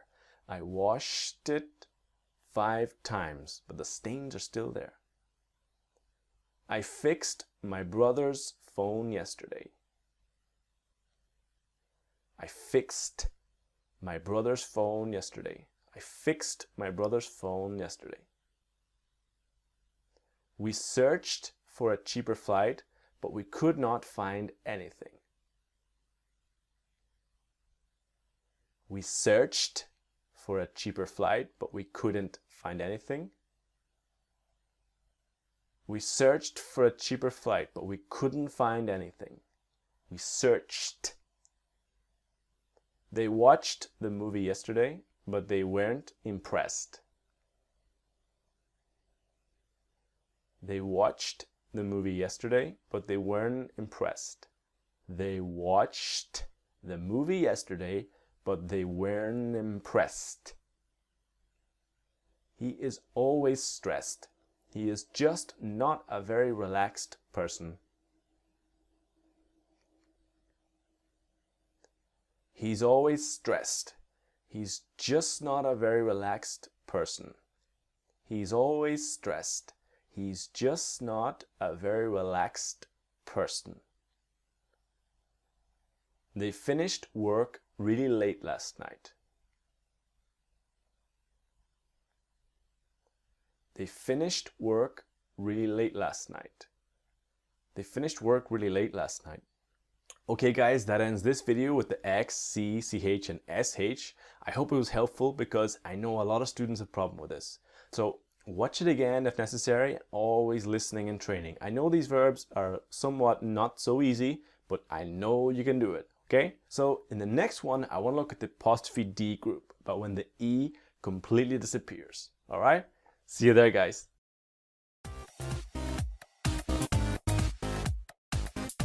Hey my friends, in this video now we're going to start looking at the apostrophe D group. And this means that when the ED is in the regular past tense verb, it's really a case of the E disappears, right? So let's go see it now and let's see some examples. So let's look now, we have the three groups. We have the ED group, we have the T group, and we have the apostrophe D group, okay? We have three possible sounds for ED. The first group is super easy. It really has the clear ED sound and nobody has problems with this group, right? Wanted, needed, ended. The students with the most basic English don't have problems with it. Other examples are contacted, expected, wanted, wasted, visited, projected, accepted. Very easy, very phonetic, and no problems. So really we have two groups that are the most important. The T group and the apostrophe D group. So how do we know the difference? I remember doing this in schools and language schools and trying to show students, and they're like, well, okay, great, there's three groups, but how do I know the difference? How do I know when to pronounce one to the other? So really it's this simple question, because the T group is so important and we don't have so many verbs. We don't have so many verbs in the T group, but it's also the most important. So the question, is it the T group or not? You start this, it's a process of elimination. You start to learn, is it a T group or not? Is it a T group or not? Because we don't have so many T group verbs that we can quickly learn most of them, and then from there you will start to see, okay, it's a T group or it's not. Now, what I have been teaching you is that you need to identify the letter before the ED. The letters, the first letters you need to learn to identify the S, SH, C, CH, K, and P. If you learn to identify these letters first, it becomes a process of elimination. It's the question, is it a T group or not? Because we don't have so many T group verbs. And you can quickly learn to identify, and then with the process of elimination, you will see that with any other consonant, right? L, N, M, or B, V, G, W, Y, or Z, any other consonant, the ED is apostrophe D. That the letter E just disappears. That's it. All other consonants, right? Here we have some of the most common examples of the apostrophe D group. Used, listened, called, arrived, lived, burned, loved, showed, imagined, cried, appeared, and planned. Now again, look closely, look carefully. The ED is really apostrophe D. Apostrophe, just the E just disappears. Used, loved, showed, cried, etc. So again, got to remember your 2 steps. Call, called. Call, called, right? Always go slowly. Called, called. Not called, but called. So I've prepared some nice examples with the most common verbs, and I want you to look closely and go slowly.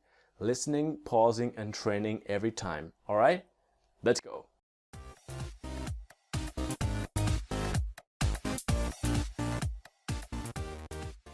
I lived there for 8 years and I loved it. I lived there for 8 years and I loved it.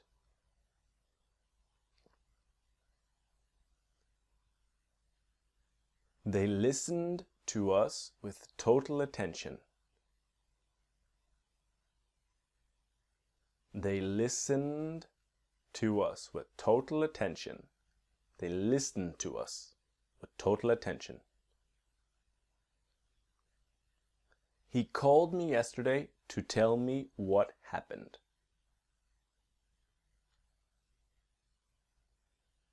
He called me yesterday to tell me what happened.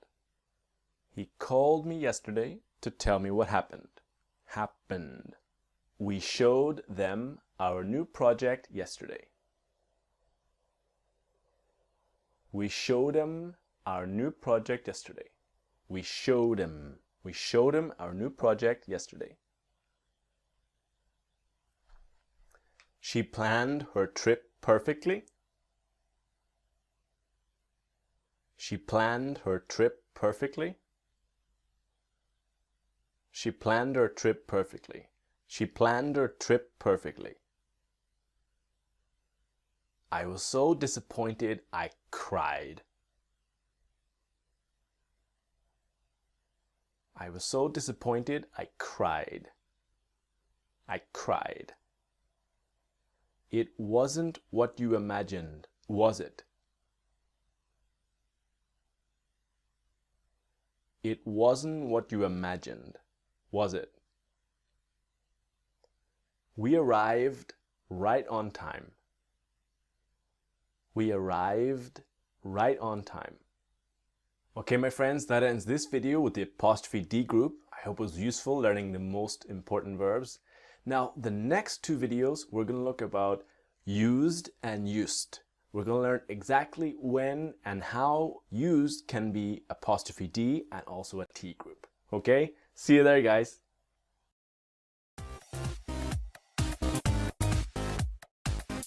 Hey my friends, in this video I want to show you about used to and usually. I want to explain the differences about when we use used and when we use used, and when are some of the classic mistakes students have. Alright, let's go.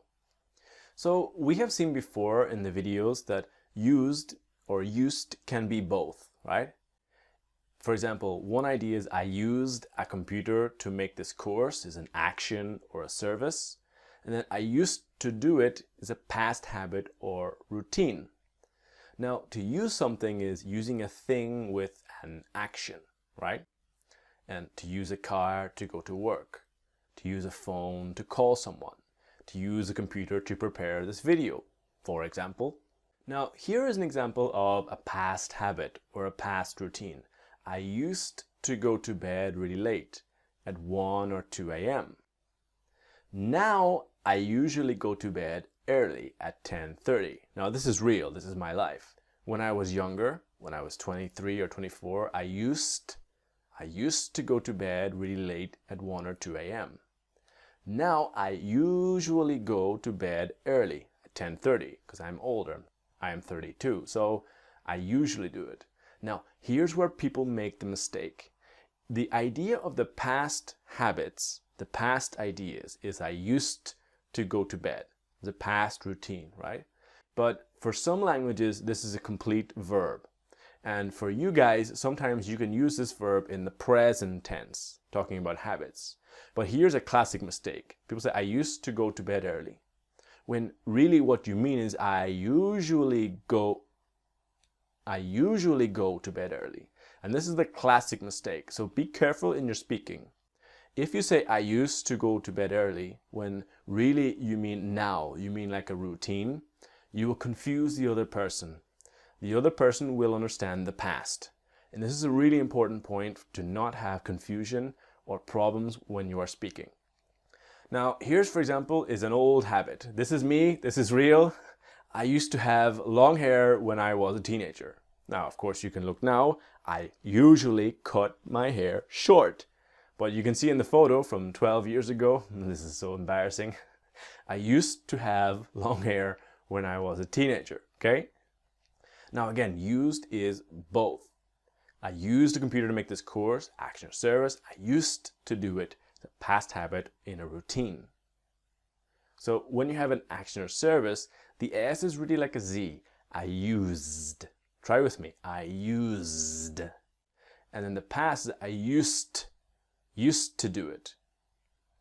And really when you have used to, it's like in the rest of the course, have to, gotta, wanna. So used to. That's much, much better, more native pronunciation. I used to. I used to do it every day. I used to do it. I used to do it every day as a past habit, past routine, okay? So let's see some nice examples about using it in two different ways. One is used, another is used to. Ready? Let's go.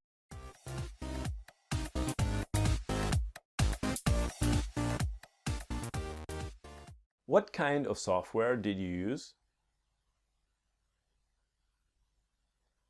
I used a video editing software. I used a video editing software. I used to play guitar every day, but I do not have the time now. I used to play guitar every day, but I don't have the time now. I used to play the guitar every day, but I don't have the time now. We used to work with them, but we haven't seen them in years. We used to work with them, but we haven't seen them in years. We used to work with them, but we haven't seen them in years.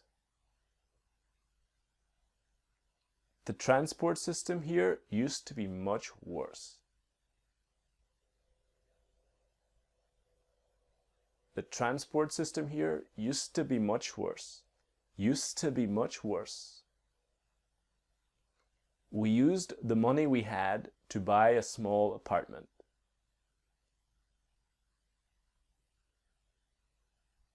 We used the money we had to buy a small apartment. We used the money we had. Okay guys, that ends this video about used and used to. In the next video, I want to explain about how we can use used in two very important expressions about to get used to doing something and to be used to doing something. Expressions we use every day, and I'm going to show you all the little secrets to have a great accent and make no mistakes in the grammar. See you there, guys.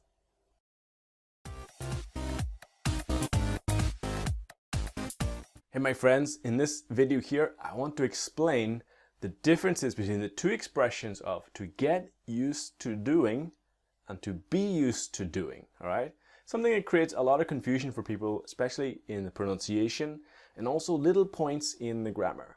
So let's explain it and let's look at it together. For example, what is a difficult thing in your life that you have learned to do? What's something difficult? Learning to drive, right? For me, it's difficult, or it was difficult. Speaking 100% English at work, I think for some of you that is difficult, right? Or living in a new country. If you change country, it's a completely new experience and it's a lot of new experiences and you need to adapt. The critical point here is that you need to adapt to new experiences. So let's take the example of driving because I think it's an example we all have in common, right? So remember your first day in the car? Can you remember it? Can you remember the first time you were starting to drive? Maybe you were feeling nervous, afraid, everything is new. You're trying to learn these new controls, right? It's kind of difficult. But 2 years later, it's normal. You feel confident. It's easy. So what happened? What's the difference? From your first day in the car to 2 years later, what happened? You adapt, you learn, you become more familiar. The controls that were difficult in the beginning now are normal and easy, right? So crucially is the idea of you adapt, okay? Now, the idea, the expression here, to get used to doing something, is the idea to adapt to something. This process of becoming more familiar and learning, and something is easier and easier and easier. So let's remember again, the first day in the car. I was nervous, I was afraid, oh my God, a car, right? 2 years later, it's fine. 2 years later, you are used to driving because you are adapted, it's normal. And here, the expression to get used to driving, you are adapting, you are getting used to driving. So this is the meaning, this is the idea of to get used to. It's this, to get used to doing something is the process of adapting, right? We can think of many examples. You can think of your first day in your job. The first day, everything was new and you're like, oh my God, what do I do? And you're learning. And 1 month, 2 months later, it's fine. It's normal because you get used to the situation, okay? Now, we can use it in different ways. We can use it with get used to and a thing or a noun. And then we can also use it to get used to with a verb and ing, right? So one idea is I'm getting used to the weather. I am adapting. The experience is new and I am in the process of adapting. Or I am getting used to life in this country. If you go to a very different country, there's a lot of new experiences and difficult parts. Now, weather is a thing. This country is like a thing, right? But when we use it with a verb, look closely. I am getting used to speaking, ing, speaking English every day. I am getting used to speak English every day is wrong. And you must understand this. This is the crucial mistake students have, right? I am getting used to speaking English every day. Now, speaking here is a general reference to the activity, is a general idea, okay? Now again, to get used to doing something is the process of adapting. To be used to doing something is an adjective, right? Now, for example, my girlfriend is Brazilian and I speak Portuguese fluently. So it's very, very normal. I am used to speaking Portuguese every day. It's completely normal, no problem. But here I am describing myself. I am describing how I am adapted to this experience. It's not new, it's not difficult, it's completely normal for me. Now, other ways you can use it is I am used to it. When the it is just describing, it's like a pronoun, just substituting the experience. When I talk about speaking Portuguese every day, I am used to it. I don't need to repeat, I am used to speaking Portuguese every day. I can simply say, I'm used to it. And that's it. Now, one problem here is a lot of other languages say, I am used. And in English, it's sort of, to what? You are used to what exactly? It was difficult before, but now I am used. No, it is not correctly. I am used to it. All right? So be careful. Don't use it alone. You must use I used to it. Got it? Now, when we use to be used to something, right? It's the verb to be, so it can change. I am used to it now. I was used to it. I would be used to it. I will be used to it, right? It's not important, right? Now, I used to do it is past habit. And this is the real difference, and this is what you must understand. I am used to doing it is like an adjective. You are describing yourself. It's not important about the verb to be. It can be I am used to doing it now, or I was used to doing it now. It's just like describing, oh, I was younger, I was sick, I was tired, right? But remember the difference of I used to do it is the past habit. And here's the mistake. Here's where everybody has a little problem, where they want to describe that they are adapted to a situation. I am used to do it, because you forget the ing. Now, careful here because the other person can understand the past automatically. And in this example, I am used to doing it. You are describing yourself now, right? So careful about that little difference, about always getting the right used in the right way and the correct ing, right, in your speaking and in your practice. So let's see some nice examples. Let's train and go slow. You don't need to go quickly. Listening and repeating, getting the correct used and the correct ing in your speaking. All right, let's go.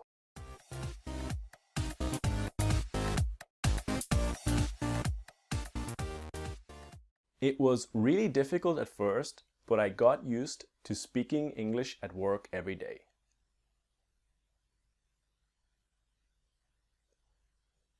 It was really difficult at first, but I got used to speaking English at work every day. I got used to speaking English every day. I get nervous because I'm not used to driving on the left side of the road. I get nervous because I'm not used to driving on the left side of the road. I get nervous because I'm not used to driving on the left side of the road. I'm not used to driving on the left side of the road. She was not used to it at all in the beginning, but she got used to it very quickly. She wasn't used to it at all in the beginning, but she got used to it very quickly.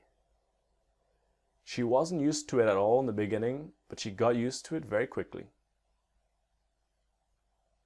They are still getting used to the new system.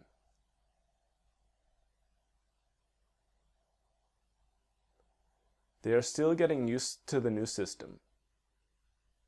They are still getting used to the new system. If I ran 5 kilometers every day, I would be a lot more used to running.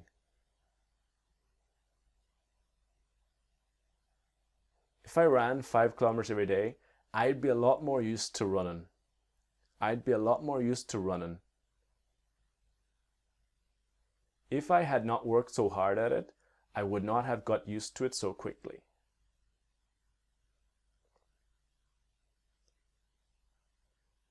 If I hadn't worked so hard at it, I wouldn't have got used to it so quickly. Okay guys, that ends this module about the past ed endings. I hope it was useful. I hope you liked it. In the next one, it's called Little Secrets, where it's a collection of little ideas that are not one big module, but they are kind of separate ideas, and they're going to really help you just learn the little secrets in little pieces. All right? See you there, guys.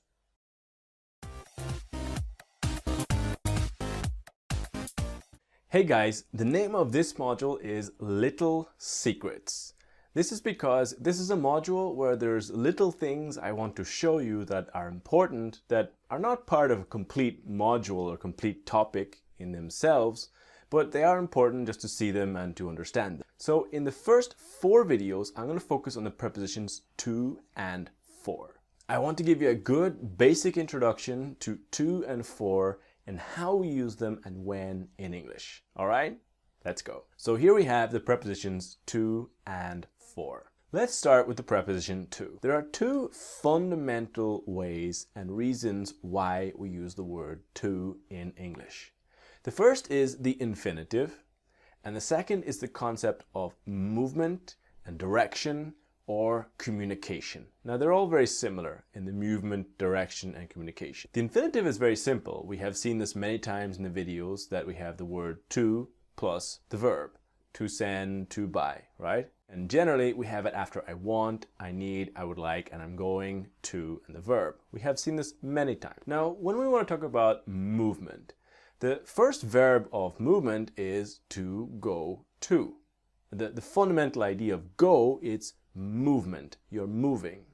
Other ideas are to arrive to walk to fly to drive to. You need to start to see the image in your mind, this idea of to as movement, that you're moving from point A to point B. It's to go to arrive to walk to. Now a classic mistake, because in some languages to and for is only one word. And a lot of students have problems and they say to go for, or to arrive for, to walk for. And this is not correct in this case, not in the idea of movement. Now, two exceptions in English to the idea of movement. It's home and there. It's to go there and to go home. Not to go to there or not to go to home. So be careful with this. In a lot of languages, you usually have a preposition before the word home, to go, but in English, it's to go home. Now, direction or communication. So let's see some simple examples. To talk to someone. Think about this for a second. If you are talking to someone, you are in the same direction. You are communicating. I don't talk to someone like, hey, how are you? That they are not looking at the person. I talk to you, as in my words, my ideas are in your direction. To show something to someone. It's the same as your attention is directed at the person. To explain something to someone. Again, if you're explaining, you're communicating. It's in this idea of direction and communication. To listen to someone. So if you listen to someone, your attention is in the direction of the person. Do you see what I mean? Do you get the idea? Or to send something to someone. Again, that's a perfect example. If you send a letter or send money, you're sending the thing or object in the direction of the person. And this is part of these verbs of communication. Now, when we talk about for, the fundamental idea is why. What an intention. What is your intention with this thing? Why? The second idea is quantity of time or money. All right? So let's look at the first one and let's see some examples. You have why or what intention. Now, I need money for the rent. If you say, I need money, just I need money. Why? Why do you need money? What reason? What intention? I need it for the rent. So again, why do you have the money? What reason? What intention? I am going to prepare food for my friend. So again, I am helping him. This is my intention. This is my idea. This is what I want to do, right? I'm going to prepare the food for my friend. What is the intention of my action? Or if you can imagine that your mother is checking the letters that arrived that day, and she tells you, this letter is for you, right? So a letter arrives with your name on it, that somebody wrote and prepared the letter with the intention that you receive it. So again, it's the idea. What is the intention? What is the objective with this thing or this object? This letter is for you. What was the intention of the person? The person who wrote the letter wanted you to receive it. Now, quantity of time or money. You can say, I was able to pay for everything myself. So pay for something, pay for everything. They paid 200 euros for it. Let's say they bought a new camera. They paid 200 euros for it. Or we're going to Portugal for 3 months, right? The idea that the quantity of time or the quantity of money. Now, some important verbs with for are not so clear about the intention always, but these verbs, they just always use for. For example, to wait for, to ask for, we have seen in the last module, and to look for. So this is the classic mistake, because a lot of other languages don't need a preposition with the verb to wait. I am waiting my friend. Waiting, no, I am waiting for my friend. Or to ask for a favor when you need or want something, like we have seen in the last videos. To ask a favor is this classic mistake that you need to say, ask for a favor. Now here we have to look for something and to search something, and they're a little different. They're similar but a little different. To look for something is when you don't know where it is. To search something is you are searching the area, right? Let's take the example of to look for a house. You arrive in a new city and you're looking for a house as you don't know where it is. But the idea of to search a house is kind of like when the police arrive and they know where the house is and they enter the house and they're searching all of the area inside. Okay guys, I hope that helped. I hope that made it a little bit more clear about the uses of for and to. In the next video, just to really show you how to use for and to, we're going to see the most common mistakes that students have with to and for and how to use them correctly. All right? See you there, guys.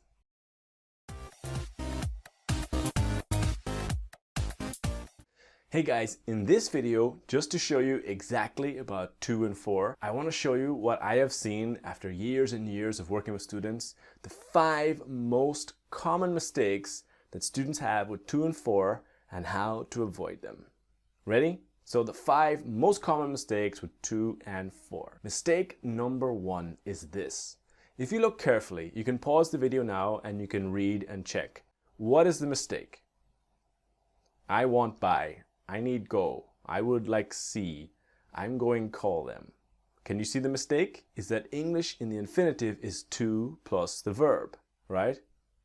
That we use after I want, I need, I would like, and I'm going. We will always use to and the verb. A lot of different languages, you don't have this system. For a lot of different languages, the infinitive is just one word, so be very, very careful to never forget it when you're using it with want, need, would like, and going. Now, when we have the modal verbs, what we call the modal verbs are can, must, will, should, could, would, might, and may, okay? Now, this is the classic example. I can do it. This is the correct version. But a lot of people, they learn the infinitive and then they forget when they're using can, they say I can to do it. And this is completely incorrect. I can do it. Or here, for example, it's can do, must do, will do, should do, could do, etc. And you can't use to in any case here at all. You will never have to with any of these verbs. Got it? Another one here is the mistake about using for and a place. Because to go for a party, to go for Italy, what you need to remember is that to is about direction and it's about movement, right? So with the verb for example, it'll always be go to a party, to go to Italy. Never for in the sense of direction, okay? Mistake number 3 is when people put the word for in front of a verb. Look here carefully. Pause the video and read. Can you see the mistake? I need money for buy a new phone. We went there for meet our friends. What's the mistake? Now, here the idea is that you're explaining why, what reason, or what purpose. And a lot of other languages, they put for, or the same word in translation, in front of the verb to explain why I'm doing this. I need money. Why? For buy. No. It needs to be to buy a new phone. All right? So when you want to explain why you were doing something, okay, I am studying this course. Why? I am studying this course to improve my English. Okay? So you can't put for in front of the verb. Not in this way.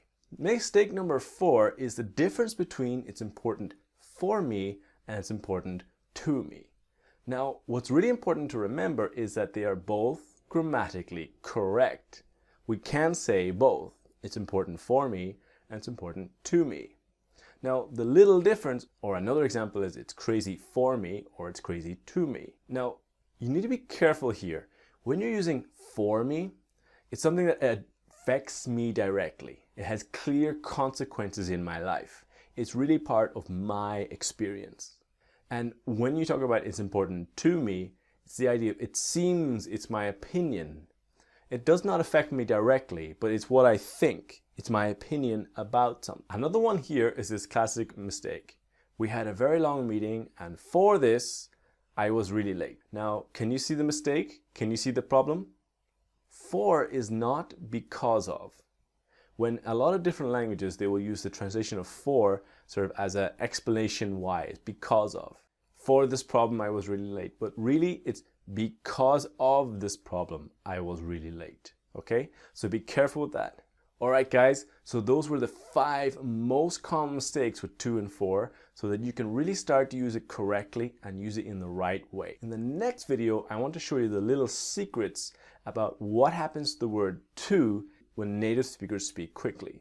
We have seen this a lot in the course, but I want to explain it more clearly and in more detail about how to can become ta.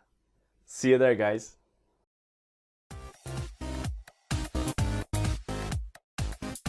Hey guys, in this video, I want to show you what happens to the word to when we speak quickly and it comes ta, ta. All right? Let's go. So the first concept, and we have seen this a little bit before, is about the idea of schwa. What is schwa? You can see that funny little letter there that we're going to see a lot in the videos. Schwa is the very soft It's like a soft vowel.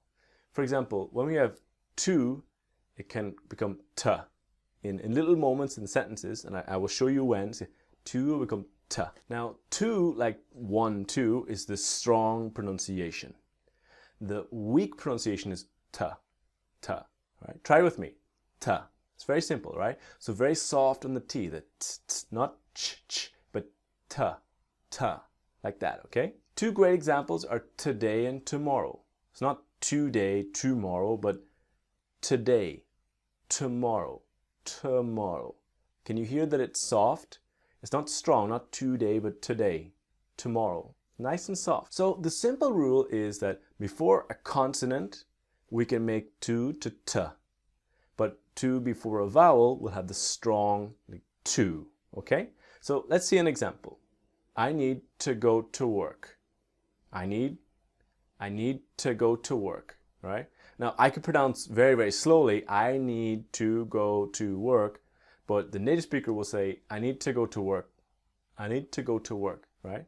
Because you can see that G and W are consonants. And this is how, and this is why that to can become t. I need to go to work. I need to go to work.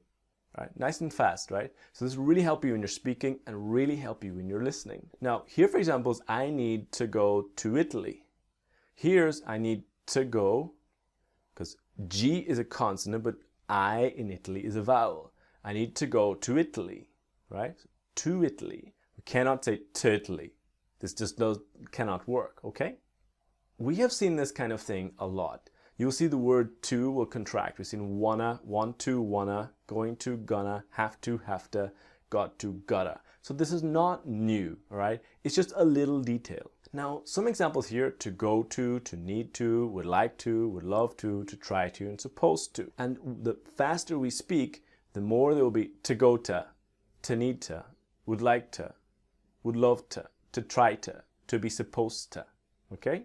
So start to listen for it in movies and series, but also start to just introduce it a little bit in your own speaking. Now remember, to before a consonant when we speak quickly can be t. To before a vowel can be to, okay? Now verbs that start with vowels are not so common. Here are the list of the most common that I can find. And only 3 of these verbs are in the 100 most common verbs. So the majority of the time, to will be t, all right? It's a small number of cases you will need to say only to. Most of the time you can start to learn to say t, okay? I want to avoid talking to John, all right? So when you look at avoid, avoid starts with a vowel. I want to avoid. We cannot say I want to avoid. I want to avoid talking to John, because John, J, is a consonant. So I want to avoid talking to John, all right? So this is how we can start to see when we can use to t and when it cannot, and when it must be just to, okay? So most of the time here, when most of the verbs start with a consonant, to go to, work, to buy, etc., will quickly become to need to go to, would like to, would love to try to be supposed to. And here, for example, when we have verbs that start with vowels like use, avoid, open, offer, enjoy will always be the strong form of to, okay? Now, if we look at the pronouns like to me, to you, but you have to remember what happens to her, him when we speak quickly, right? Because it'd be to him, to her. But just remember that to her become So the H disappearing will be a vowel, it'll be to her, to him, to us, to M, all right? So you got to be just careful about there when you're using it quickly.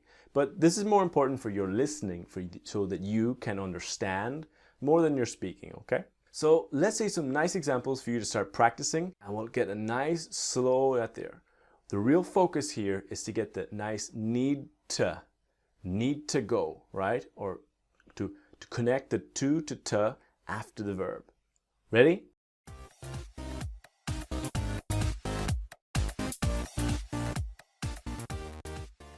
She does not need to go there until next week.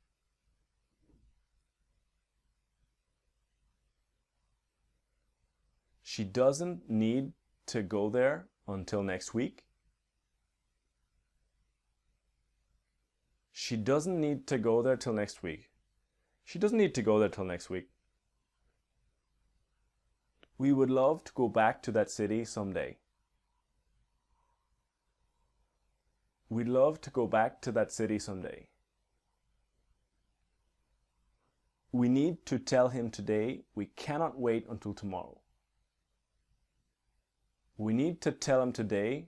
We can't wait till tomorrow. We need to tell him today. We can't wait till tomorrow. He would like to go as soon as possible. He'd like to go as soon as possible.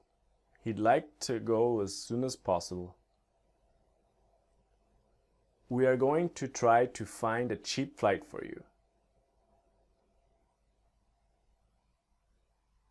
We're going to try to find a cheap flight for you.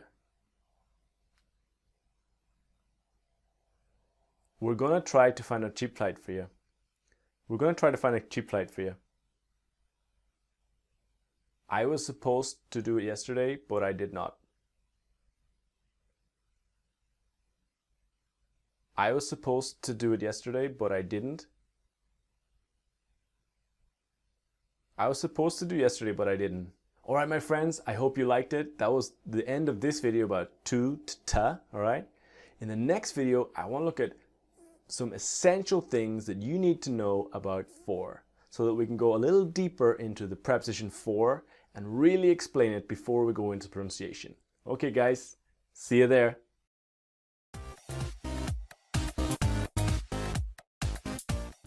Hey guys, in this video, we're going to focus a little bit more on the word for. And this is 5 essential things to know about for. And to really go a little deeper and to really understand just a little better about our little friend, the word for. So here we are with the word for. And one idea is about objects and things and the idea of why or what intention, quantity of time, quantity of money, the real experience of the person, special verbs with for, and helping people. So let's explain that a little better with some more examples, right? So we had the example before of I need the money for the rent. Why do you have the money? What is the intention, right? What reason? Why? What intention? So here, another example, the files are ready for you. You have the files, you have this thing.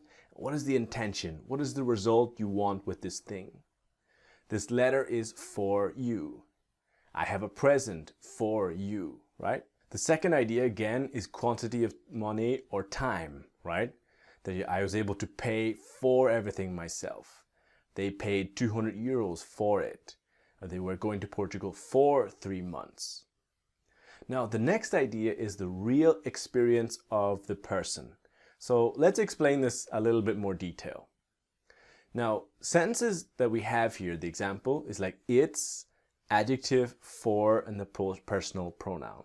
Now, what I mean is sentences like it's possible for me, it's important for you, it's difficult for her, it's essential for us, right? These kind of examples. And let's just take an example. Now, for me, learning and speaking different languages. It's important for me. I am a teacher, I am a linguist. I travel and I use my languages and it's very, very important. I use it every day. This is real life consequences. Now, the other idea is that for other people, now to me, it's important that other people learn. For example, in the primary schools here in my country of Ireland, people don't really learn other languages. They don't learn French or Spanish. But it's important to me. I value this. I think it's important. So this is the difference of learning and speaking different languages. That it's important for me, personally, Terry McGonigal, but it's also important to me in that my opinion, my idea, I think other people should do this. Now, another example would be people in difficult situations. You have like war, conflict, extreme poverty, etc. And it's terrible for them. They are living in the situation. It affects them. It has real consequences for them. Now, it's terrible to us because we see this on the news. We watch this and it seems horrible to us, but it doesn't directly affect us. So this is the clear difference between it's terrible for and it's terrible to, just to be completely clear. Now, when we look at languages like English, French, Spanish, Portuguese, or really any language, in general, we talk about what affects us directly. We talk about our real experience. So both sentences are completely correct. They have a different meaning, like it's normal for me, affects me, and it's normal to me, like it's an opinion. But the reality is when we speak in any language, 70% of the time we talk about our real experience. So generally you are going to use the first one, it's normal for, much more than the other one, it's normal to.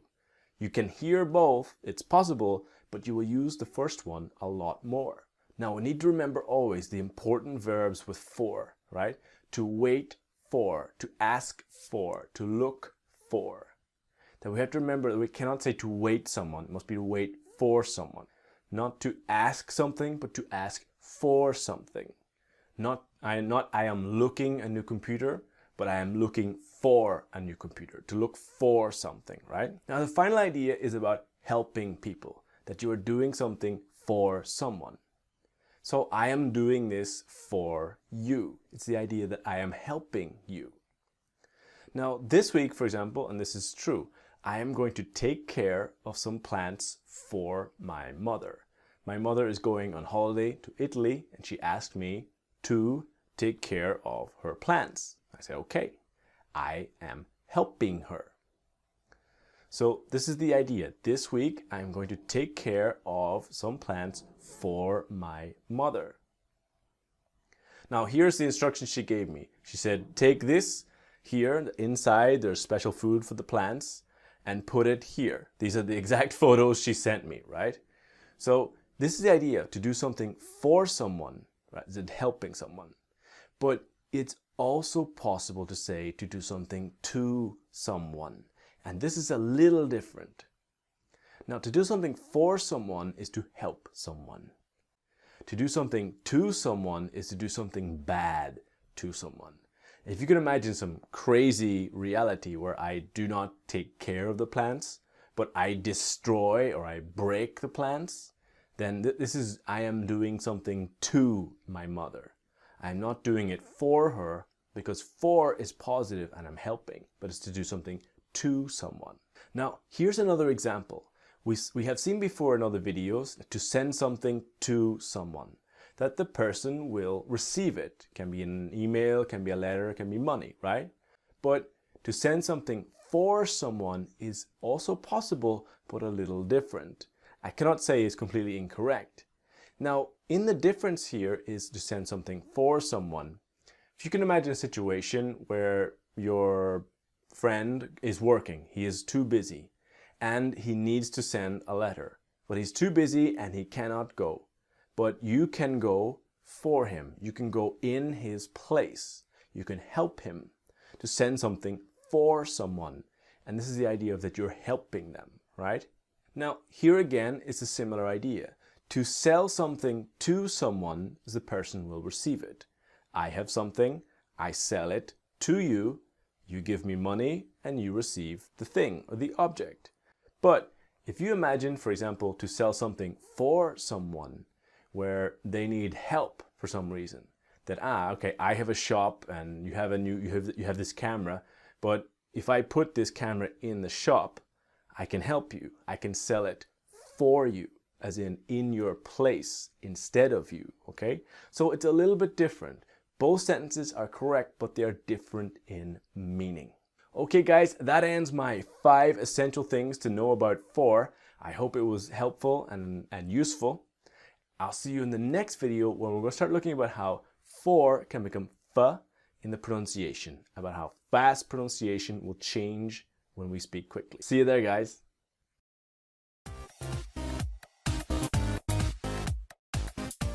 Hey guys, in this video, I want to show you what happens to the word for when we speak really quickly and it becomes a little sound like fa, okay? From for to fa. Ready? Let's go. All right, now we have seen before in the video about to that schwa, the sound of It's this very soft vowel, right? The vowels of A, E, I, O, U. But schwa is like the sixth vowel of right? Now, for can be fa. When we speak a little quickly, it can be fa. Now, for is the strong pronunciation of for, with this strong or sound, right? Fa is the weak pronunciation. The rule about when is very similar to the rule about to ta. Before a consonant, when we speak quickly, we can make it fa, right? Before a vowel, it will stay strong. It will stay for, right? For example, I need a good computer for work. Now, if I speak slowly, it's fine. But if I go faster, I need a good computer for work. I need a good computer for work.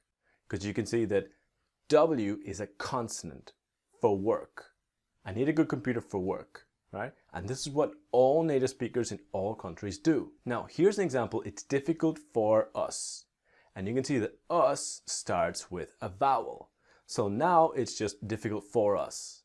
It will never be for us, just for us. Got it? Examples of phrases where we use for, right? To have something for someone. To need something for something. It's hard for me. To live there for a quantity of time. To wait for someone. To do something for someone. So now we can see, just compare what happens when we speak a little bit faster. To have something for someone. Have something for someone. To need something for something. It's hard for me. It's hard for me. To live there for a quantity of time. To wait for someone. To do something for someone. Can you see the difference? And this is what happens in all countries who speak English and what happens when we speak quickly. So again, we need to be kind of careful with the pronouns. That about for me, for you, but for her, for him, for us, for them. Why? Because if you remember that the for her, the H will disappear, speaking quickly. H in I am, H-I-M, so it's for her, for him, for em. Not for him, right? I know it's a little bit complicated, but just be careful with this in your speaking and in your listening, okay? So now let's train some simple examples. Always just go nice and slow and listen to my accent, listen and repeating. Always training your accent, all right? Let's go.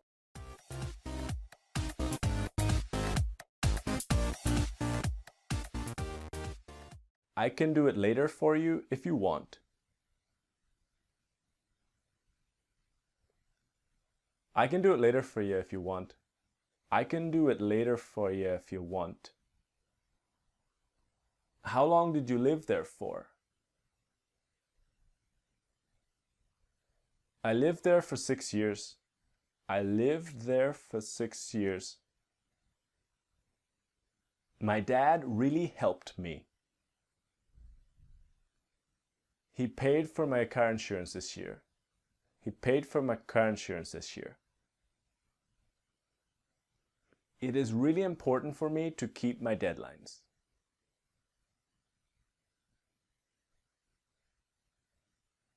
It's really important for me to keep my deadlines. It's really important for me to keep my deadlines. We are looking for someone to start working here immediately.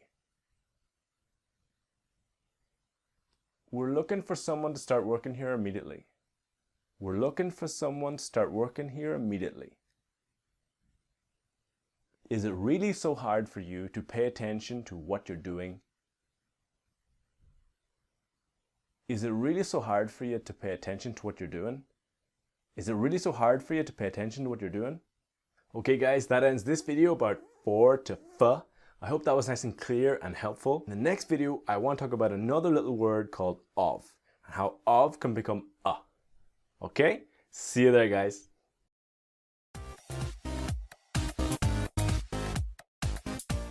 Hey guys, in this video, I want to talk about a little word called of, just to show you all the little details and what happens when we speak really quickly with the word of. All right, let's go. So the first thing, let's be really clear about the pronunciation. We have of and we have of, okay? Now they're quite different. Of has like a V sound normally, and then of. Now, when we pronounce quickly, the word of can become just like our little friend word schwa. It's like out there. Now, let's be clear about when we use the word of, right? Now, we talk about possession in English. We need to make the difference between people and between things. So, for example, when we talk about possession with people, we use apostrophe S. When we talk about things, we use of, the. So let's see some examples. My brother's house. My brother's house, because my brother is a person and we're talking about his house. But the house of my brother is completely incorrect. A lot of other languages use the translation of with people for possession, but this is not correct in English. Now, another idea here is the windows of the house. This is the correct version because the house is a thing and the windows of the house. Now, you can hear some native speakers speak incorrectly and say the house is windows, but I don't recommend it. It's not really the correct way. And we have other examples of the camera of my phone, the screen of the computer, the name of this course, right? Because we're all talking about things. The end of the movie. Now remember, when we're talking about people, it's my brother's camera, not the camera of my brother. Or my girlfriend's house, not the house of my girlfriend, right? This is the really biggest mistake the teachers that we see with students using of. The other idea is expressions of quantity, right? With a lot of, tons of, loads of, a bunch of, right? Many of. There's lots of different expressions of quantity that use of. Other ideas are when you have like a container, you have a glass of milk, a cup of tea, a bottle of wine. Now, another really important way we use it is with adjectives. To be tired of doing something, to be bored of doing something, to be afraid of doing something, to be capable of doing something, right? Now, one of the really important things here is to remember that we will use the verb and ing. To be tired of doing something. Not to be tired of to do something, and definitely not to be tired of do something. Now, a lot of people have little problems with this because they don't understand why it's the ing. Ing here because it's a general reference to the activity, okay? So just be careful about that. Other times we have just of with specific verbs. To hear of something, to think of something, to remind me of something. So let's just see when and why of will become a, right? Now, if it's exactly the same as to and for to f, before a consonant, it can be a. Before a vowel, it will always be of. This is the basic rule. Here, for example, the end of the movie, the end of the movie, the end of the movie. Not end, we can say slowly, end of the movie, but really we always say the end of the movie. Now here I have a lot of work to do. I have a lot of work to do. I have a lot of work to do, right? Or a cup of coffee, a cup of coffee, a cup of coffee. I never thought of that. I never thought of that. I never thought of that. I have never heard of it. I have never heard of it. Because why? Because it starts with a vowel, right?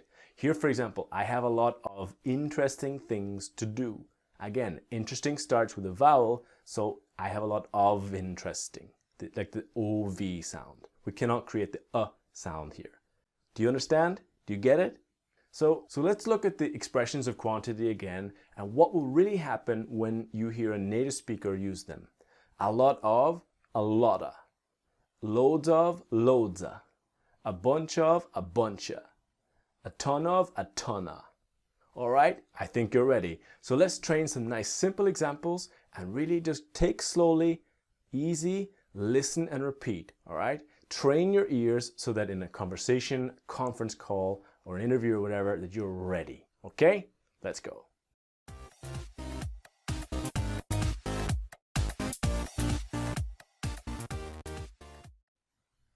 I have got a ton of work to do tonight. I've got a ton of work to do tonight. I've got a ton of work to do tonight. I've got a ton of work to do tonight. I am so tired of not having a car to travel to work. I'm so tired of not having a car to travel to work. I'm so tired of not having a car to travel to work. We need to buy 8 bottles of champagne for the celebrations. We need to buy 8 bottles of champagne for the celebrations. We need to buy 8 bottles of champagne for the celebrations. I had never even thought of taking this approach to the project. I'd never even thought of taking this approach to the project. I'd never even thought of taking this approach to the project. You remind me of my brother when you talk like that. You remind me of my brother when you talk like that. You remind me of my brother when you talk like that. I have never heard of that kind of software. I've never heard of that kind of software. I've never heard of that kind of software. Okay guys, that ends this module. For the moment, that is all the videos in the course. Congratulations, you finished an amazingly long course. It's a big project, fantastic. There are more videos coming in the future, so stay tuned, stay waiting. If you have any suggestions or feedback, I am definitely waiting. Please get in touch. All right, thanks guys, see you again.